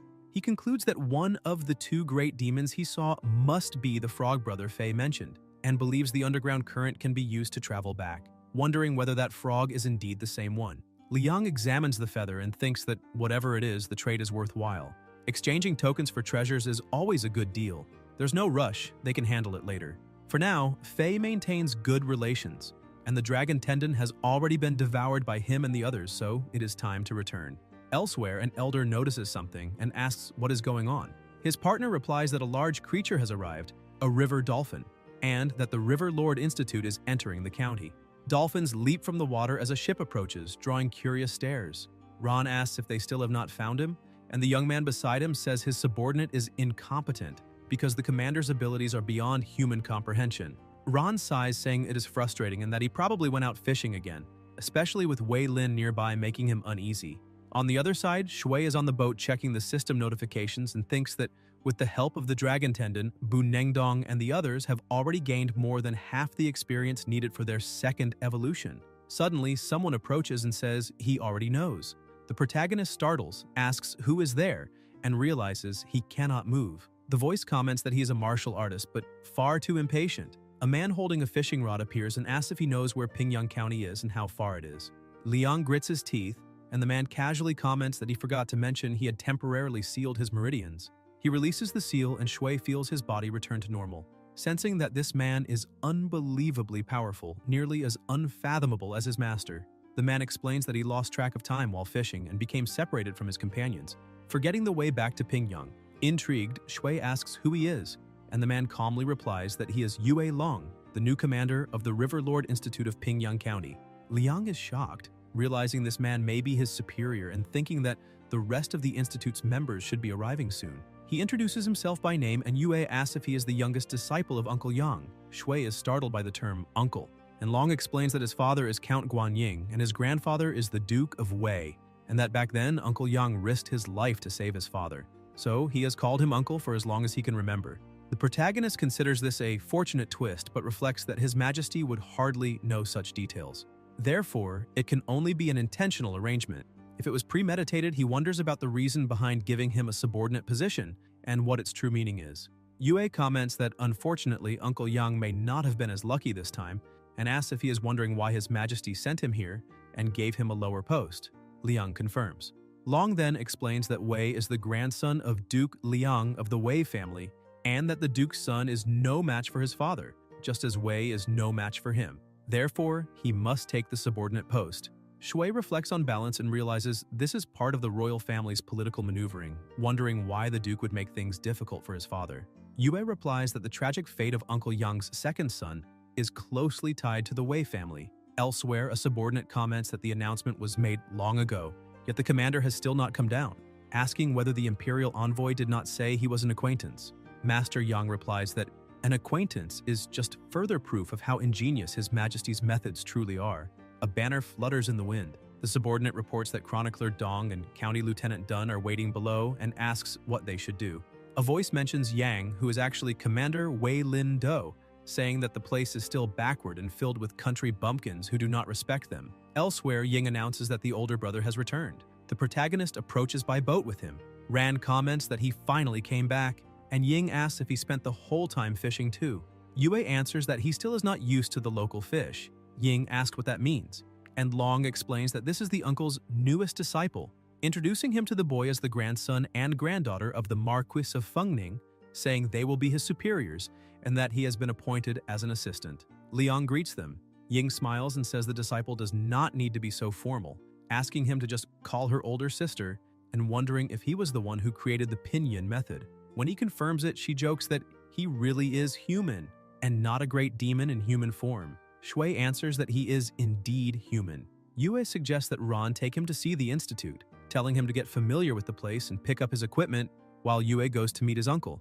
Ron agrees and tells the boy to follow him so he can show the place. He explains that although the institute is new, the rules and regulations of the River Lord Institute are the same as always. They do not answer to the regional government, but to the General Institute following the River Lord's direct orders.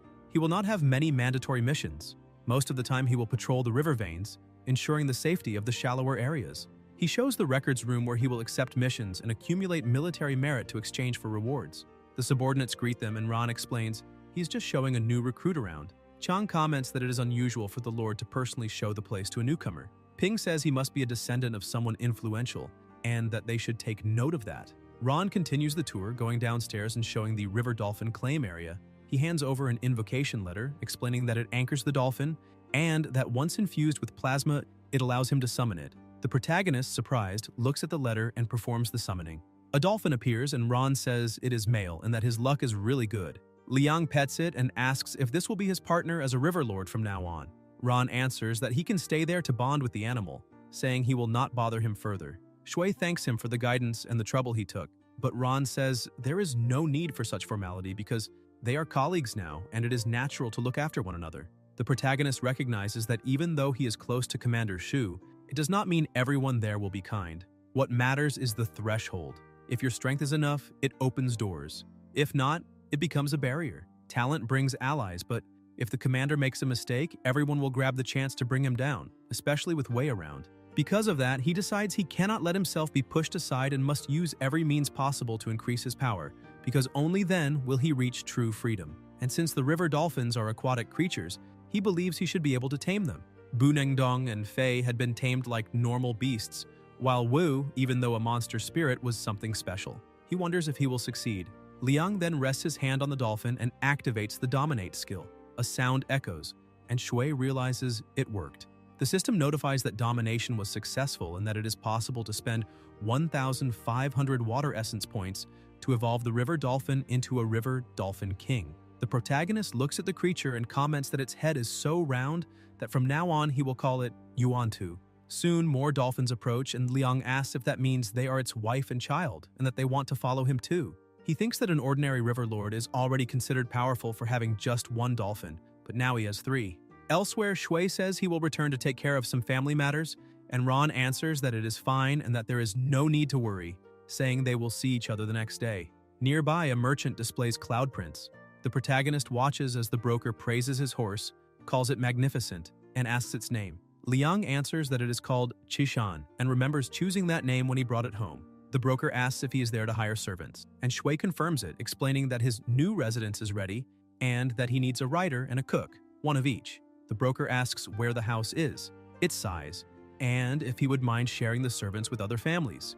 The protagonist answers that the residence is in the city of Yixing, has 3 courtyards, covers 9.8 hectares, and includes a stable, adding that he does not mind sharing. Surprised, the broker asks if he belongs to the Liang family of Yixing. Shui confirms and asks who he is. The broker bows and explains that this is his daughter, who was kidnapped by the Zhao family half a year ago, and if not for the rescue carried out by the lords of the Yang residence, she would have been sacrificed. The protagonist remembers and realizes it was during the mission to the Ghost Mother cult's fortress. He downplays the matter, saying it was nothing, and that when Ping Yang is in danger, it is their duty to help. Deeply moved, the broker promises to personally select the 2 best people for him. Suddenly, a voice echoes saying that the incorruptible official has arrived, so majestic. The horse stops, steam flaring from its nostrils, and everyone watches closely. Liang asks what kind of horse that is, and the broker explains it is a Qingzhou horse, large and broad-backed, used only for pulling. Shui recalls that Lord Shu once mentioned the county magistrate was from Qingzhou. Yue comments that with Pingyang becoming a county and possibly even a prefecture, this is the first time in the history of Great Shun that something like this has happened, and the people being sent to the River Lord Institute and the Demon Extermination Department are not ordinary at all, with many factions involved, including the new magistrate. The protagonist asks who the magistrate is, and Long replies he belongs to the Jian family of Qingzhou, Jian Zhongyi. He placed second in the highest imperial exam at 21, is skilled in zither, go, calligraphy, painting, poetry, and singing. As a child, he consumed a python dragon pill that gave him an exceptional martial foundation, and by 34 he had already reached the tiger hunter realm, practicing the Tianyuan Hanshou Gong technique. Liang asks why someone so talented would accept the position of Pingyang magistrate, and Yue answers that the place is no longer what it used to be. Now it is a true prize, especially once it becomes a prefecture, and such a promotion could not happen without the magistrate. Shui says he understands, and Long warns that it is better not to get too close to this man. He explains that his grandfather met Jianzhong once and described him with a single phrase: a soft robe and half a hatchet in the plasma of the martial world, both Buddha and demon, forged into an unfinished being. This man is dangerous.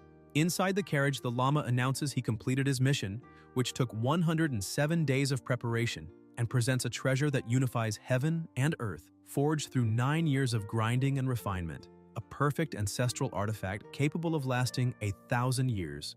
The young woman beside him thanks him for his effort. Beside her is Magistrate Jian Zhongyi of the great snowy mountain of Qingzhou, surrounded by women. He says that upon assuming his new position, he received the order to deal with the Ghost Mother cult, and he asks how the aquatic matron they worship compares to the great Bodhisattva of the snowy mountain. The Lama replies there is no comparison at all, saying the yin-purging matron is a manifestation of resentful energy created by the cult's followers, and that the fetal pearl elixirs do not create new masters, nor expand the cult's power, but merely nourish the Ghost Mother. Such a resentment-born god with no root, no form, no substance would have nowhere to hide before a true enlightened Buddha, and would be destined to scatter with a single burst of Buddhist power. Jian comments that Wei is tyrannical, Shu is lazy, and the Demon Extermination Department cannot fight underwater, which disrupts his cultivation, and he asks when he will finally reach enlightenment. The Lama looks out the window and praises the man's bone structure, saying it is magnificent. Zhongyi asks what he means, and the Lama, licking his lips, answers that they are comparable to a tiger's bones and that using them to craft a ritual cup would be perfect, adding that Jian is 43 and that if he agreed to switch to his dharma, the finer the sacred bowl, the greater his power would be. He then asks whether Jian also owns a dragon plasma horse. Jian replies that the dragon plasma horse is an imperial steed of the court and one cannot possess it without an official title or a reward granted by the emperor, so acting rashly would be unwise. The Lama chants Amitabha and reminds him that in Pingyang County, Jian is the magistrate. Zhongyi smiles and admits he is right. Underwater, a water prison technique crashes onto snakes while a crocodile bites them, and another fish traps them. Soon, an even larger serpent approaches, and the protagonist says it is finally time to act, calling his dolphin to go. The giant serpent opens its mouth, and after defeating it, Liang carries the carcass. A voice praises him, saying his skill at eliminating aquatic beasts is truly impressive, and asks how many he has taken down that week. Shui answers that it is not a big deal and thinks that it has already been a week since he entered the River Lord Institute. All this time was spent training Yuantu and hunting aquatic beasts to accumulate small merits, and he believes he should finally have enough to make an exchange. Li comments that it is an admirable achievement, and the protagonist says he wishes to exchange his military merits. Li explains that he has accumulated a total of 10 small merits and hands him the exchange book, asking him to see if anything interests him. In the record, there is a text about the rooster crest fruit, a precious plant from the Ministry of Agriculture that grows underwater and ripens once every 4 seasons. Liang asks if these small merits can be split. Li replies that perhaps he does not know, but this is a special privilege granted to the River Lord Institute. The Ministry of Agriculture cultivates countless resources, and since the crest thrives in aquatic environments, the Institute maintains a large stock, which makes it very cheap. Shui thinks that compared to the red acid flower, the rooster crest fruit contains water essence, and for him this type of precious plant has a double beneficial effect, so he decides to take 12 of them. Li tells him to also check the cultivation technique section in case he wants something else, and informs him that Registrar Huang has already gone to fetch the crystallized fruits from the warehouse. The protagonist observes the place and reflects that most lower techniques cost fewer than 50 merits, but almost all are focused on underwater combat and do not reach the level of the arts his master taught him. Even so, for him, underwater combat does not require refined techniques, only pure strength. So he decides to stick with the rooster crest fruits for now, keeping the remaining 2 merits. Li recommends that he return whenever he has time and hands him the crystallized fruits. Later, already on the boat, Liang carries a box and wonders how much water essence those fruits will grant. The system notifies an increase of 200 water essence points, and Shui thinks that he would normally have to eat until he was full to obtain that much. Unable to believe a single fruit has that effect, he wonders how much essence a high-quality precious plant could offer, decides to eat them all and leave none behind. The 12 fruits yield almost 2,400 water essence points, and he feels the plasma gate open significantly. He thinks that if he can exchange for condensation pills and plasma transformation pills, he will be able to cross the gate. He concludes that he should return first and attend the academy exam the next day. At night, the protagonist walks through the village with a scroll in his hands, finding the content interesting. The Zhanghuai Desert, according to what he reads, is a vast swamp near the mouth of the Zhanghuai River that stretches for about 10,000 li. The map of this world is much larger than that of his previous life, and by estimate, the planet is at least twice as large. A river so colossal could even house a real dragon. Having his own home was something extremely comfortable. It was spacious, composed of 2 courtyards resembling the structure of a traditional Sihe Yuan. A voice orders him to wait, and the bald man comments that the young fellow has finally returned. Liang apologizes, saying he has no coins with him and will go inside to fetch some. The bald man calmly replies that he is not begging for alms. Shui, confused, asks what he means by that, and the bald man returns the question, wanting to know if he already has a master, because if not, he would be willing to take him as a disciple. The two sit down, and the protagonist realizes he cannot sense any aura coming from this monk, concluding that he must be someone powerful. The bald man finishes eating and thanks him for the vegetarian meal, calling it alms. Intrigued, Liang asks why he wants to make him a disciple, and suspects that there might be some sort of trap.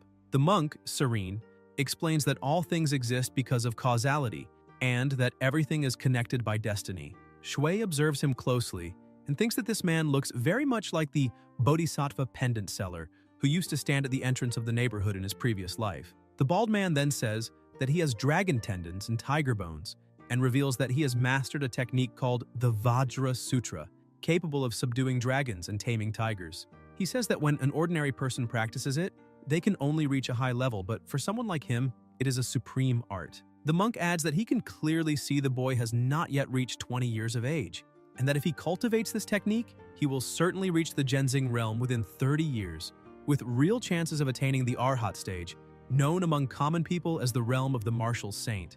The protagonist says he is just an ordinary man and does not dare aspire to the Zhengxiang realm, thinking that if the Zhengxiang realm is that difficult to reach, there are cultivators who spend their whole lives pursuing the Tao and still fail. He understands that the foundation of each realm is built on a mountain of dead cultivators. Liang asks to leave that conversation for later and questions where the monk came from. The man answers that he has no fixed home, but if he had to say, he came from Qingzhou. Shui wonders if it is the same place as the county magistrate and comments that accepting a disciple based on a single glance seems rash. The monk explains that on his travels he heard and saw how the benefactor distributed silver to save people, built shelters to serve porridge, and eliminated mountain demons to protect villagers. The protagonist feels relieved, realizing it may not be a trap, and asks what realm he is in. The monk replies that, according to common people's way of speaking, it is the Zhenxiang realm. Liang chokes and spits out what he was drinking, shocked, but the monk moves his finger and makes the liquid return to the cup without spilling. Shui watches in astonishment and wonders if that is water manipulation, asking why he returned the spit liquid to the vessel. The monk asks if he wishes to become his disciple, but the protagonist answers that he already has a master and cannot accept another. The monk, releasing an overwhelming aura, asks what realm his master is in and whether he could be stronger than him, saying he can visit him to debate the Tao. Liang tries to calm him down by offering tea. The monk then softens his expression and says he was not mistaken about the benefactor, for he is not moved by material ambitions. He then reveals that he was ambushed by an evil monk, had his dantian destroyed, and needs a place to recover, proposing a 10-day labor exchange for lodging. Shui wonders if that means he is crippled and comments that since he is alone in the world and his new house was just completed, he may feel free to choose any room. He thinks it is frightening for someone of such importance to be in the small county of Pingyang, but with his master nearby, there is nothing to worry about. The secrets he carries will not be exposed at home, and he feels that night will be decisive, the time to reach myriad victory, unify the origin, and enter the realm of spiritual stabilization. An intense power begins to manifest around him, and the spirit of a dragon is summoned. A bright light spreads, and the monk thinks that this benefactor carries a great destiny. Dragon tendons and tiger bones, a natural arhat. He reflects that this cultivation technique seems to be an internal method and recognizes that the young man has an excellent master, though he laments that there are always villains who cannot accept the success of others. Outside the gate, some masked men comment that the boy is inside. The Lama apologizes for troubling them and asks them to remember to keep him alive. They say they understand. The monk appears before them and declares that his Buddha is merciful.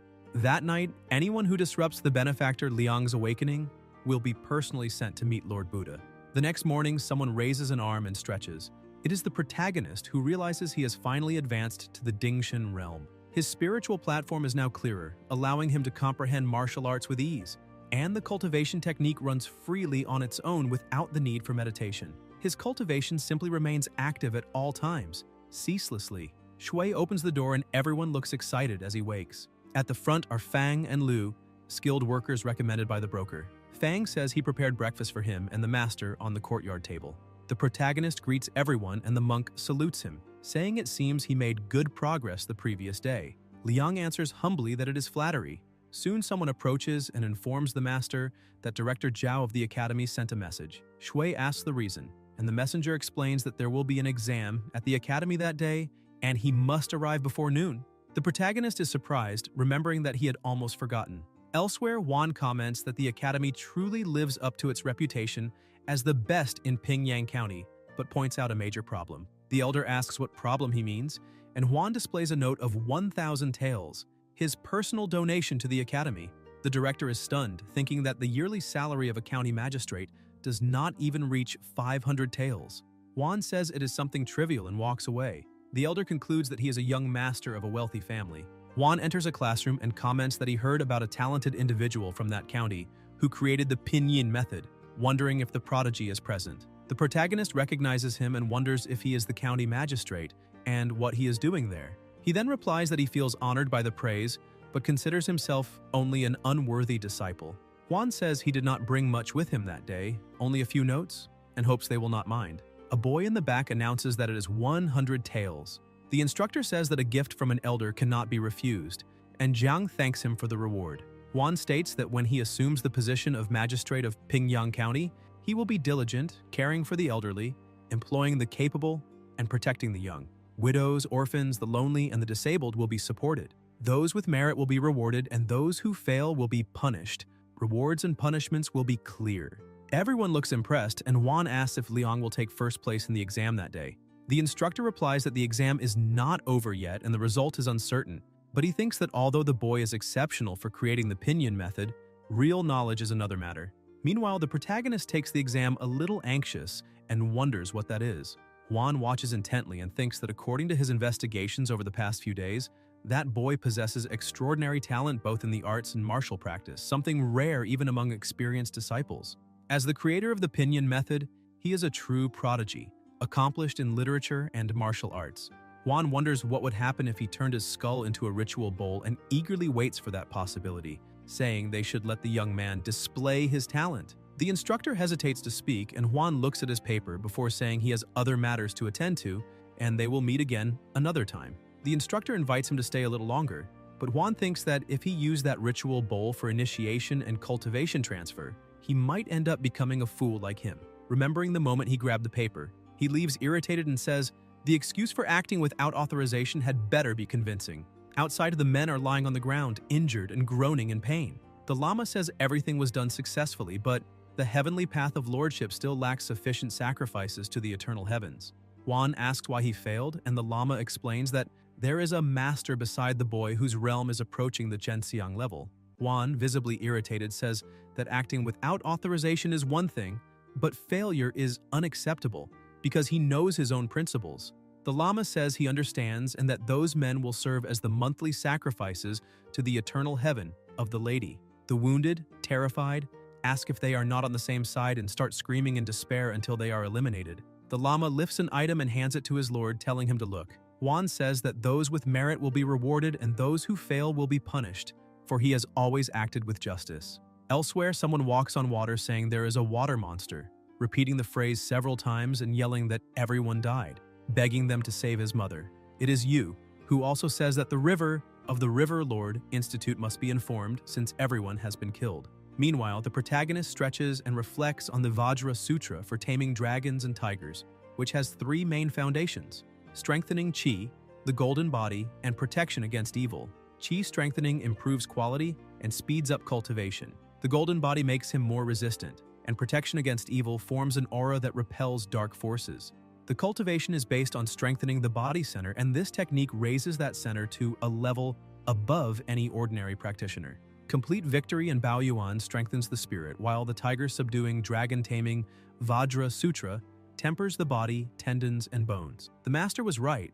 This technique can be cultivated alongside another. Now he becomes an artist who cultivates both internally and externally, an almost perfect being. Although he has not mastered it entirely, he feels close to breaking through the blood gate. He has already used his military merit to exchange for blood coagulation pills and blood exchange pills, and when the right moment comes, he will be able to advance. Liang lies down with a book in hand and remembers that days ago he asked the chief registrar to prepare the exchange catalog so he could look for a suitable item. Shui looks through the main merit catalog and sees that, judging from the names alone, the techniques there are far more advanced than those of the lesser merits. Most require a major merit with some adjustments, but none seem useful now. The protagonist also flips through the book, reads about the Crimson Fire Battle Feather, and decides he will not use it, wondering if he should wait to exchange for life-prolonging treasures at this stage, but concludes there is no need to extend his life for now. Liang suddenly widens his eyes when he sees the Lingxi water and says that this is the only one worth taking, deciding it is time to ask the chief registrar whether there is any suitable mission. Shui then goes to another section. A young man passing by greets him, and Chang is surprised to see him there. The protagonist encourages him to try, and Chang agrees. Liang asks if there has been any major merit mission available recently, and Chang replies he reserved one especially for him which came out that morning. Shui says it is a coincidence and asks what the mission is, and Chang reveals it is to investigate the city of Wushui. At night, elsewhere, someone in front of a mirror admires their own beauty and shock, enchanted by such delicacy. 1,000 sorrows and griefs mark her brow, vows made between mountains and seas shield her from change, but a destiny-tied beauty can only blame the heavens for a reckless love that twists her heart and makes her wither day after day. Du comments that she is beautiful and says the gang leader is fortunate to marry such an exquisite concubine. The leader replies it is nothing and that if the county magistrate wants, he may take Chuner that night. Du says that would not be appropriate, and a man beside him reminds them she is the promised concubine of gang leader Lu. The leader argues that little Chun confessed she felt an instant connection with the magistrate and would regret it for life if she could not serve him, only helping them complete a beautiful union. Du laughs loudly and says it is excellent. The leader mentions the inspector position for his son, but Du reminds him they agreed not to talk about official matters that night. The leader apologizes and drinks a cup in atonement. Du stands, saying he is going to the room to handle romantic matters with Chuner, while the man beside him tells the leader not to worry because the magistrate has always kept his son's case in mind. Gang leader Lu thanks him. Yi approaches, saying 8 years have passed and that cursed fatty still uses power and influence to drag them into everything. The leader asks what is new about that and whether Fatty can think of anything besides filth. Yi says he heard someone from the city is leading people from the River Lord Institute here in Pingyang. The leader becomes furious and says that traitorous scum is running toward death. Yi asks what the plan is, and the leader replies that even if they belong to the Institute, everyone who died in the river were excellent swimmers, that is their territory, and if they dare enter, they will leave their lives behind. Elsewhere, an old man begs for a few more days, saying that without that fish, his family will starve. A boy with a scar kicks him and asks how many days he thinks he has left and who would give him more time. A child cries upon seeing the elder fallen, and the scarred boy says, everyone knows that with the Fish King causing chaos in the waters, the ones keeping the river safe are them, the government, the lords of the River Lord Institute. He says he and his brothers risk their lives every day to ensure everyone's safety, and asks whether it is too much to request a small docking fee. The old man complains that they have taken over the dock and charge half a tael per day of fishing, something impossible for simple folk. The scarred boy replies that if they have no money, they can sell their children, because a child is worth 3 taels of silver, enough to pay debts and rent a boat. Crying, the old man asks what this fish king tax is and says they must hand over the best catch daily, making life impossible. At that moment, gang leader Lu arrives and asks what is happening. The boy explains the old man refuses to pay the tax and is causing trouble. The gang leader says it is foolish, that the old man is far too old to behave so shamefully, and asks why he is doing that. The man pleads, saying he has not eaten in 3 days and has no money, and the child kneels, begging for mercy. Lu sighs and says it would be easy for him to waive the fee, but asks what would happen afterward, and what about the other fishermen? Would they stop paying too? And his brothers, without income, who would ensure everyone's safety. He then says the fish king tax was ordered by the county magistrate himself as an offering to the king of the waters to protect the people. Using collective safety as an excuse for personal comfort is pure selfishness. The old man, desperate, is struck in the head by a stone thrown by a woman who shouts she has a granddaughter and a son at home, accusing him of trying to doom them all by refusing to cooperate with the magistrate. Everyone begins stoning the old man, agreeing that he is the one who should die. Even as he is struck by stones and shouting, the man tries to shield the child beside him, while the crowd roars that everyone's safety cannot be sacrificed because of him. The child cries desperately, begging them to stop hitting his grandfather, but no one cares, and they keep beating him while calling him a shameless old man. Guild leader Lu watches the scene with a satisfied smile and walks away. The scarred youth asks what to do about the debt if the old man dies from the beating, and Lu coldly tells him to sell the old man's grandson, saying any extra money can be considered a bonus for the brothers. He then adds that the River Lord Institute has been acting strangely and orders the man to return to the cave and guard the treasure. The subordinate obeys and asks what the plan is for dealing with the people from the Institute, and Lu says everything has already been arranged. Inside a boat, someone lets out a relieved sigh, saying that doing tasks while wearing that uniform is much more comfortable. It is the protagonist who cannot believe the River Lord Institute even provides a private boat for the River Lord and considers it an enviable benefit. He praises Aunt Fang's cooking, saying it truly lives up to its reputation, and asks the other if he wants some. Yu answers he is not hungry, but Liang insists they eat together since there is plenty. Yu eventually gives in, eats quickly, and gets emotional, saying it has been a long time since he tasted something so delicious. Shui tells him to eat slowly, and the boy, eyes filling with tears, says he wishes his mother could taste something like that too. Liang sighs, thinking that since the Ghost Mother cult's final desperate struggle, countless mountain spirits have been freed, causing serious consequences for the common people living nearby. He then asks Yu to explain what happened and where he came from. Trembling, Yu says it is the Fish King, many of them, countless Fish Kings. Liang wonders what so many Fish Kings could be and whether they are monster spirits. Suddenly, he feels a violent tremor, and Shui rushes out to see what is happening. The water starts to churn violently and a blast shakes the entire boat. Yu screams that it is the Fish King, that they were the ones who devoured the entire fleet. Liang asks about these kings, and Yu, panicking, says they are back, that the Fish King has come to claim lives, the voice of the Fengbu County River, and the entire territory. Liang asks what territory that would be while Shui grabs his spear, walks to the bow, and declares that he is the one who decides what happens there. The waves grow even more violent, and Yu watches in fear as he sees him advance firmly over the waters. The protagonist asks him to wait a moment and dives, moving quickly under the surface while wondering if that could be a dolphin. But porpoises are gentle creatures, so why would they attack? The dolphins rush toward him, and Shui realizes he has no choice. He faces the creatures and decides he will have to defeat them to learn what is behind all this. Inside the boat, Yu watches in terror and wonders if he is still alive, staring at the massive whirlpool that has formed. Amazed, he thinks that must be the power of the Institute's master, the true River Lord. A head is thrown into the boat, making Yu jump back in fear until Liang leaps aboard again and tells him not to worry. Everything has been taken care of and the Lord is unharmed. Yu asks if that was the Fish King, and Liang explains they were only porpoises that had not yet reached the level of monster spirits, though they look different. Yu then points ahead and says that is the city of Wushui, assuring that everyone will be happy to know the Lord has eliminated the Fish King. He shouts to the people that he is back and brings good news. A woman recognizes him as Yu, the eldest son of the Liu family, and remembers he went fishing with the Zhou family boy, asking why he returned alone. A man beside her asks what happened. Yu jumps off the boat and excitedly announces that the Fish King has been defeated and everyone can fish freely again. The people are shocked, ask if it is true and how that could be possible, and Yu confirms it by showing the creature's head. saying it was the master of the River Lord Institute who defeated the enemy. The people gather, confirm it is real, and ask if they are safe now and what will happen to the fishing tax. Guild leader Liu then steps forward saying they, the common folk, salute the master of the River Lord Institute and thank him on behalf of all the residents of Wushui for his immense kindness. Liang senses the spiritual energy around him and notices the flow of blood, realizing the man is in the tiger hunter realm. Guild leader Liu introduces himself as Jia, owner of the local fishing guild, saying that in recent days he barely managed to protect the waters. But thanks to the master's men, now that the Fish King has been defeated, the master's feat is nothing short of saving them once again. Liang replies that he only did his duty and there is no need for thanks, though he thinks something in that reaction feels strange. The man accepted everything far too quickly. Ji then says that with the arrival of the Riverlord Institute, the city of Wushui is saved and everyone can return to fishing freely without taxes.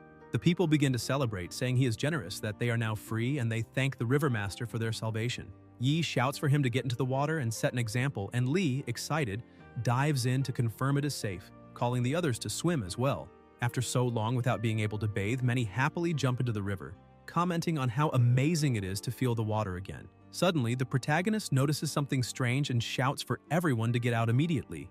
One of the residents is violently pulled underwater and a spray of blood bursts on the surface. Panic spreads and everyone starts running, screaming that the Fish King has returned. Yu, desperate, asks how that is possible, and Jia, with a sinister smile, says the Fish King is still alive and that everyone should flee.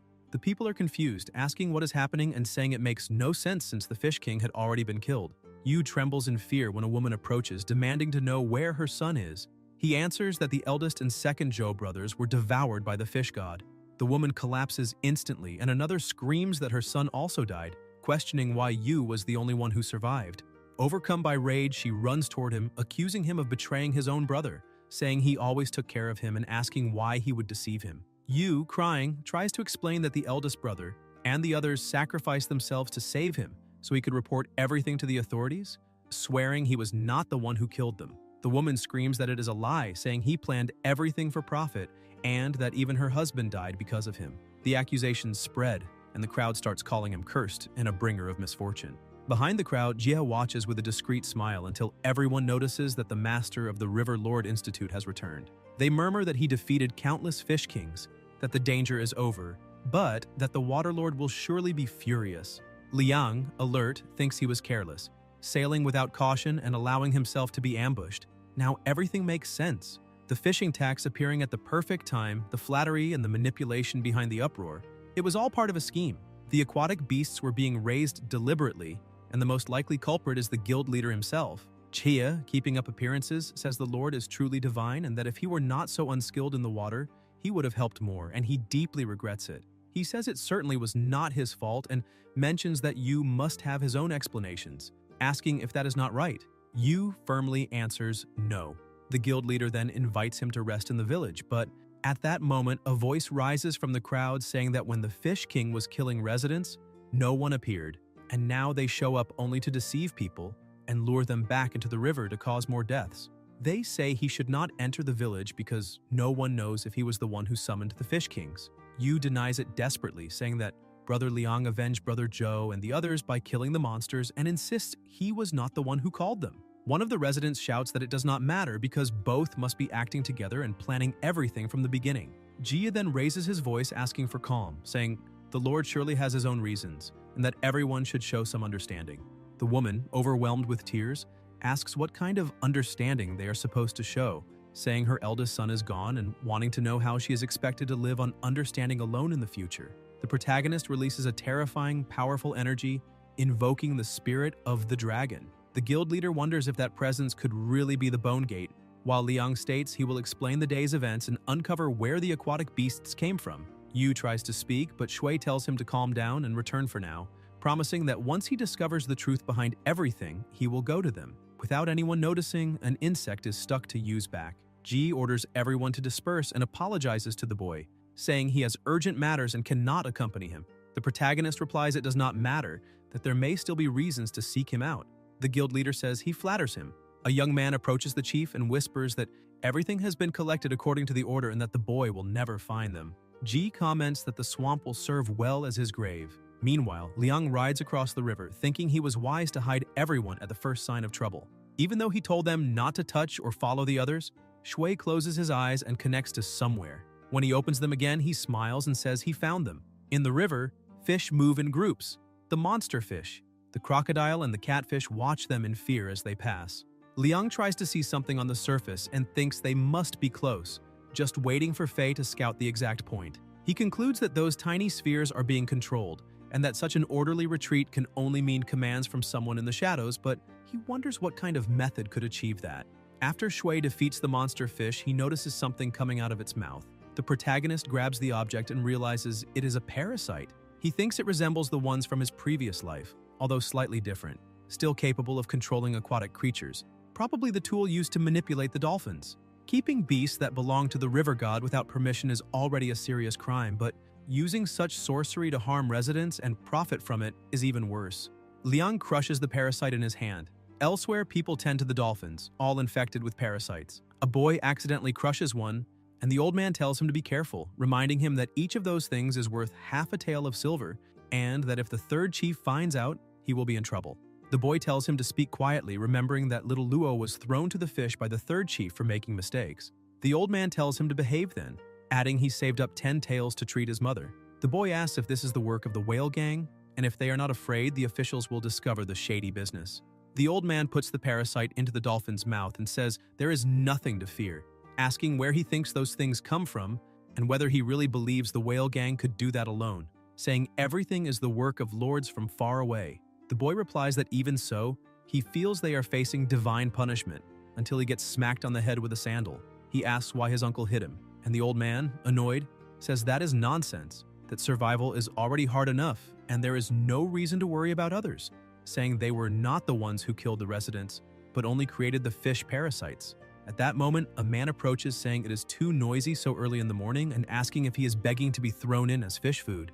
The old man asks if he is the third chief and when he returned. The scarred man replies he does not need to report his schedule, and the old man quickly bows, saying it is an honor to have him inspecting the place. The scarred chief notices something beside him and asks if he destroyed a parasite. The old man panics, and the third chief grabs the boy by the neck, asking if he has been ignoring orders. The boy cries, begging his uncle for help, and the old man pleads, saying his nephew is just ignorant. The chief says he has been there long enough and that everything there belongs to the gang, so he cannot let it go. The old man promises to pay for him. The third chief releases the boy and says he has a good uncle and that now they will discuss compensation. The old man asks about the amount, saying it used to be half a tael, and the third chief replies that half a tael is only the price of the parasite, but that he also spared the boy's life. The old man thanks him, saying that is all he asks and that he is not a greedy man. The boy protests, saying that money is what he saved for his mother's treatment and he cannot take it. But the third chief asks if he intends to challenge him. The boy yells for him to give the money back to his uncle, and the old man screams no as he sees his nephew struck in the stomach and thrown into the water. The third chief says he provoked that and did everything he could, while the old man, desperate, asks why the boy was so stupid. The chief comments that the boy is lost, for the creatures of the river will not let him leave. The water begins to bubble until the boat is capsized. Everyone watches closely and the protagonist emerges holding the boy. The third chief asks who he is and Liang introduces himself. The man wants to know how he found that place, and Shui replies that he is suspected of illegally creating an aquatic beast that belongs to someone else, and that, in the name of the fish king of Wushui, he must come with him. The third chief smiles, saying he was curious what kind of big shot had appeared, but sees it's just a naive brat. He asks if the boy has any idea who owns that business, and comments that he is only a low-ranking official who speaks too much. He says he will stay there and challenges the other to try to make him move. The protagonist pierces him with his spear and keeps pushing until causing a heavy impact. The third chief, dazed, thinks he cannot even see his speed, and while Shui strangles him, he realizes something. The chief smiles, believing he made the biggest mistake entering the water with him, because the mother of the modified fish lice is in his body, and once in the water, she can control all the currents of the river. The pressure increases more and more, but the protagonist continues squeezing his neck. The third chief asks why, citing his river dolphins and how that would be possible. Liang smiles and asks if he is the owner of the river dolphins, then uses the water prison. The chief, surprised, asks if he is a man or a god, and Shui replies that he will hit again and demands that he speak. Elsewhere, the boy tells his mother that he did something idiotic and failed with Zhou and the others. His mother, sick and lying in bed, says the blame is hers, for if she had not fallen ill, he would not have had to go out to earn a living. Yu says he asked the master to eliminate the Fish King, and that, when the truth comes out, he will apologize to the villagers, promising to earn money to treat the illness and give everyone an explanation. The woman says she believes in her son's character and that there must be some misunderstanding. Suddenly, a voice approaches saying that this is the tramp's house and that they must not let him escape, ordering them to block the door. Yu comes out and asks what they think they are doing. There are many people in front, and the guild leader asks how it came to this, saying he really cannot hold back the will of the villagers. Yu wants to know what everyone is doing there, and Ji smiles sinisterly, answering that he owes an explanation to the villagers who lost their families. People shout that he deserves to be cut into 1,000 pieces, blaming him for everything, saying that someone's child died in the Fish King's mouth and that they lived well under the gang leader's rule. But because of him, they were cheated, lost a hand, and now do not know how to live. The guild leader says he should explain himself properly, for the people do not blame a good person, but also do not let a bad one escape. Yu insists he clearly saw it was the hand of Master He, but the people say the child must be colluding with others to incriminate them, and that perhaps that man from the high office wasn't even real. Yu insists it is not so, that the Fish Kings were definitely eliminated, perhaps more than one. But Ji taunts, asking if he is only speculating and wants everyone to believe his supposition. People start calling it a conspiracy and thank the gang leader for cutting the losses in time. Suddenly, Yu is hit in the face by a child who screams for him to give back the father and calls him a bad man. Ji says the important thing now is that the Fish King is furious and that everyone saw the consequences, so they must hold the Fish King festival immediately to appease his wrath. Yu kneels, saying he is willing to go out and fish to calm the Fish King's anger. But the gang leader asks if he thinks the offering will be only fish this time, and says that now the offering is him. Yu asks if they will kill him, and his mother runs out of the house shouting not to touch her son, offering herself as a sacrifice in his place, leaving the boy desperate, asking her to return and saying this has nothing to do with her. People look shocked until one of them has an idea and asks why all the others lost someone but nothing happened to him, concluding he must be the Fish King's chosen one, and that if they do not sacrifice him, no one there will have peace again. They ask who among them has not lost parents, and say that if they let him go, what will become of the dead relatives? The crowd begins to shout to seize him, claiming they need to appease the Fish King's rage. They close in while Yu thinks only of his mother, who comforts him, telling him not to be afraid. They throw pieces of wood at her until a parasite crawls onto one man's arm, making everyone jump back in terror and call it a monster, saying he pretended to be innocent but was hiding a terrible creature. The guild leader asks if that is a spiritual beast and comments that its aura feels wrong. Yu cries desperately with his mother in his arms, begging her to wake up. One of the men says he is still pretending and orders them to grab him already, but the protagonist appears and asks who dares. The people recognize him as the Lord from the He office and ask how he got there, saying he had gone downriver to fight the Fish King, and that the He office can only handle water matters and this is dry land. Liang replies that Yu is an important witness brought to investigate the Wushui incident and, in other words, a protected witness of the He office, asking if anyone there has the right to dispute that. The guild leader says he arrived just in time to speak on the boy's behalf, that this is the best outcome and claims he is willing to believe him, trusting he will not disappoint them. He announces that tomorrow the Fish King festival will be held and that he has prepared food and wine on the boat awaiting his presence. Shui, irritated, orders him to get out of his sight. Ji leaves, telling him to rest well since they will meet tomorrow. Meanwhile, Yu cries intensely, saying he never harmed anyone and only wanted to earn silver to treat his mother's illness. The protagonist places a hand on his shoulder and apologizes for arriving too late, explaining he has already investigated the case, but acting rashly would only bury the truth, and he cannot wipe out an entire town. He swears he will clear the boy's name. Later, elsewhere, Liang holds his spear and thinks that according to Zheng's information, Jie is a martial artist of the Swift Horse realm and Yi is a martial artist of the Blood Gate. His current strength is not enough, and it is time to break the Blood Gate. Then Shui is underwater with his pets around him as the smoke dissipates. He swallows a pill and thinks that now is the moment. The danger of the Blood Gate rests in his hands. 3 waves and 3 condensations. Each blood exchange means walking on the edge of Hell's gates. All blood is expelled from the body, relying on the foundation of the 3 gates to hold one last breath. And what comes next is a contest of pure willpower. Suddenly, Liang's body turns red. His mana becomes overwhelming until it begins to crack, and the red particles shatter. As the energy moves, a symbol is branded on his back, and Shui thinks the Blood Gate has been broken. He is now a 4 gates martial master. He says he is fine. The breakthrough is over and everything is ready, thinking it is time to settle accounts with Jia. The next day, Yi asks her brother about the boy from the river office and whether he will actually come. Jie says not to worry, that boy will definitely not leave. Once on his boat, he will have to obey.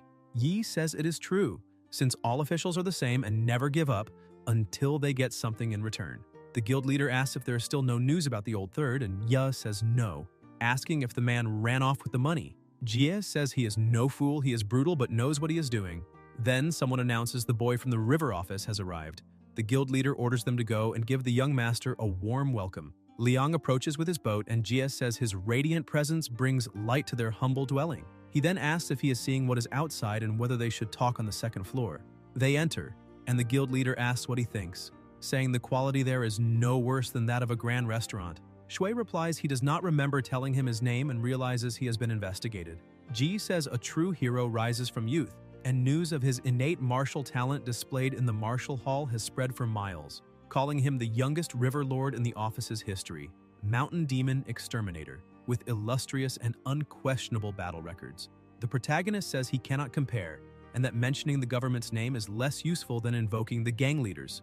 The guild leader replies that if he ever encounters trouble in that territory, he only needs to mention his name and he will certainly help him. Liang asks whether, for such an illustrious leader as Lu, resorting to intimidating villagers and coercing residents is not something shameful.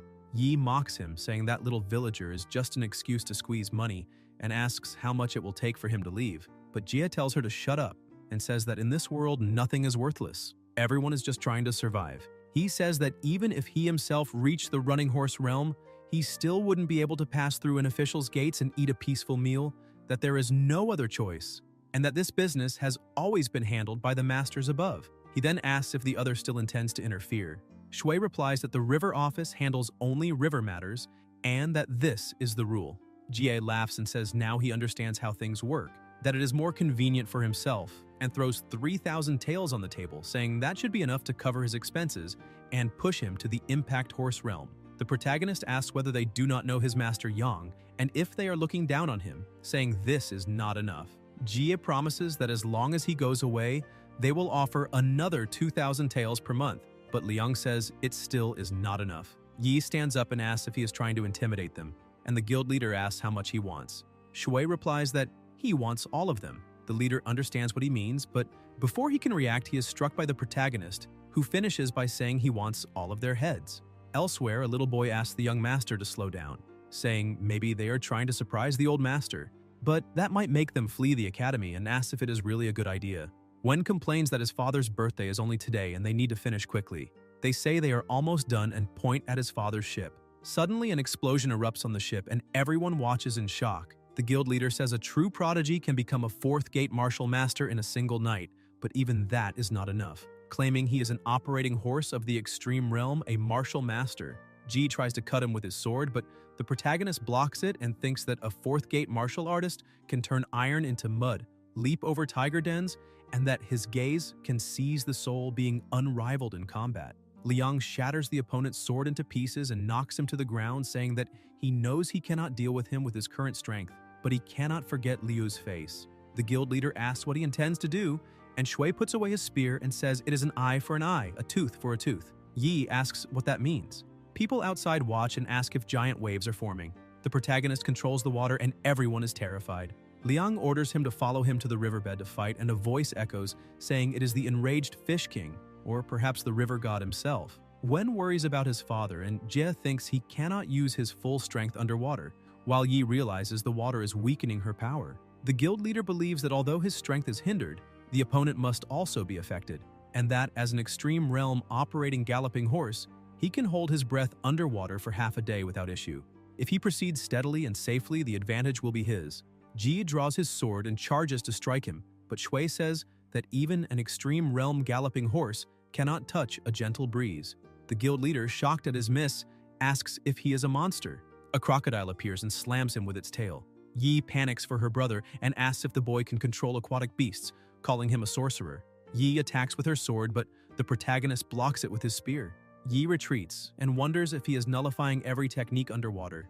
Ji shouts for the other to run, but when the guild leader looks back and sees his sister fighting the boy, he calls out to her.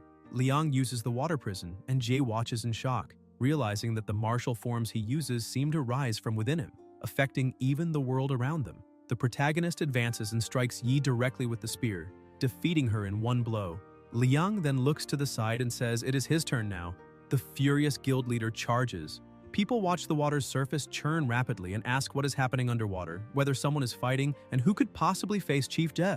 They say they heard he is a galloping horse realm martial master, and wonder if that official is from the River Lord Institute.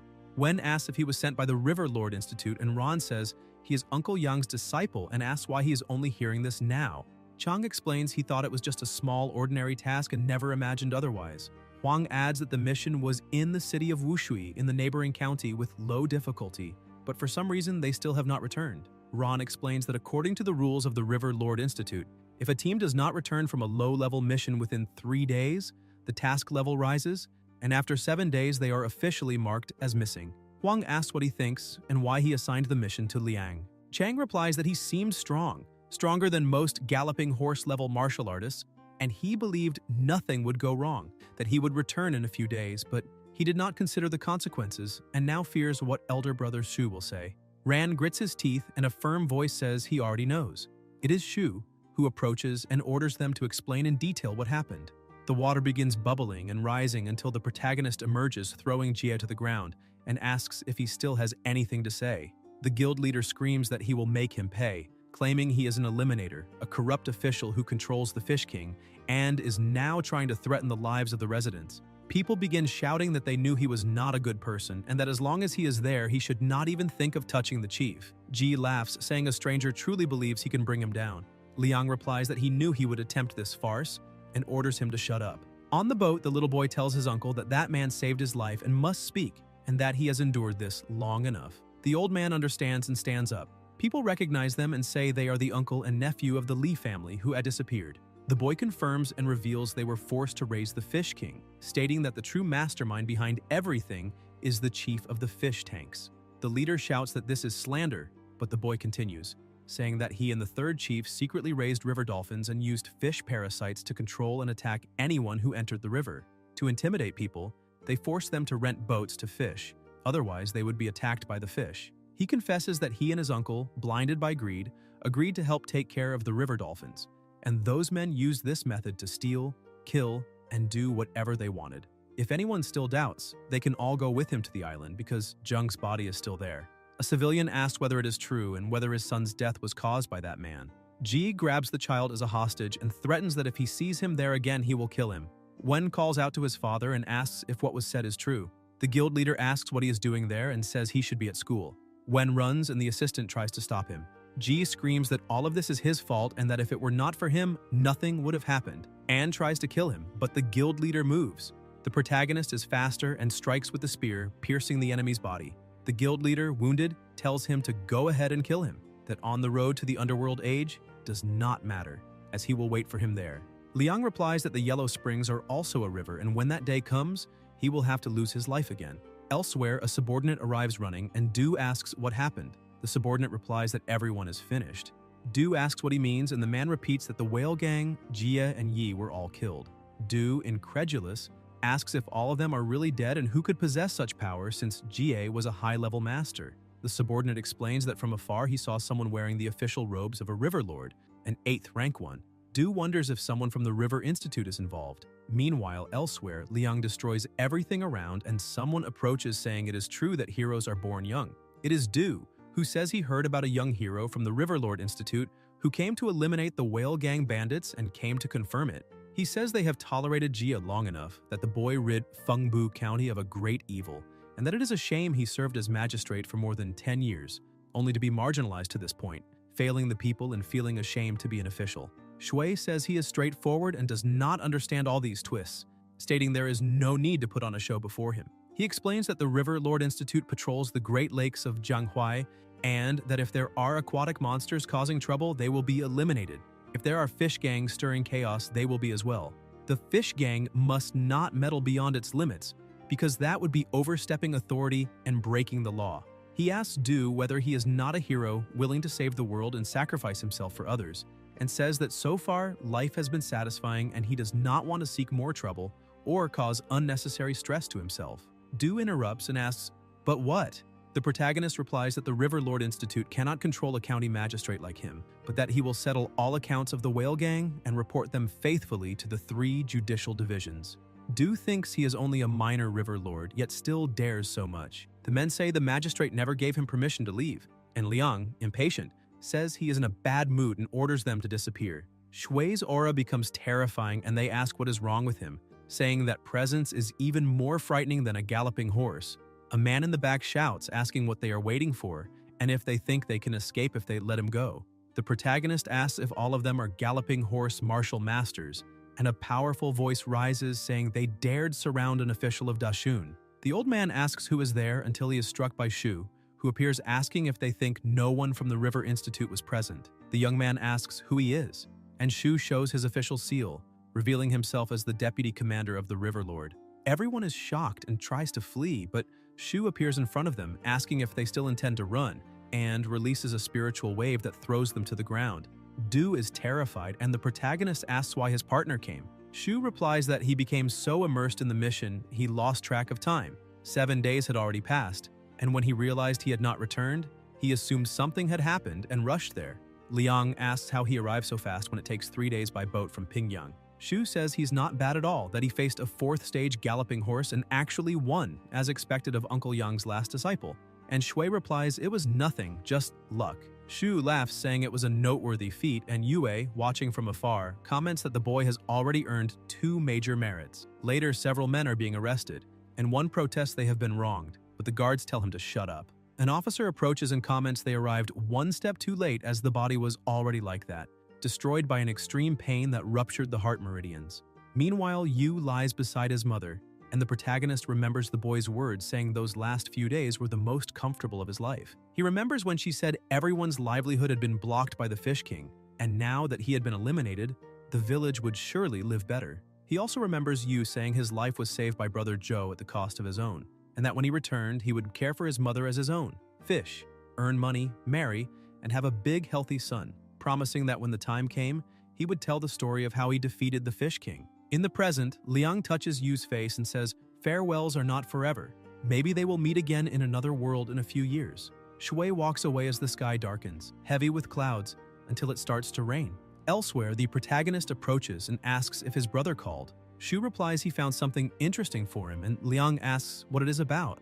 Yue comments that he heard from the master that he has been quite interested in archery lately and that black iron bow is perfect for him. Shui examines the bow and asks if it was Jia's weapon, thinking he had received Emperor Chuanzhu's favor, which made his cultivation advance rapidly in recent days, further improving his mastery of long weapons as if aided by divine power. He concludes the same must apply to bow weapons. He wore a crescent-shaped sling at his waist and wielded a 3-pronged spear. The sling was an ancient type of bow that fired arrows instead of projectiles. The protagonist reflects that, as they say, 100 beasts and 10,000 arrows are worthless without a strong bow, as the quality of the bow body is the most important factor. A proper bow must be able to be drawn and held for at least 3 breaths to be truly usable. Shu comments that he actually managed to pull a 100-stone iron bow and hold it for 1 full breath. Liang thinks that bows used by trained soldiers normally weigh about 35 jins, and that bow weighs at least 100 stones, the equivalent of 1,500 jins. He concludes that defeating Jie was pure luck thanks to the advantage he had underwater, because in strength he is still no match for him. He admits he only managed to pull the string for a single breath and still has a long path ahead. He asks if they are simply giving him the bow like that, and Yue asks if the report mentioned Jia using that weapon. Shui replies no, and Shu smiles, saying of course he brought the bow to deal with Jia, but it ended up not using it. The protagonist asks whether that couldn't end up turning against them, and Yue replies that maybe it could, since confiscating property has always been a profitable business. He adds that there is an important lesson in this, not trying to be a perfect person, because it is good to keep a few harmless flaws. Liang advises him not to take everything on himself, nor be relentlessly righteous, because he is not a god, only a man. He remembers how those youngsters loved the quick sesame buns from the corner shop and asks if he wants to go eat together. Shui agrees. Meanwhile, underwater, the catfish and the crocodile notice something curious and come closer. The crocodile is frightened until a huge shell opens and an old man comes out complaining that they interrupted his sweet dreams for no reason. The next day, the protagonist walks thinking that he has finally arrived home and will be able to rest well. He remembers that a few days ago Faye kept sending messages talking about a treasure, but he still doesn't know what that means. Liang opens the door and asks if the master is not there and whether he went out. He says that the river, Liu, and Aunt Fang didn't know he was coming back, so they went to work. Since discovering that the underground river from the backyard well connects to the Great Lake, he expanded the area near the well while building the house and created a small lake for Faye to rest in, since he cannot move. He observes that those two are sleeping again and comments that he himself is fine. Suddenly, he notices something and asks what that is, surprised by a giant mussel. A voice from inside the shell answers saying it is not a simple river mussel, but a giant clam. Shui is shocked that it can really speak, and the voice asks if he can hear that elder and who he is, and why he ordered that fat fish to kidnap him. The protagonist asks about the kidnapping, apologizes, and says Faye is just playful, that he offended the elder unintentionally, promising to find a proper place for him to live tomorrow. The shell says the young man is very polite, and Liang comments that this world is truly extraordinary, wondering if there are giant clams capable of speaking, since such a creature shouldn't even have vocal cords. Suddenly, Shui realizes something. The old man is opening the shell, and when he opens it, he asks his name. The protagonist says the giant mussel is alive, and the old man answers that he is rude.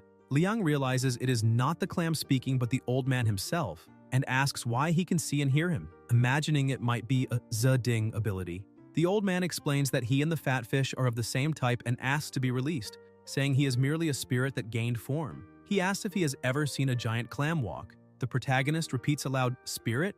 and remembers reading something about it, that in this world, all objects can give rise to a spirit, also called a sentence. The conditions are extremely harsh and little known, but there is one item capable of producing a spirit successfully, the weapon of a martial saint. So he wonders why that giant shell was able to generate a spirit, and the old man complains that he is bullying him.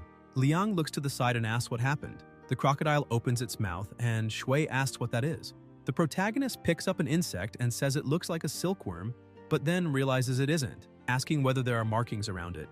The old man asks if that is a mirage brooch, and Liang, curious, asks if he knows what that is. He wants to know what exactly a mirage brooch is, but the old man asks why he should say. Shui replies that his knowledge is vast and profound, worthy of a great scholar, saying that this junior humbly asks for the senior's guidance to broaden his horizons. The old man says not to think he will let him go just because he spoke politely, but because he is interested in his desire to learn. He says that, according to legend, there are 3 immortal islands, and each one shelters countless strange and marvelous creatures, and is famous for producing something unique. He explains that the immortal island Penglai is covered by a white mist all day, a mist created by a rare creature called the mirage insect, which has secret markings on its sides and a body white like jade. The protagonist asks what the mirage insect is for and how to use it, and the old man replies that he has never used it, that it is all just legend and may not have any real use.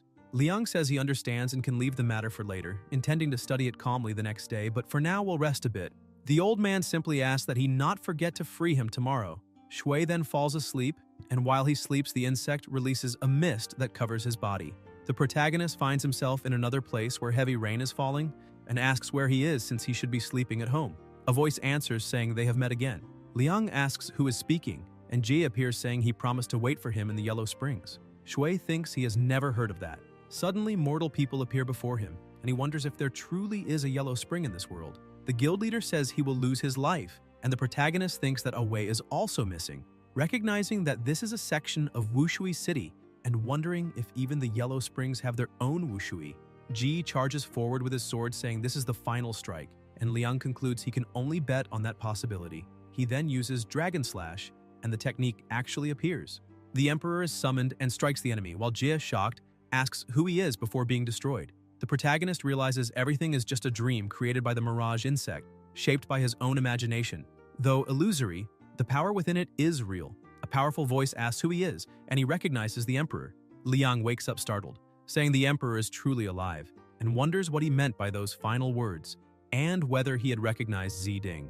He concludes that the mist released by the mirage insect caused that dream, and that the effect has ended. He thinks the mirage insect is a very strange creature, and that next time he should not casually summon the Emperor's ghost, but admits the insect is perfect for training because it allows him to feel the fight inside the dream and strengthen his real body. Someone knocks on the door saying an official has come to deliver something of great value, and Shui replies that his exchanged items have arrived. Elsewhere, the protagonist is sitting on the floor with a box in his hands containing flowers, and Liang says they are the 2 precious aquatic plants he asked Brother Shu to choose using his merit points. Following the instructions, he holds the petals in his mouth and begins cultivating. The system notifies that his water essence has increased, and Shui feels 2 energies, one hot and one cold, swirling and blending inside his body, finding the sensation extremely pleasant. The old man comments that the boy makes such a fuss just to practice one technique, which is shocking but not practical, saying he once saw a real dragon in his life. Something is summoned, and the old man becomes even more shocked.